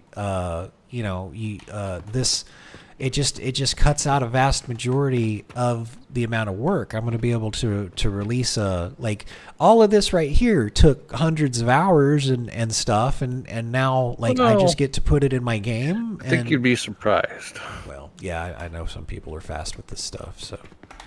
I mean, what? But it just takes a lot of time, and I mean, it just takes some. It just takes a lot of time. It does. It takes a buttload of time. I'm learning that, and so.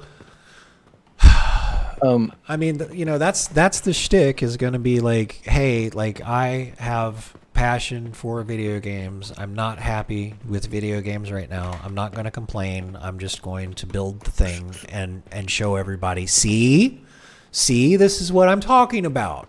This is what we could be doing.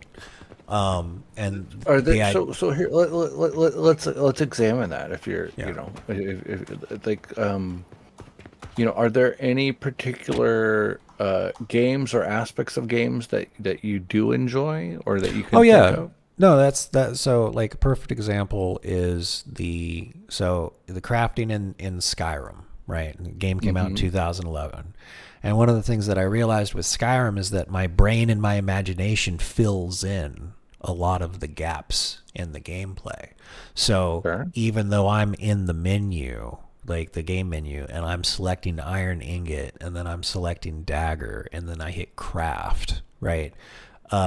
Even though just interacting in the UI is crafting, in my mind, in my imagination, in my immersion, I'm there, working the metal and hammering the steel and all that kind of stuff. All right, now I haven't played the game yet, but Kingdom Come Deliver. Let's look at it. Kingdom Come Deliverance to potion making, or they call it alchemy. So yeah, here's how to brew. If you're struggling, here's how to brew a potion. So I'm sharing the screen, and we've got we've got like this looks pretty standard for like your RPG fare. But what I like here is that we have a instead of it just being part of the UI, the ingredient and the instructions that you have to read are kind of like in world. Like we're not really looking at like a tooltip here. We're looking at like a page out of a book that would be in the world, right?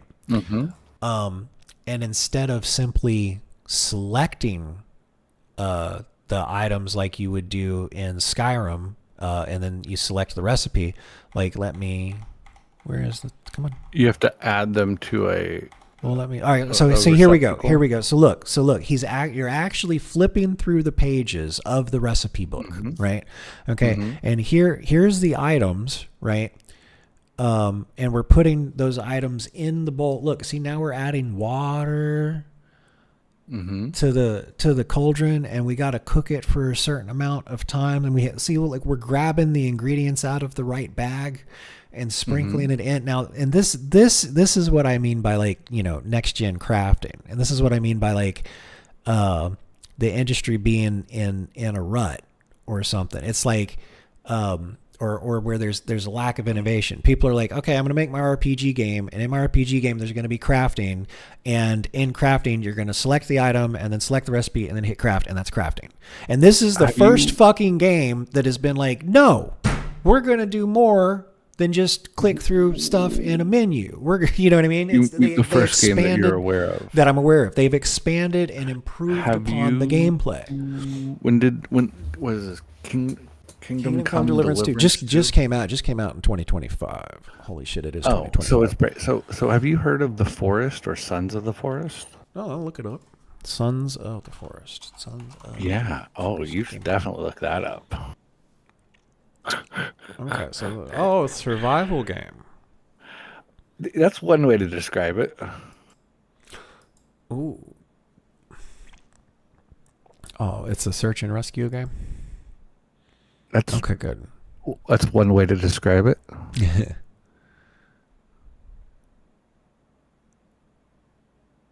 Well, it looks great. I like the fact that he's writing stuff on a piece of paper. Oh, now here we go. So you've got like the UI. Okay, you got like the emergency pack that you unpack, and it's got the items in it. That's your inventory. Your inventory, right? Yes, that's his inventory. That is an immersive inventory. Yes, you have to stop. You have to set stuff down. His left hand. Right. Yeah. This is what I'm talking about. And you would also like the crafting in the game then. Good. And you might even like the building. I mean, it's it's still a game, right? Right. You know, I think there's your that shows you how to build stuff. You have a little book. You know. And you flip through it, right? You know, you gather your stuff. You hope there's no one around. Right. Let's see if he's gonna make the fire bigger. Come on, crack it. You can put some leaves in there. There you go. They add the leaves. Oh, this guy's new to this. He doesn't know what the hell he's doing. There we go. He's making a campfire. Okay, buddy. There you go. Good job. Oh, he doesn't have any logs. He just has sticks. Okay. Yeah, like this is a good example of, you know, the type of gameplay. The like Assassin's Creed Shadows is like a perfect example of, you know, just it's just all the same stuff. Holy shit. He's picking up logs and setting them down. What on earth is he trying to do? He can carry 2 logs at a time. Yeah, you can't. Motherfucker's Arnold Schwarzenegger. But like he's just building stuff randomly, which I guess there's theoretically nothing particularly wrong with, but there are blueprints basically. Which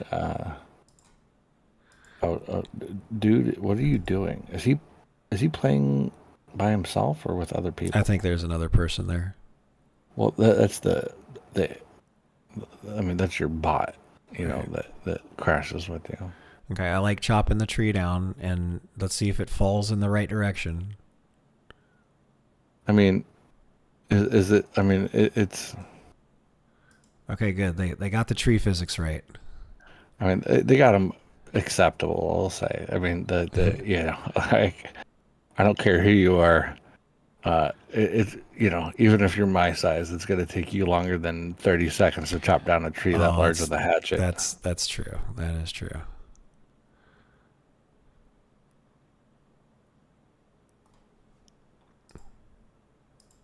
Yeah, that would take a lot of time. Oh, he's making a little cabin. He's making a house. Oh, okay. He did have a blueprint there for it. Okay, so here's like building the thing. Oh, he cooked his food. He Yeah. waited. You gotta watch the food until it's like cooked. And if you wait too long, it's overcooked, right? Mm-hmm. Oh, so this is good. This is the like I wouldn't really be into this type of game, but like this. I mean, you say that now, but right.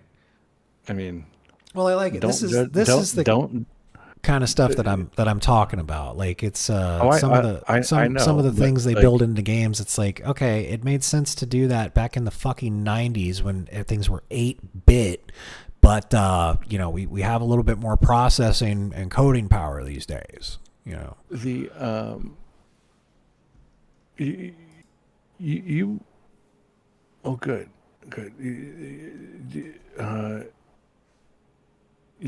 oh god, the guy's not watching his stuff. He's thirsty. Oh my god. And oh my god. I can tell watching this is hurting you. We'll go away from it. Okay. But you would, I don't want to ruin anything, but within a couple hours of playing, I think that you would like the game. Okay. It's the one of the tags that I've not seen. How is it described?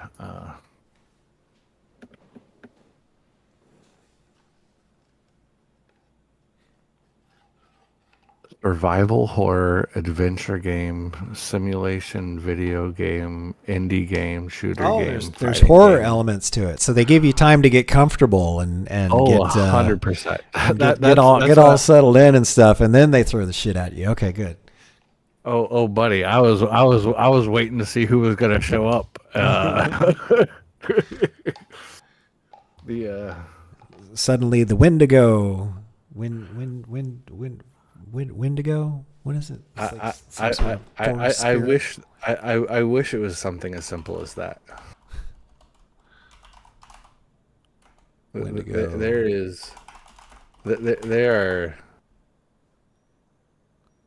are. Yes, the Wendigo is a mythical cannibalistic monster from the spiritual traditions of Algonquin speaking tribes in North America. Algonquin. It is often described as a powerful evil spirit or a being that transforms from human when driven by greed, weakness, and cannibalism. Wendigos are feared in their insatiable hunger for human flesh and their ability to corrupt those they encounter. So, like that movie Ravenous, which is like nobody's seen that. I've been the only person that has seen that movie. This is somewhere more like.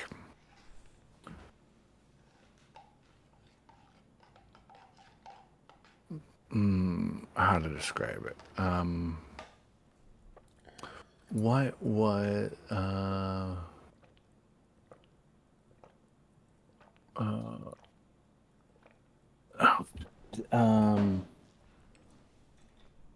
There's some Cronenberg elements to this movie, to this game. Yeah. In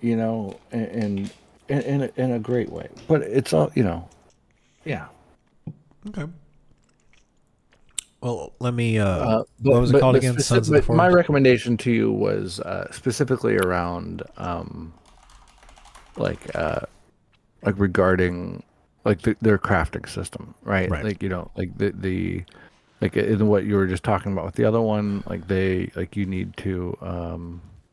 Oh dear, you got to. Oh yeah, let's see what the video thing shows. Oh buddy.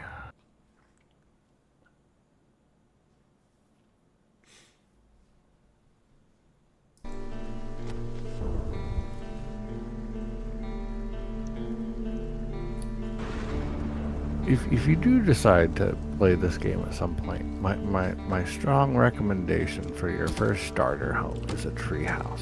Is a treehouse, got it. Yeah. Oh, there we go. It is.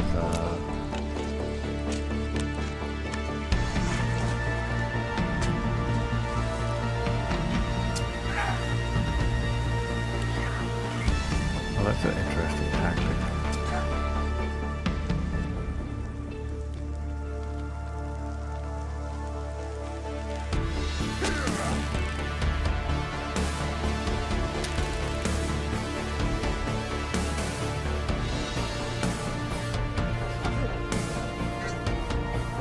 Yes, murder, murder.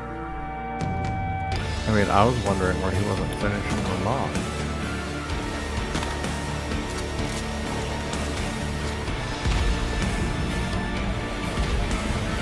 I see the there the you go. Cronenberg stuff. Yeah. Oh, buddy.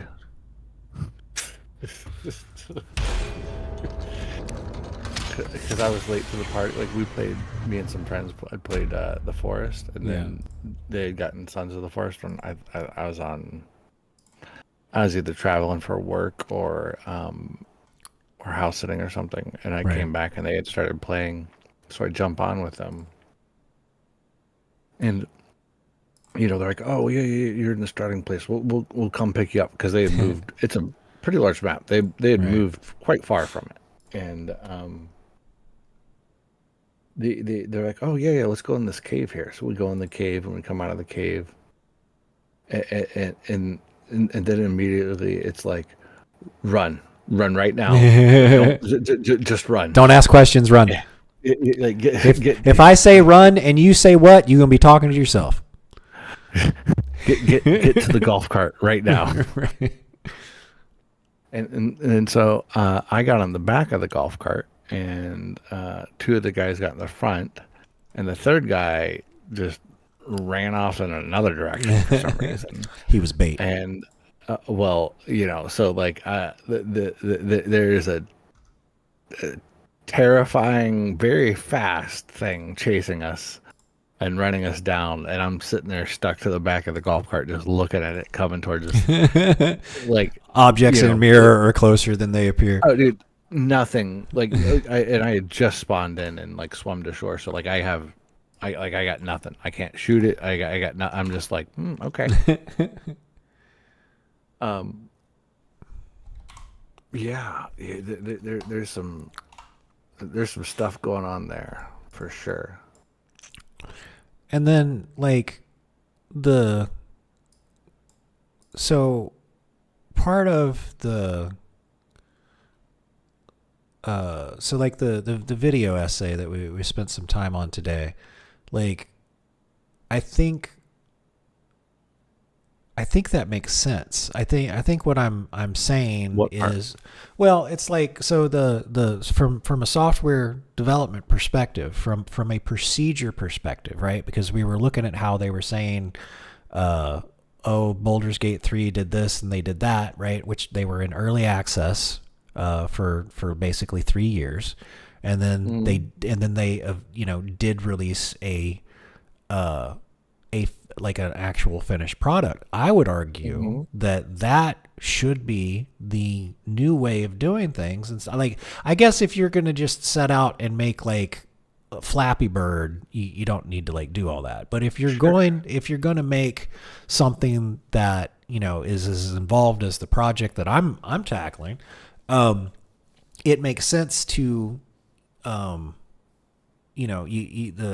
you say what the finished product is going to be, right? And then you just through transparency report to the player base like you would report to like a stakeholder. Have you played Valheim? I have, yes, I have, a long time ago. Okay. Was that an indie dev? I don't know if I'd call them indie, but not like AAA. But gotcha. I mean, part of Iron Gate, which is right? Because Iron Gate is now part of Coffee Stain, I think, right? Oh, I don't know. Because Iron Gate is the developer. The publisher is Coffee Stain. Coffee Stain is, I think Coffee Stain is probably my favorite publisher for a while.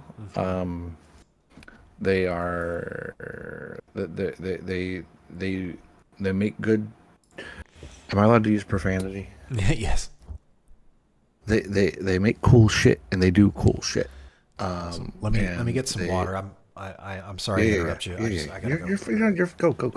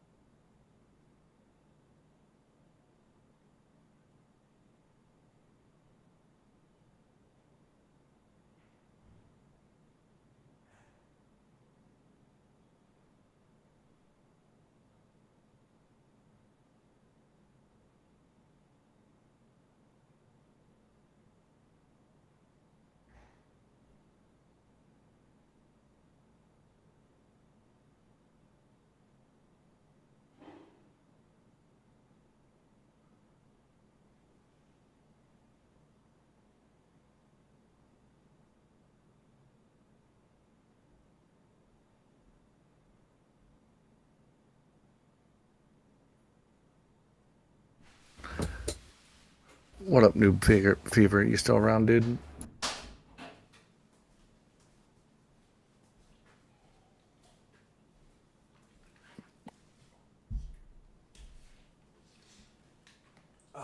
Okay. Sorry about that. My stomach was a little upset. Heck, no problem. Nice. Good to see you, Noob. I mean, dude. I mean, you want to talk about stomach stuff? I got you covered. I mean, I'll tell you what works for me and what doesn't. But Valheim, right? That's been in early access since whenever the hell it came out, like 21 or 2020 or 2021. Yeah, 2021. Oh, they're the ones that made Goat Simulator. I remember you telling me about. Yeah. Oh, dude, great game. 10 out of 10. No, Goat Simulator is a 7 out of 10. Okay. Goat Simulator 3 is a 10 out of 10. Would recommend. They perfected it. They're based in Sweden. Yeah. Uh-huh. Uh-huh. Do you mean I've been really curious about. I wish I knew. Frankly, I wish there was somewhere. Yeah, Noob, are you a Swede? Somebody, one of them is. Hold on. If Noob Fever's a Swede, then I like offend. Close. I mean, pretty damn close. I gotta tell you, man. Like, I find the way that the thought process and the way people from that area, Finland, Sweden, Norway, they tend to have a certain thought process and acumen for things and approach to life that aligns well with my personal outlook. Mm-hmm. I find that the approach to their systematic way of thinking and what, especially at least when it comes to development and other things, like I'm just like, yes, this makes sense, right? Like it's just, I mean, it tracks a lot for me, But yeah, no, Coffee Stain is fantastic. I legitimately think they're the best publisher out there at the moment. Oh, that's awesome. They have you played Deep Rock Galactic? Have you heard of Deep Rock Galactic? Yes. You and I have played that together years ago. Okay. We played it when it was still in development, I think. Oh, dude, thing's crazy. Oh, dude, it's so good. And they also have a Survivor-like or Bullet Heaven, however you want to, thing of it that is quite good.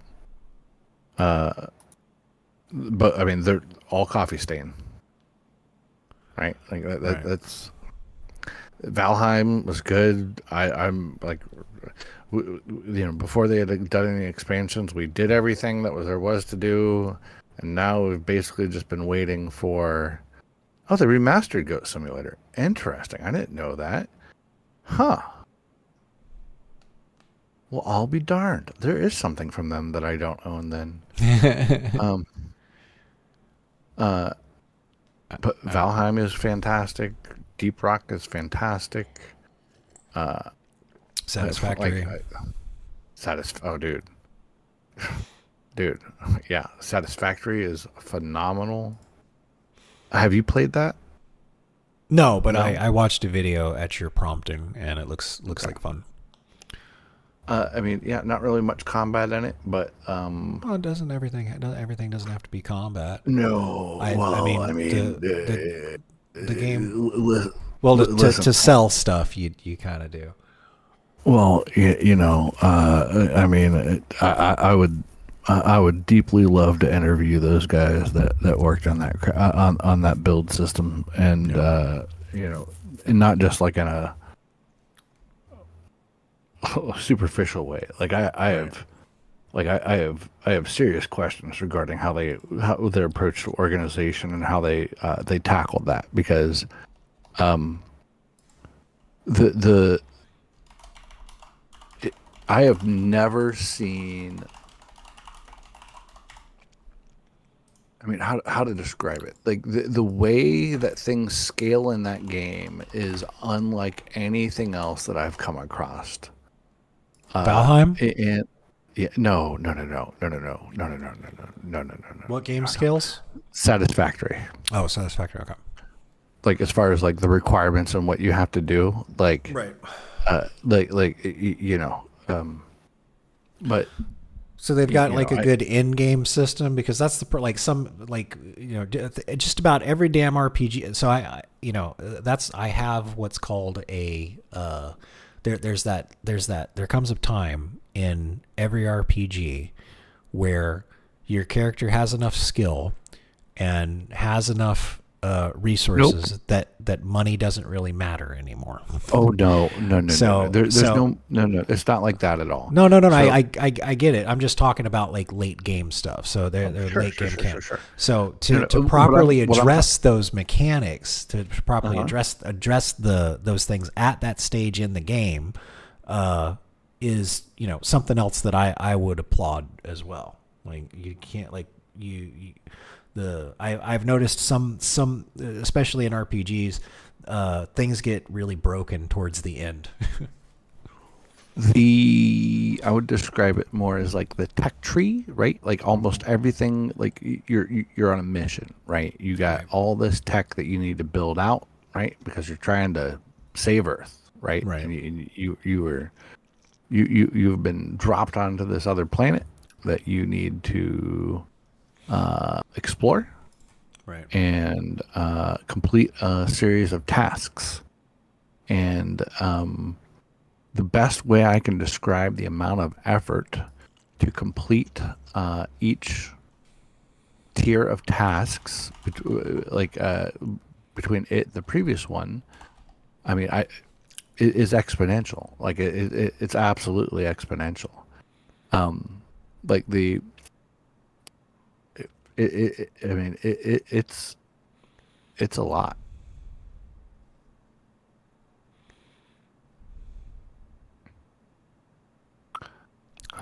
It's Bethesda that's putting out the Oblivion remaster. Yeah, of course it is. They're good at re-releasing stuff. Well, is it on a different engine? I actually don't know. Let me look that up. Oh, and by the way, the core of the engine that they use is something that they bought from another company in the 90s. I read about it years ago, and I don't remember the Creation what it was engine or anything. Yeah. But like, and they're still using the same thing. Well, part of it, because I remember watching an interview with Todd where he was like, they're like, I literally had to like turn it off and not finish it because I was so frustrated listening to him talk. It is. He basically and he doesn't even realize that he did it. He basically admitted that they're idiots and that they have this incomprehensibly dumb system that they're doing that just unnecessarily consumes resources. Mm-hmm. That is like, I mean, I'll see if I can find it. Like it's only going to be a few places that I could have seen it. I'll see if I can find it and send it to you because it'll be elucidating. Okay. So the remastered version of Elder Scrolls 4 Oblivion utilizes a hybrid engine approach. The game's visuals and user interface are powered by Unreal Engine 5, providing enhanced graphics, lighting, and animations. However, the underlying game logic and systems continue to operate on the original Gamebryo engine. This combination allows the remaster to deliver modern visual enhancement while preserving the core gameplay mechanics of the original 2006 release. Or it made it so they didn't have to redo a bunch of work. Right. I mean, to be fair, it is actually a smart approach, right?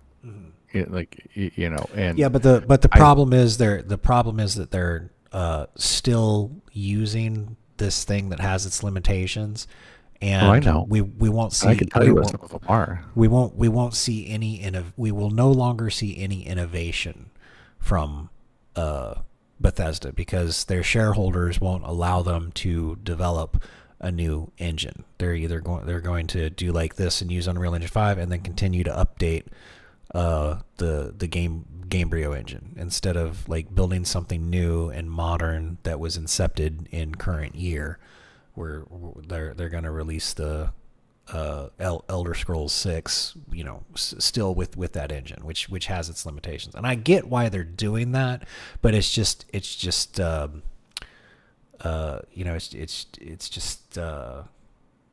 don't know. It's like there are folks that like I guess I'm just disappointed at the lack of innovation, but I understand the reasons why. I mean, do you have anything in your script about comparing and contrasting? Well, here, before we even go into that, video game companies that come to your mind that you think do a good job with things. Well, so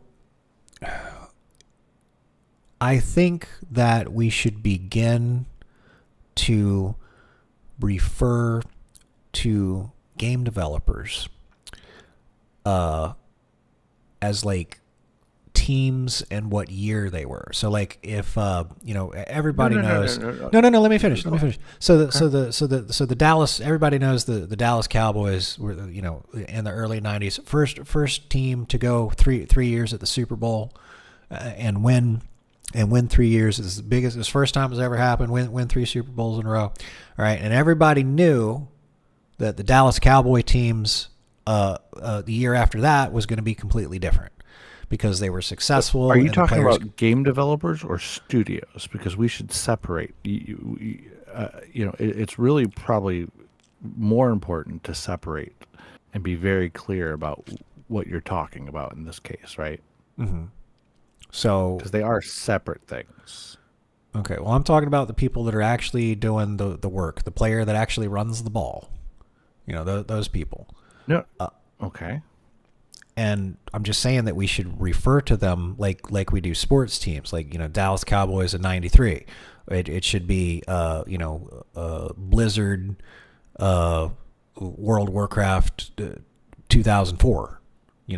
Because I think one of the things that it's totally acceptable to call out a specific time period for a publisher or studio. Yeah, and you have to because so many things have changed. They are no longer the same company. The same people don't work there anymore.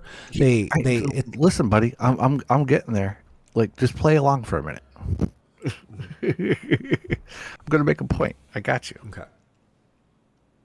Like, so early old Blizzard. Westwood Blizzard Studios, we'll say. Westwood Studios. May they rest in peace. May they rest in peace. Yeah, absolutely.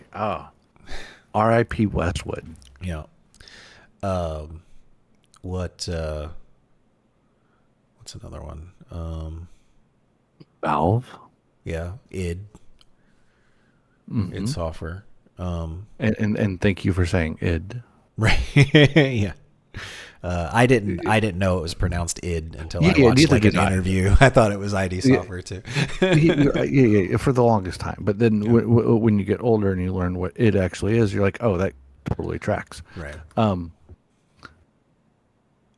I'd throw Coffee Stain in there for me personally, right? Old dice up to Bad Company 2. Lucas Arts. Old Lucas Arts or all Lucas Arts? No. Lucas Arts before George sold it, because then it wasn't Lucas Arts anymore. Sure. I'm just there's a pretty common thing amongst most of these, though. like they're either privately held, privately. Oh, Larian Studios is another great example, right? Right. You've been playing Baldur's Gate 3. Have you explored any of their back catalog at all? I've played Divinity. They did Divinity Original Sin, and then there was another. I played it. It was very text heavy. It was what was the name of that thing? It came out before Pillars of Eternity. Let me look it up here. Let's go to the store page. Let's go to Larian. What is the name of that other? The common Divinity thing Original about Sin. this, Yeah. about the list that we have described, is oh man, you do have a lot of their stuff in your library. Wow. Yeah, I played the Divinity stuff. One of these, you get to transform into a fucking dragon. Right as hell. Yeah. Right. So the common and like the commonality here too is that we see studios or companies that currently, like the one, like stuff within the that's come out in the last 5 years that seems to be high quality. I'm pretty sure most of those are privately held, right? Yeah, Larian it's definitely is. Valve definitely is. All of the studios and stuff that have gotten snatched up from the big mega conglomerates are they're suddenly run differently. They're not run like a private institution by somebody who's passionate about video games. They're run like a publicly traded business.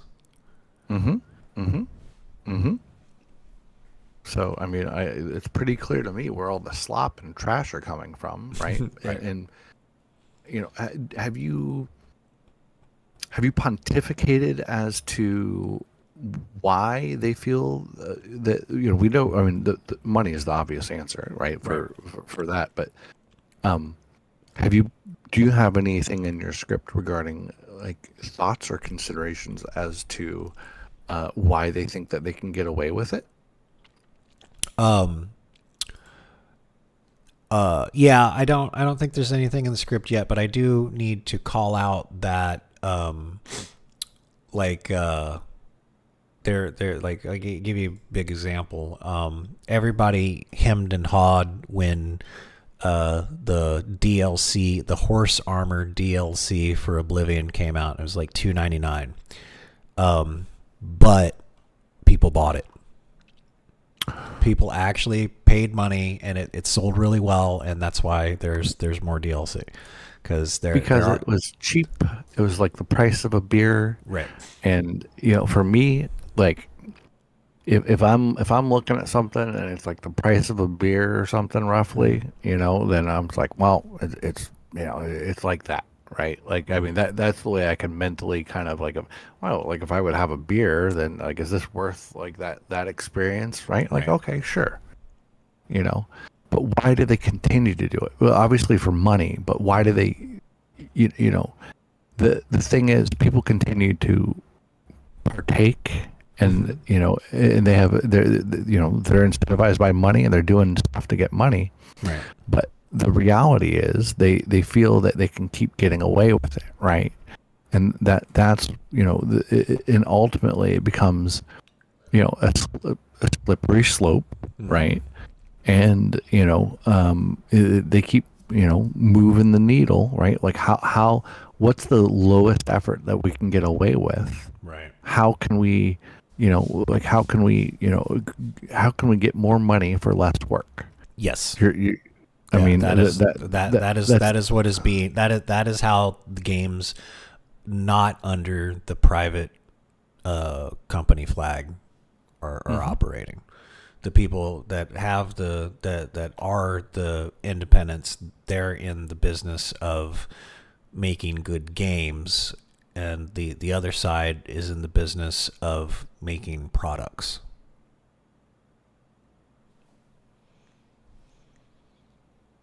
Products that are sold. Like where I wrote it down here. Okay. When you say value in video games, it means entertainment time. If you are sitting in front of a computer and you're playing a game, do you keep playing it if you're not having fun? Quality equals Some time people spent do. enjoying the game, not just playing it. Mm-hmm. Well said. Yeah. You know, the you know, have you? I think I mentioned to you about dark patterns earlier, right? Yes, we looked those up, and Uh-huh. those are the, you know, it's completely devoid of anything having to do with gameplay, and it's all money monetization focused. Uh, more, I would say it's more accurate, and if that's what Bob told you, then you know here that we're getting into a part where they miss some of the nuance to things. The main takeaway from dark patterns is that it's pure manipulation, right? Yes, and it is intended to be manipulative and detrimental to the user base, right? It shows a clear lack of respect towards your users, and that's really the thing that I don't hear anyone talking about or mentioning. It shows disrespect to people. I think and you've hit people something on the continue head. to eat that slop up. Yeah, I mean, you know, like the gamers are getting disrespected, and they're still purchasing the product, so they will continue to be disrespected. Basically, and there you go, buddy. There you go. Like, listen, if you keep going back to your wife that beats you, and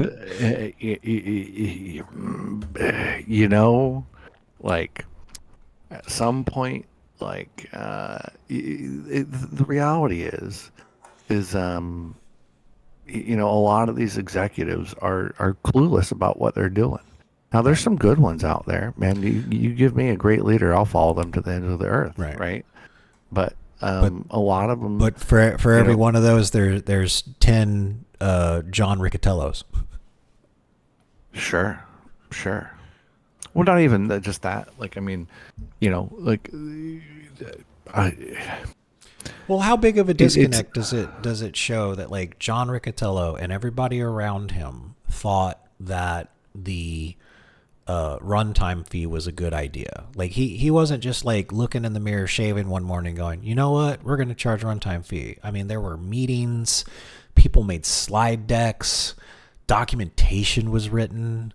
Like my understanding when that was all going down, the word on the street was there were a lot of people that tried to warn them, just like what happened at Wizards of the Coast, right? Lots of people tried to warn them about the stuff that they were doing, but it's the arrogance and thinking that people know better, and the reality is a lot of the people that are paying attention are those who are truly interested in something, right? Right. The vast majority of the people are you know, listen, most people that play Call of Duty are not watching a bunch of like think pieces about it or the game company or anything, right? They want their mindless slop so they can come home and smoke a bowl, and you know, talk shit to other people, and you know, like whatever, right? They're not engaged in that. The game industry, if you're upset by the way it's going, those are not the companies for you, right? And you know, if people want to continue to, you know, give money to studios that give you trash, right? Then you know, that's partially your fault, right? Like, right.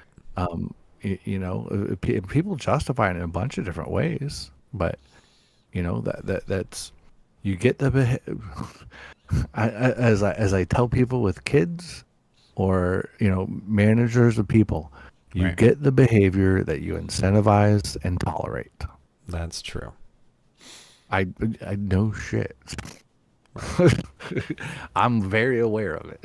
Like, it also like it's funny too, because it seems like, especially going through all the recent articles that I went through talking about Baldur's Gate 3 and stuff, and it really does go back to like respect. It's I feel, especially after everything that we've gone through today, that the at least the big megacores have absolutely no respect for gamers as customers. Sure. Yeah. You're absolutely correct. Now, there's absolutely people that work there that do, right? Like, Right. I mean, you find, a great example of that would probably be, and it might be a good one to highlight as far as like people get forced out. The gentleman that ran that, I forget his name, but you might remember. There's the guy that worked for Activision Blizzard that basically was in charge of Overwatch when it first came out. And he ended up leaving. Yeah. Is it Jeff Kaplan? Or is he somebody else? Well, I asked. I want to say it's Jeff Kaplan. Okay. I asked Bob who was the guy in charge of Overwatch when it first came out, and what were the conditions of his leaving. And says here, you got double responses going on here. Yeah, Jeff Kaplan. I remember. Oh God, yeah, Jeff Kaplan. It gives like every 10 or 20 prompts, it does this and asks me which one I like better. Okay. So Jeff Kaplan served as the game director of Overwatch when it was launched in 2016. He was a prominent figure in Blizzard Entertainment, known for his trends. But yeah, 2016 was back when like Blizzard couldn't do any wrong. They had like just released Hearthstone and Heroes of the Storm was coming out. Like Blizzard was just kicking so much ass back then.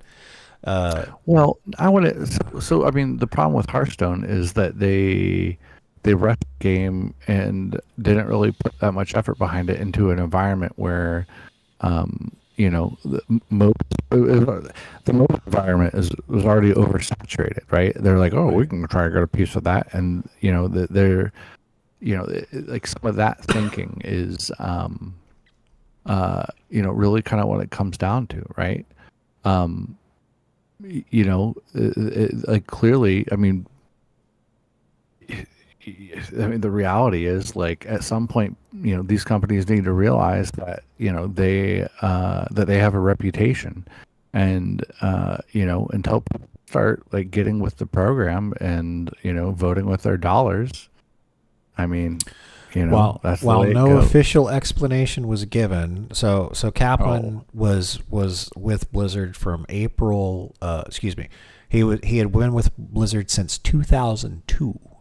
And contributed to titles like World of Warcraft. While no official explanation was given, various reports and discussions suggest that Kaplan's departure may have been influenced by internal disagreements over the direction of Overwatch 2.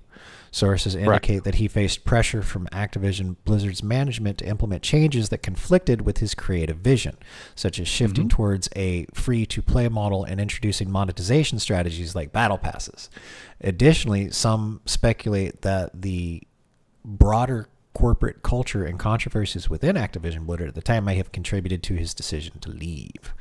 Following Kaplan's departure, Aaron Keller, the founding member of the Overwatch team, assumed the role of game director. Okay. Now, and there's a video that says, now we know why he left. Mm-hmm. And I will prefer the one with the video. And it's exactly that, right? Like I mean, man, I'm kind of curious now. Like, what are the play? I'm looking it up right now. Steam database Overwatch 2. Well, I don't. No, because you can't go to Steam only because Overwatch 1 wasn't on there, and I know that. But just put it in Max. But I'd be curious to see the player information between Overwatch 1 and Overwatch 2. Like really for both games since 2016 or whatever. Right. Let's see if Bob can do it for me. Can you somehow compare the performance of Overwatch 1 to Overwatch 2 from a business perspective?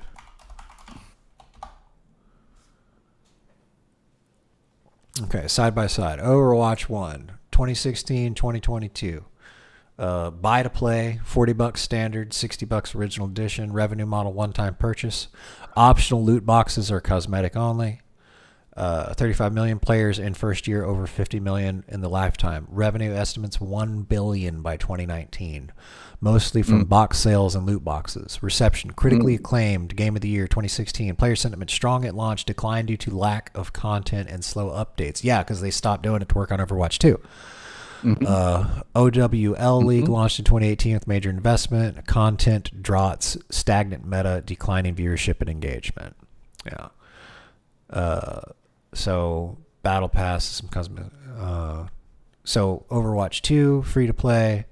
Battle Pass, premium cosmetics, seasonal model.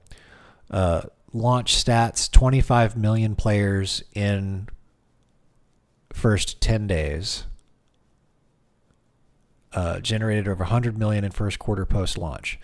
Mixed to negative reviews on Steam. Criticism for monetization. Removal of PvE content. Yeah, that was supposed to be a big selling point. Like they were saying, that's what you were going to do with Overwatch 2, and then they completely abandoned it. And then paywalled content. And importantly, they killed Overwatch 1 at the same time. And you couldn't play Overwatch 1 anymore. Oh my gosh! Wow. Oh, like you couldn't even log in to Overwatch 1? It doesn't exist anymore. No way. So like if I installed my like battle.net thing, and there would be no way for me to load up Overwatch that I had paid for. That's yeah, funny. exactly. Yeah. Why do you think like I mean I had stopped playing long before then, but here I haven't loaded a BattleNet in a coon's age. Let's see. Oh, this is good. We got business key takeaways. It's got a nice little grid here. We've got Factor and Overwatch 1 and Overwatch 2. So business model, premium, box and loot boxes. Overwatch 2, free to play plus Battle Pass. Monetization, slower, less aggressive for Overwatch 1. Overwatch 2, heavily monetized, aggressive skins PvE. Front loaded for launch sales, ongoing seasonal revenue. Traditional updates and events, Battle Pass treadmill. That's a good way of putting it. Immediate backlash over changes. Prestige product. I don't think I've ever bought a Battle Pass. I'm just like, if you want, don't. I ain't paying for fucking. I've never paid for a Battle Pass. I really don't think I have. Overwatch 1 was a prestige release that prioritized polish, player trust, and community building, but stagnated due to lack of content and long dev cycles. Overwatch 2 took a pivot to live service free-to-play for profitability, but drew widespread backlash for abandoning promises and prioritizing microtransactions. So, like, Overwatch 2 is like a perfect example of the industry establishment getting in the way of their own success. Because Blizzard has made its own problems here. They had a great thing. They should have kept Overwatch 1 going and continue to invest resources and develop it. Instead, they pulled everybody off, which increased the development cycles. Here's the fucking wild thing about it, right? Activision also owns Call of Duty, right? Call of Duty has this is the biggest mindfuck of everything to me. Right. Call of Duty is set up so it's both free to play and you can buy it. Right. You get different access to things. Right. Right. Like the Warzone stuff, whatever is free to play, and the for like the regular game they'd always have like free to play weekends and stuff. Right. Like that makes like you already have people successfully, and the thing is, like, if you wanted to release, like, you just make them, like, in the same launcher or whatever, which is how they basically do it with Call of Duty. It's all, like, fictitious launchers and stuff. Right. And, like, they clearly have the engineers that have figured this out and have implemented it. Why wouldn't you just keep the things that, keep what you have the way it is and then expand into, expand it, right? Like, you just add on. Like, but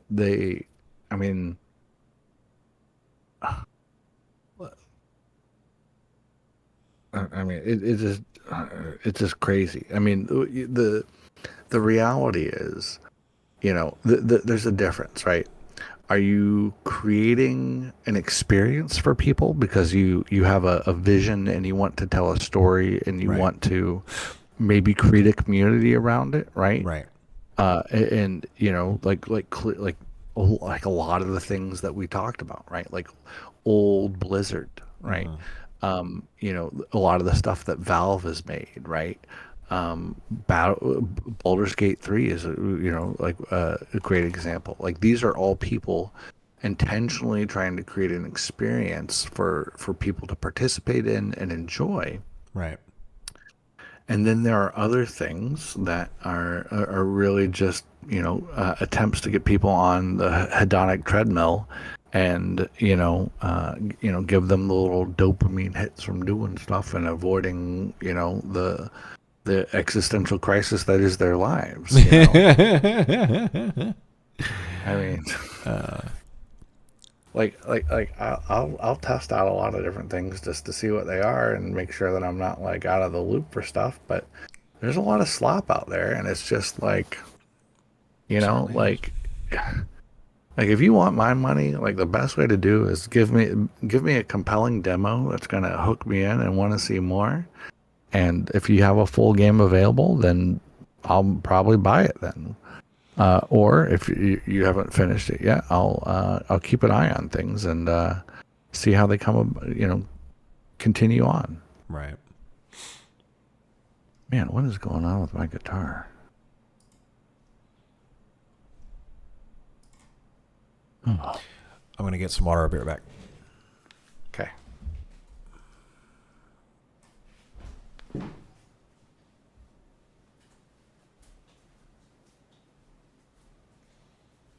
Noob Fever, you still around there, buddy?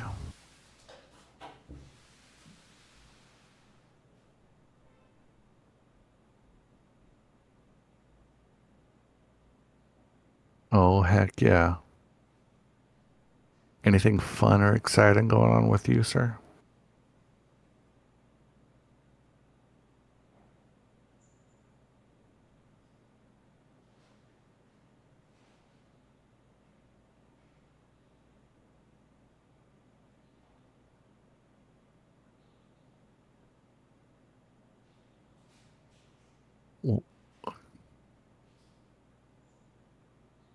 Why are you sleep depraved?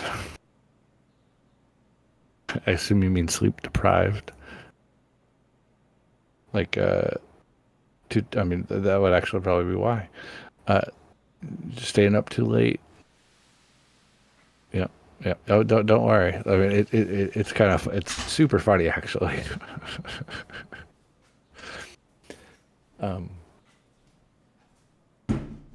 You gotta police that sleep there, bud. Like,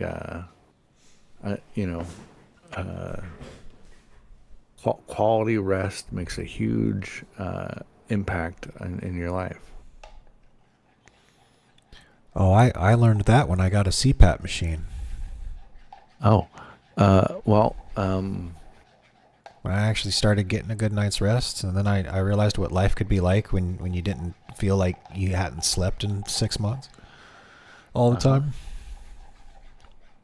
As far as hauntings, I have no advice.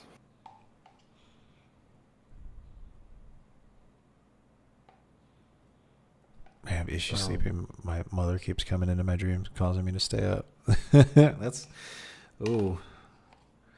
I recommend dip phenylhydramine.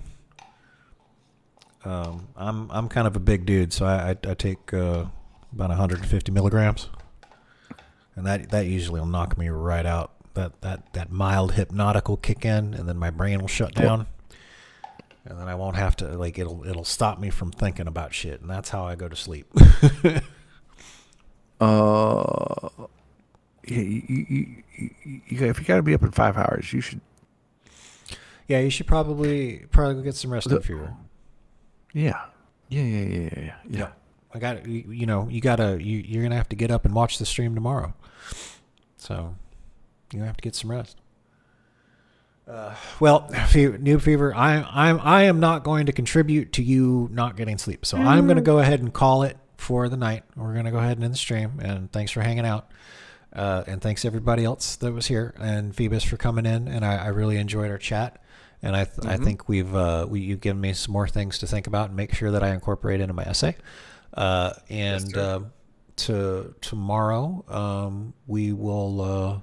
I'll start the live stream and I'll follow up on my job placement stuff. And then once we take care of all those responsibilities, then we'll get back into the game development. So we were successful. We did successfully follow the motion matching procedure to animate a character. It is far from perfect, but we are beginning to learn how this technology works, because once we do that, we can then build a master animation database that has all the amazing stuff in it, and then we'll have very fluid moving characters that we can use in the game. And that, I think that's a really, really good place to start.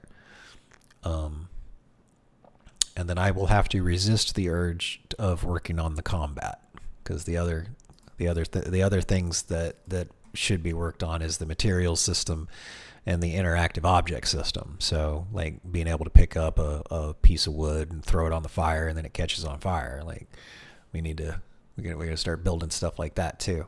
Not everything's combat. So we can probably get lost in the combat development and the stuff that I have in mind. So we'll figure it out. But we'll pick up the tutorial where we left off tomorrow. We'll be importing some assets from a different game into our project, and that is exactly what we want to learn, because that's all I'm going to do, with the exception of maybe one day if we need to do our own motion capture for something. But with access to the internet and all the different animation sets out there, I think I just need to find a pack and download it based on my understanding of how this technology works. I suspect within a year or two you'll be able to do mocap without any special cameras or stuff. Like some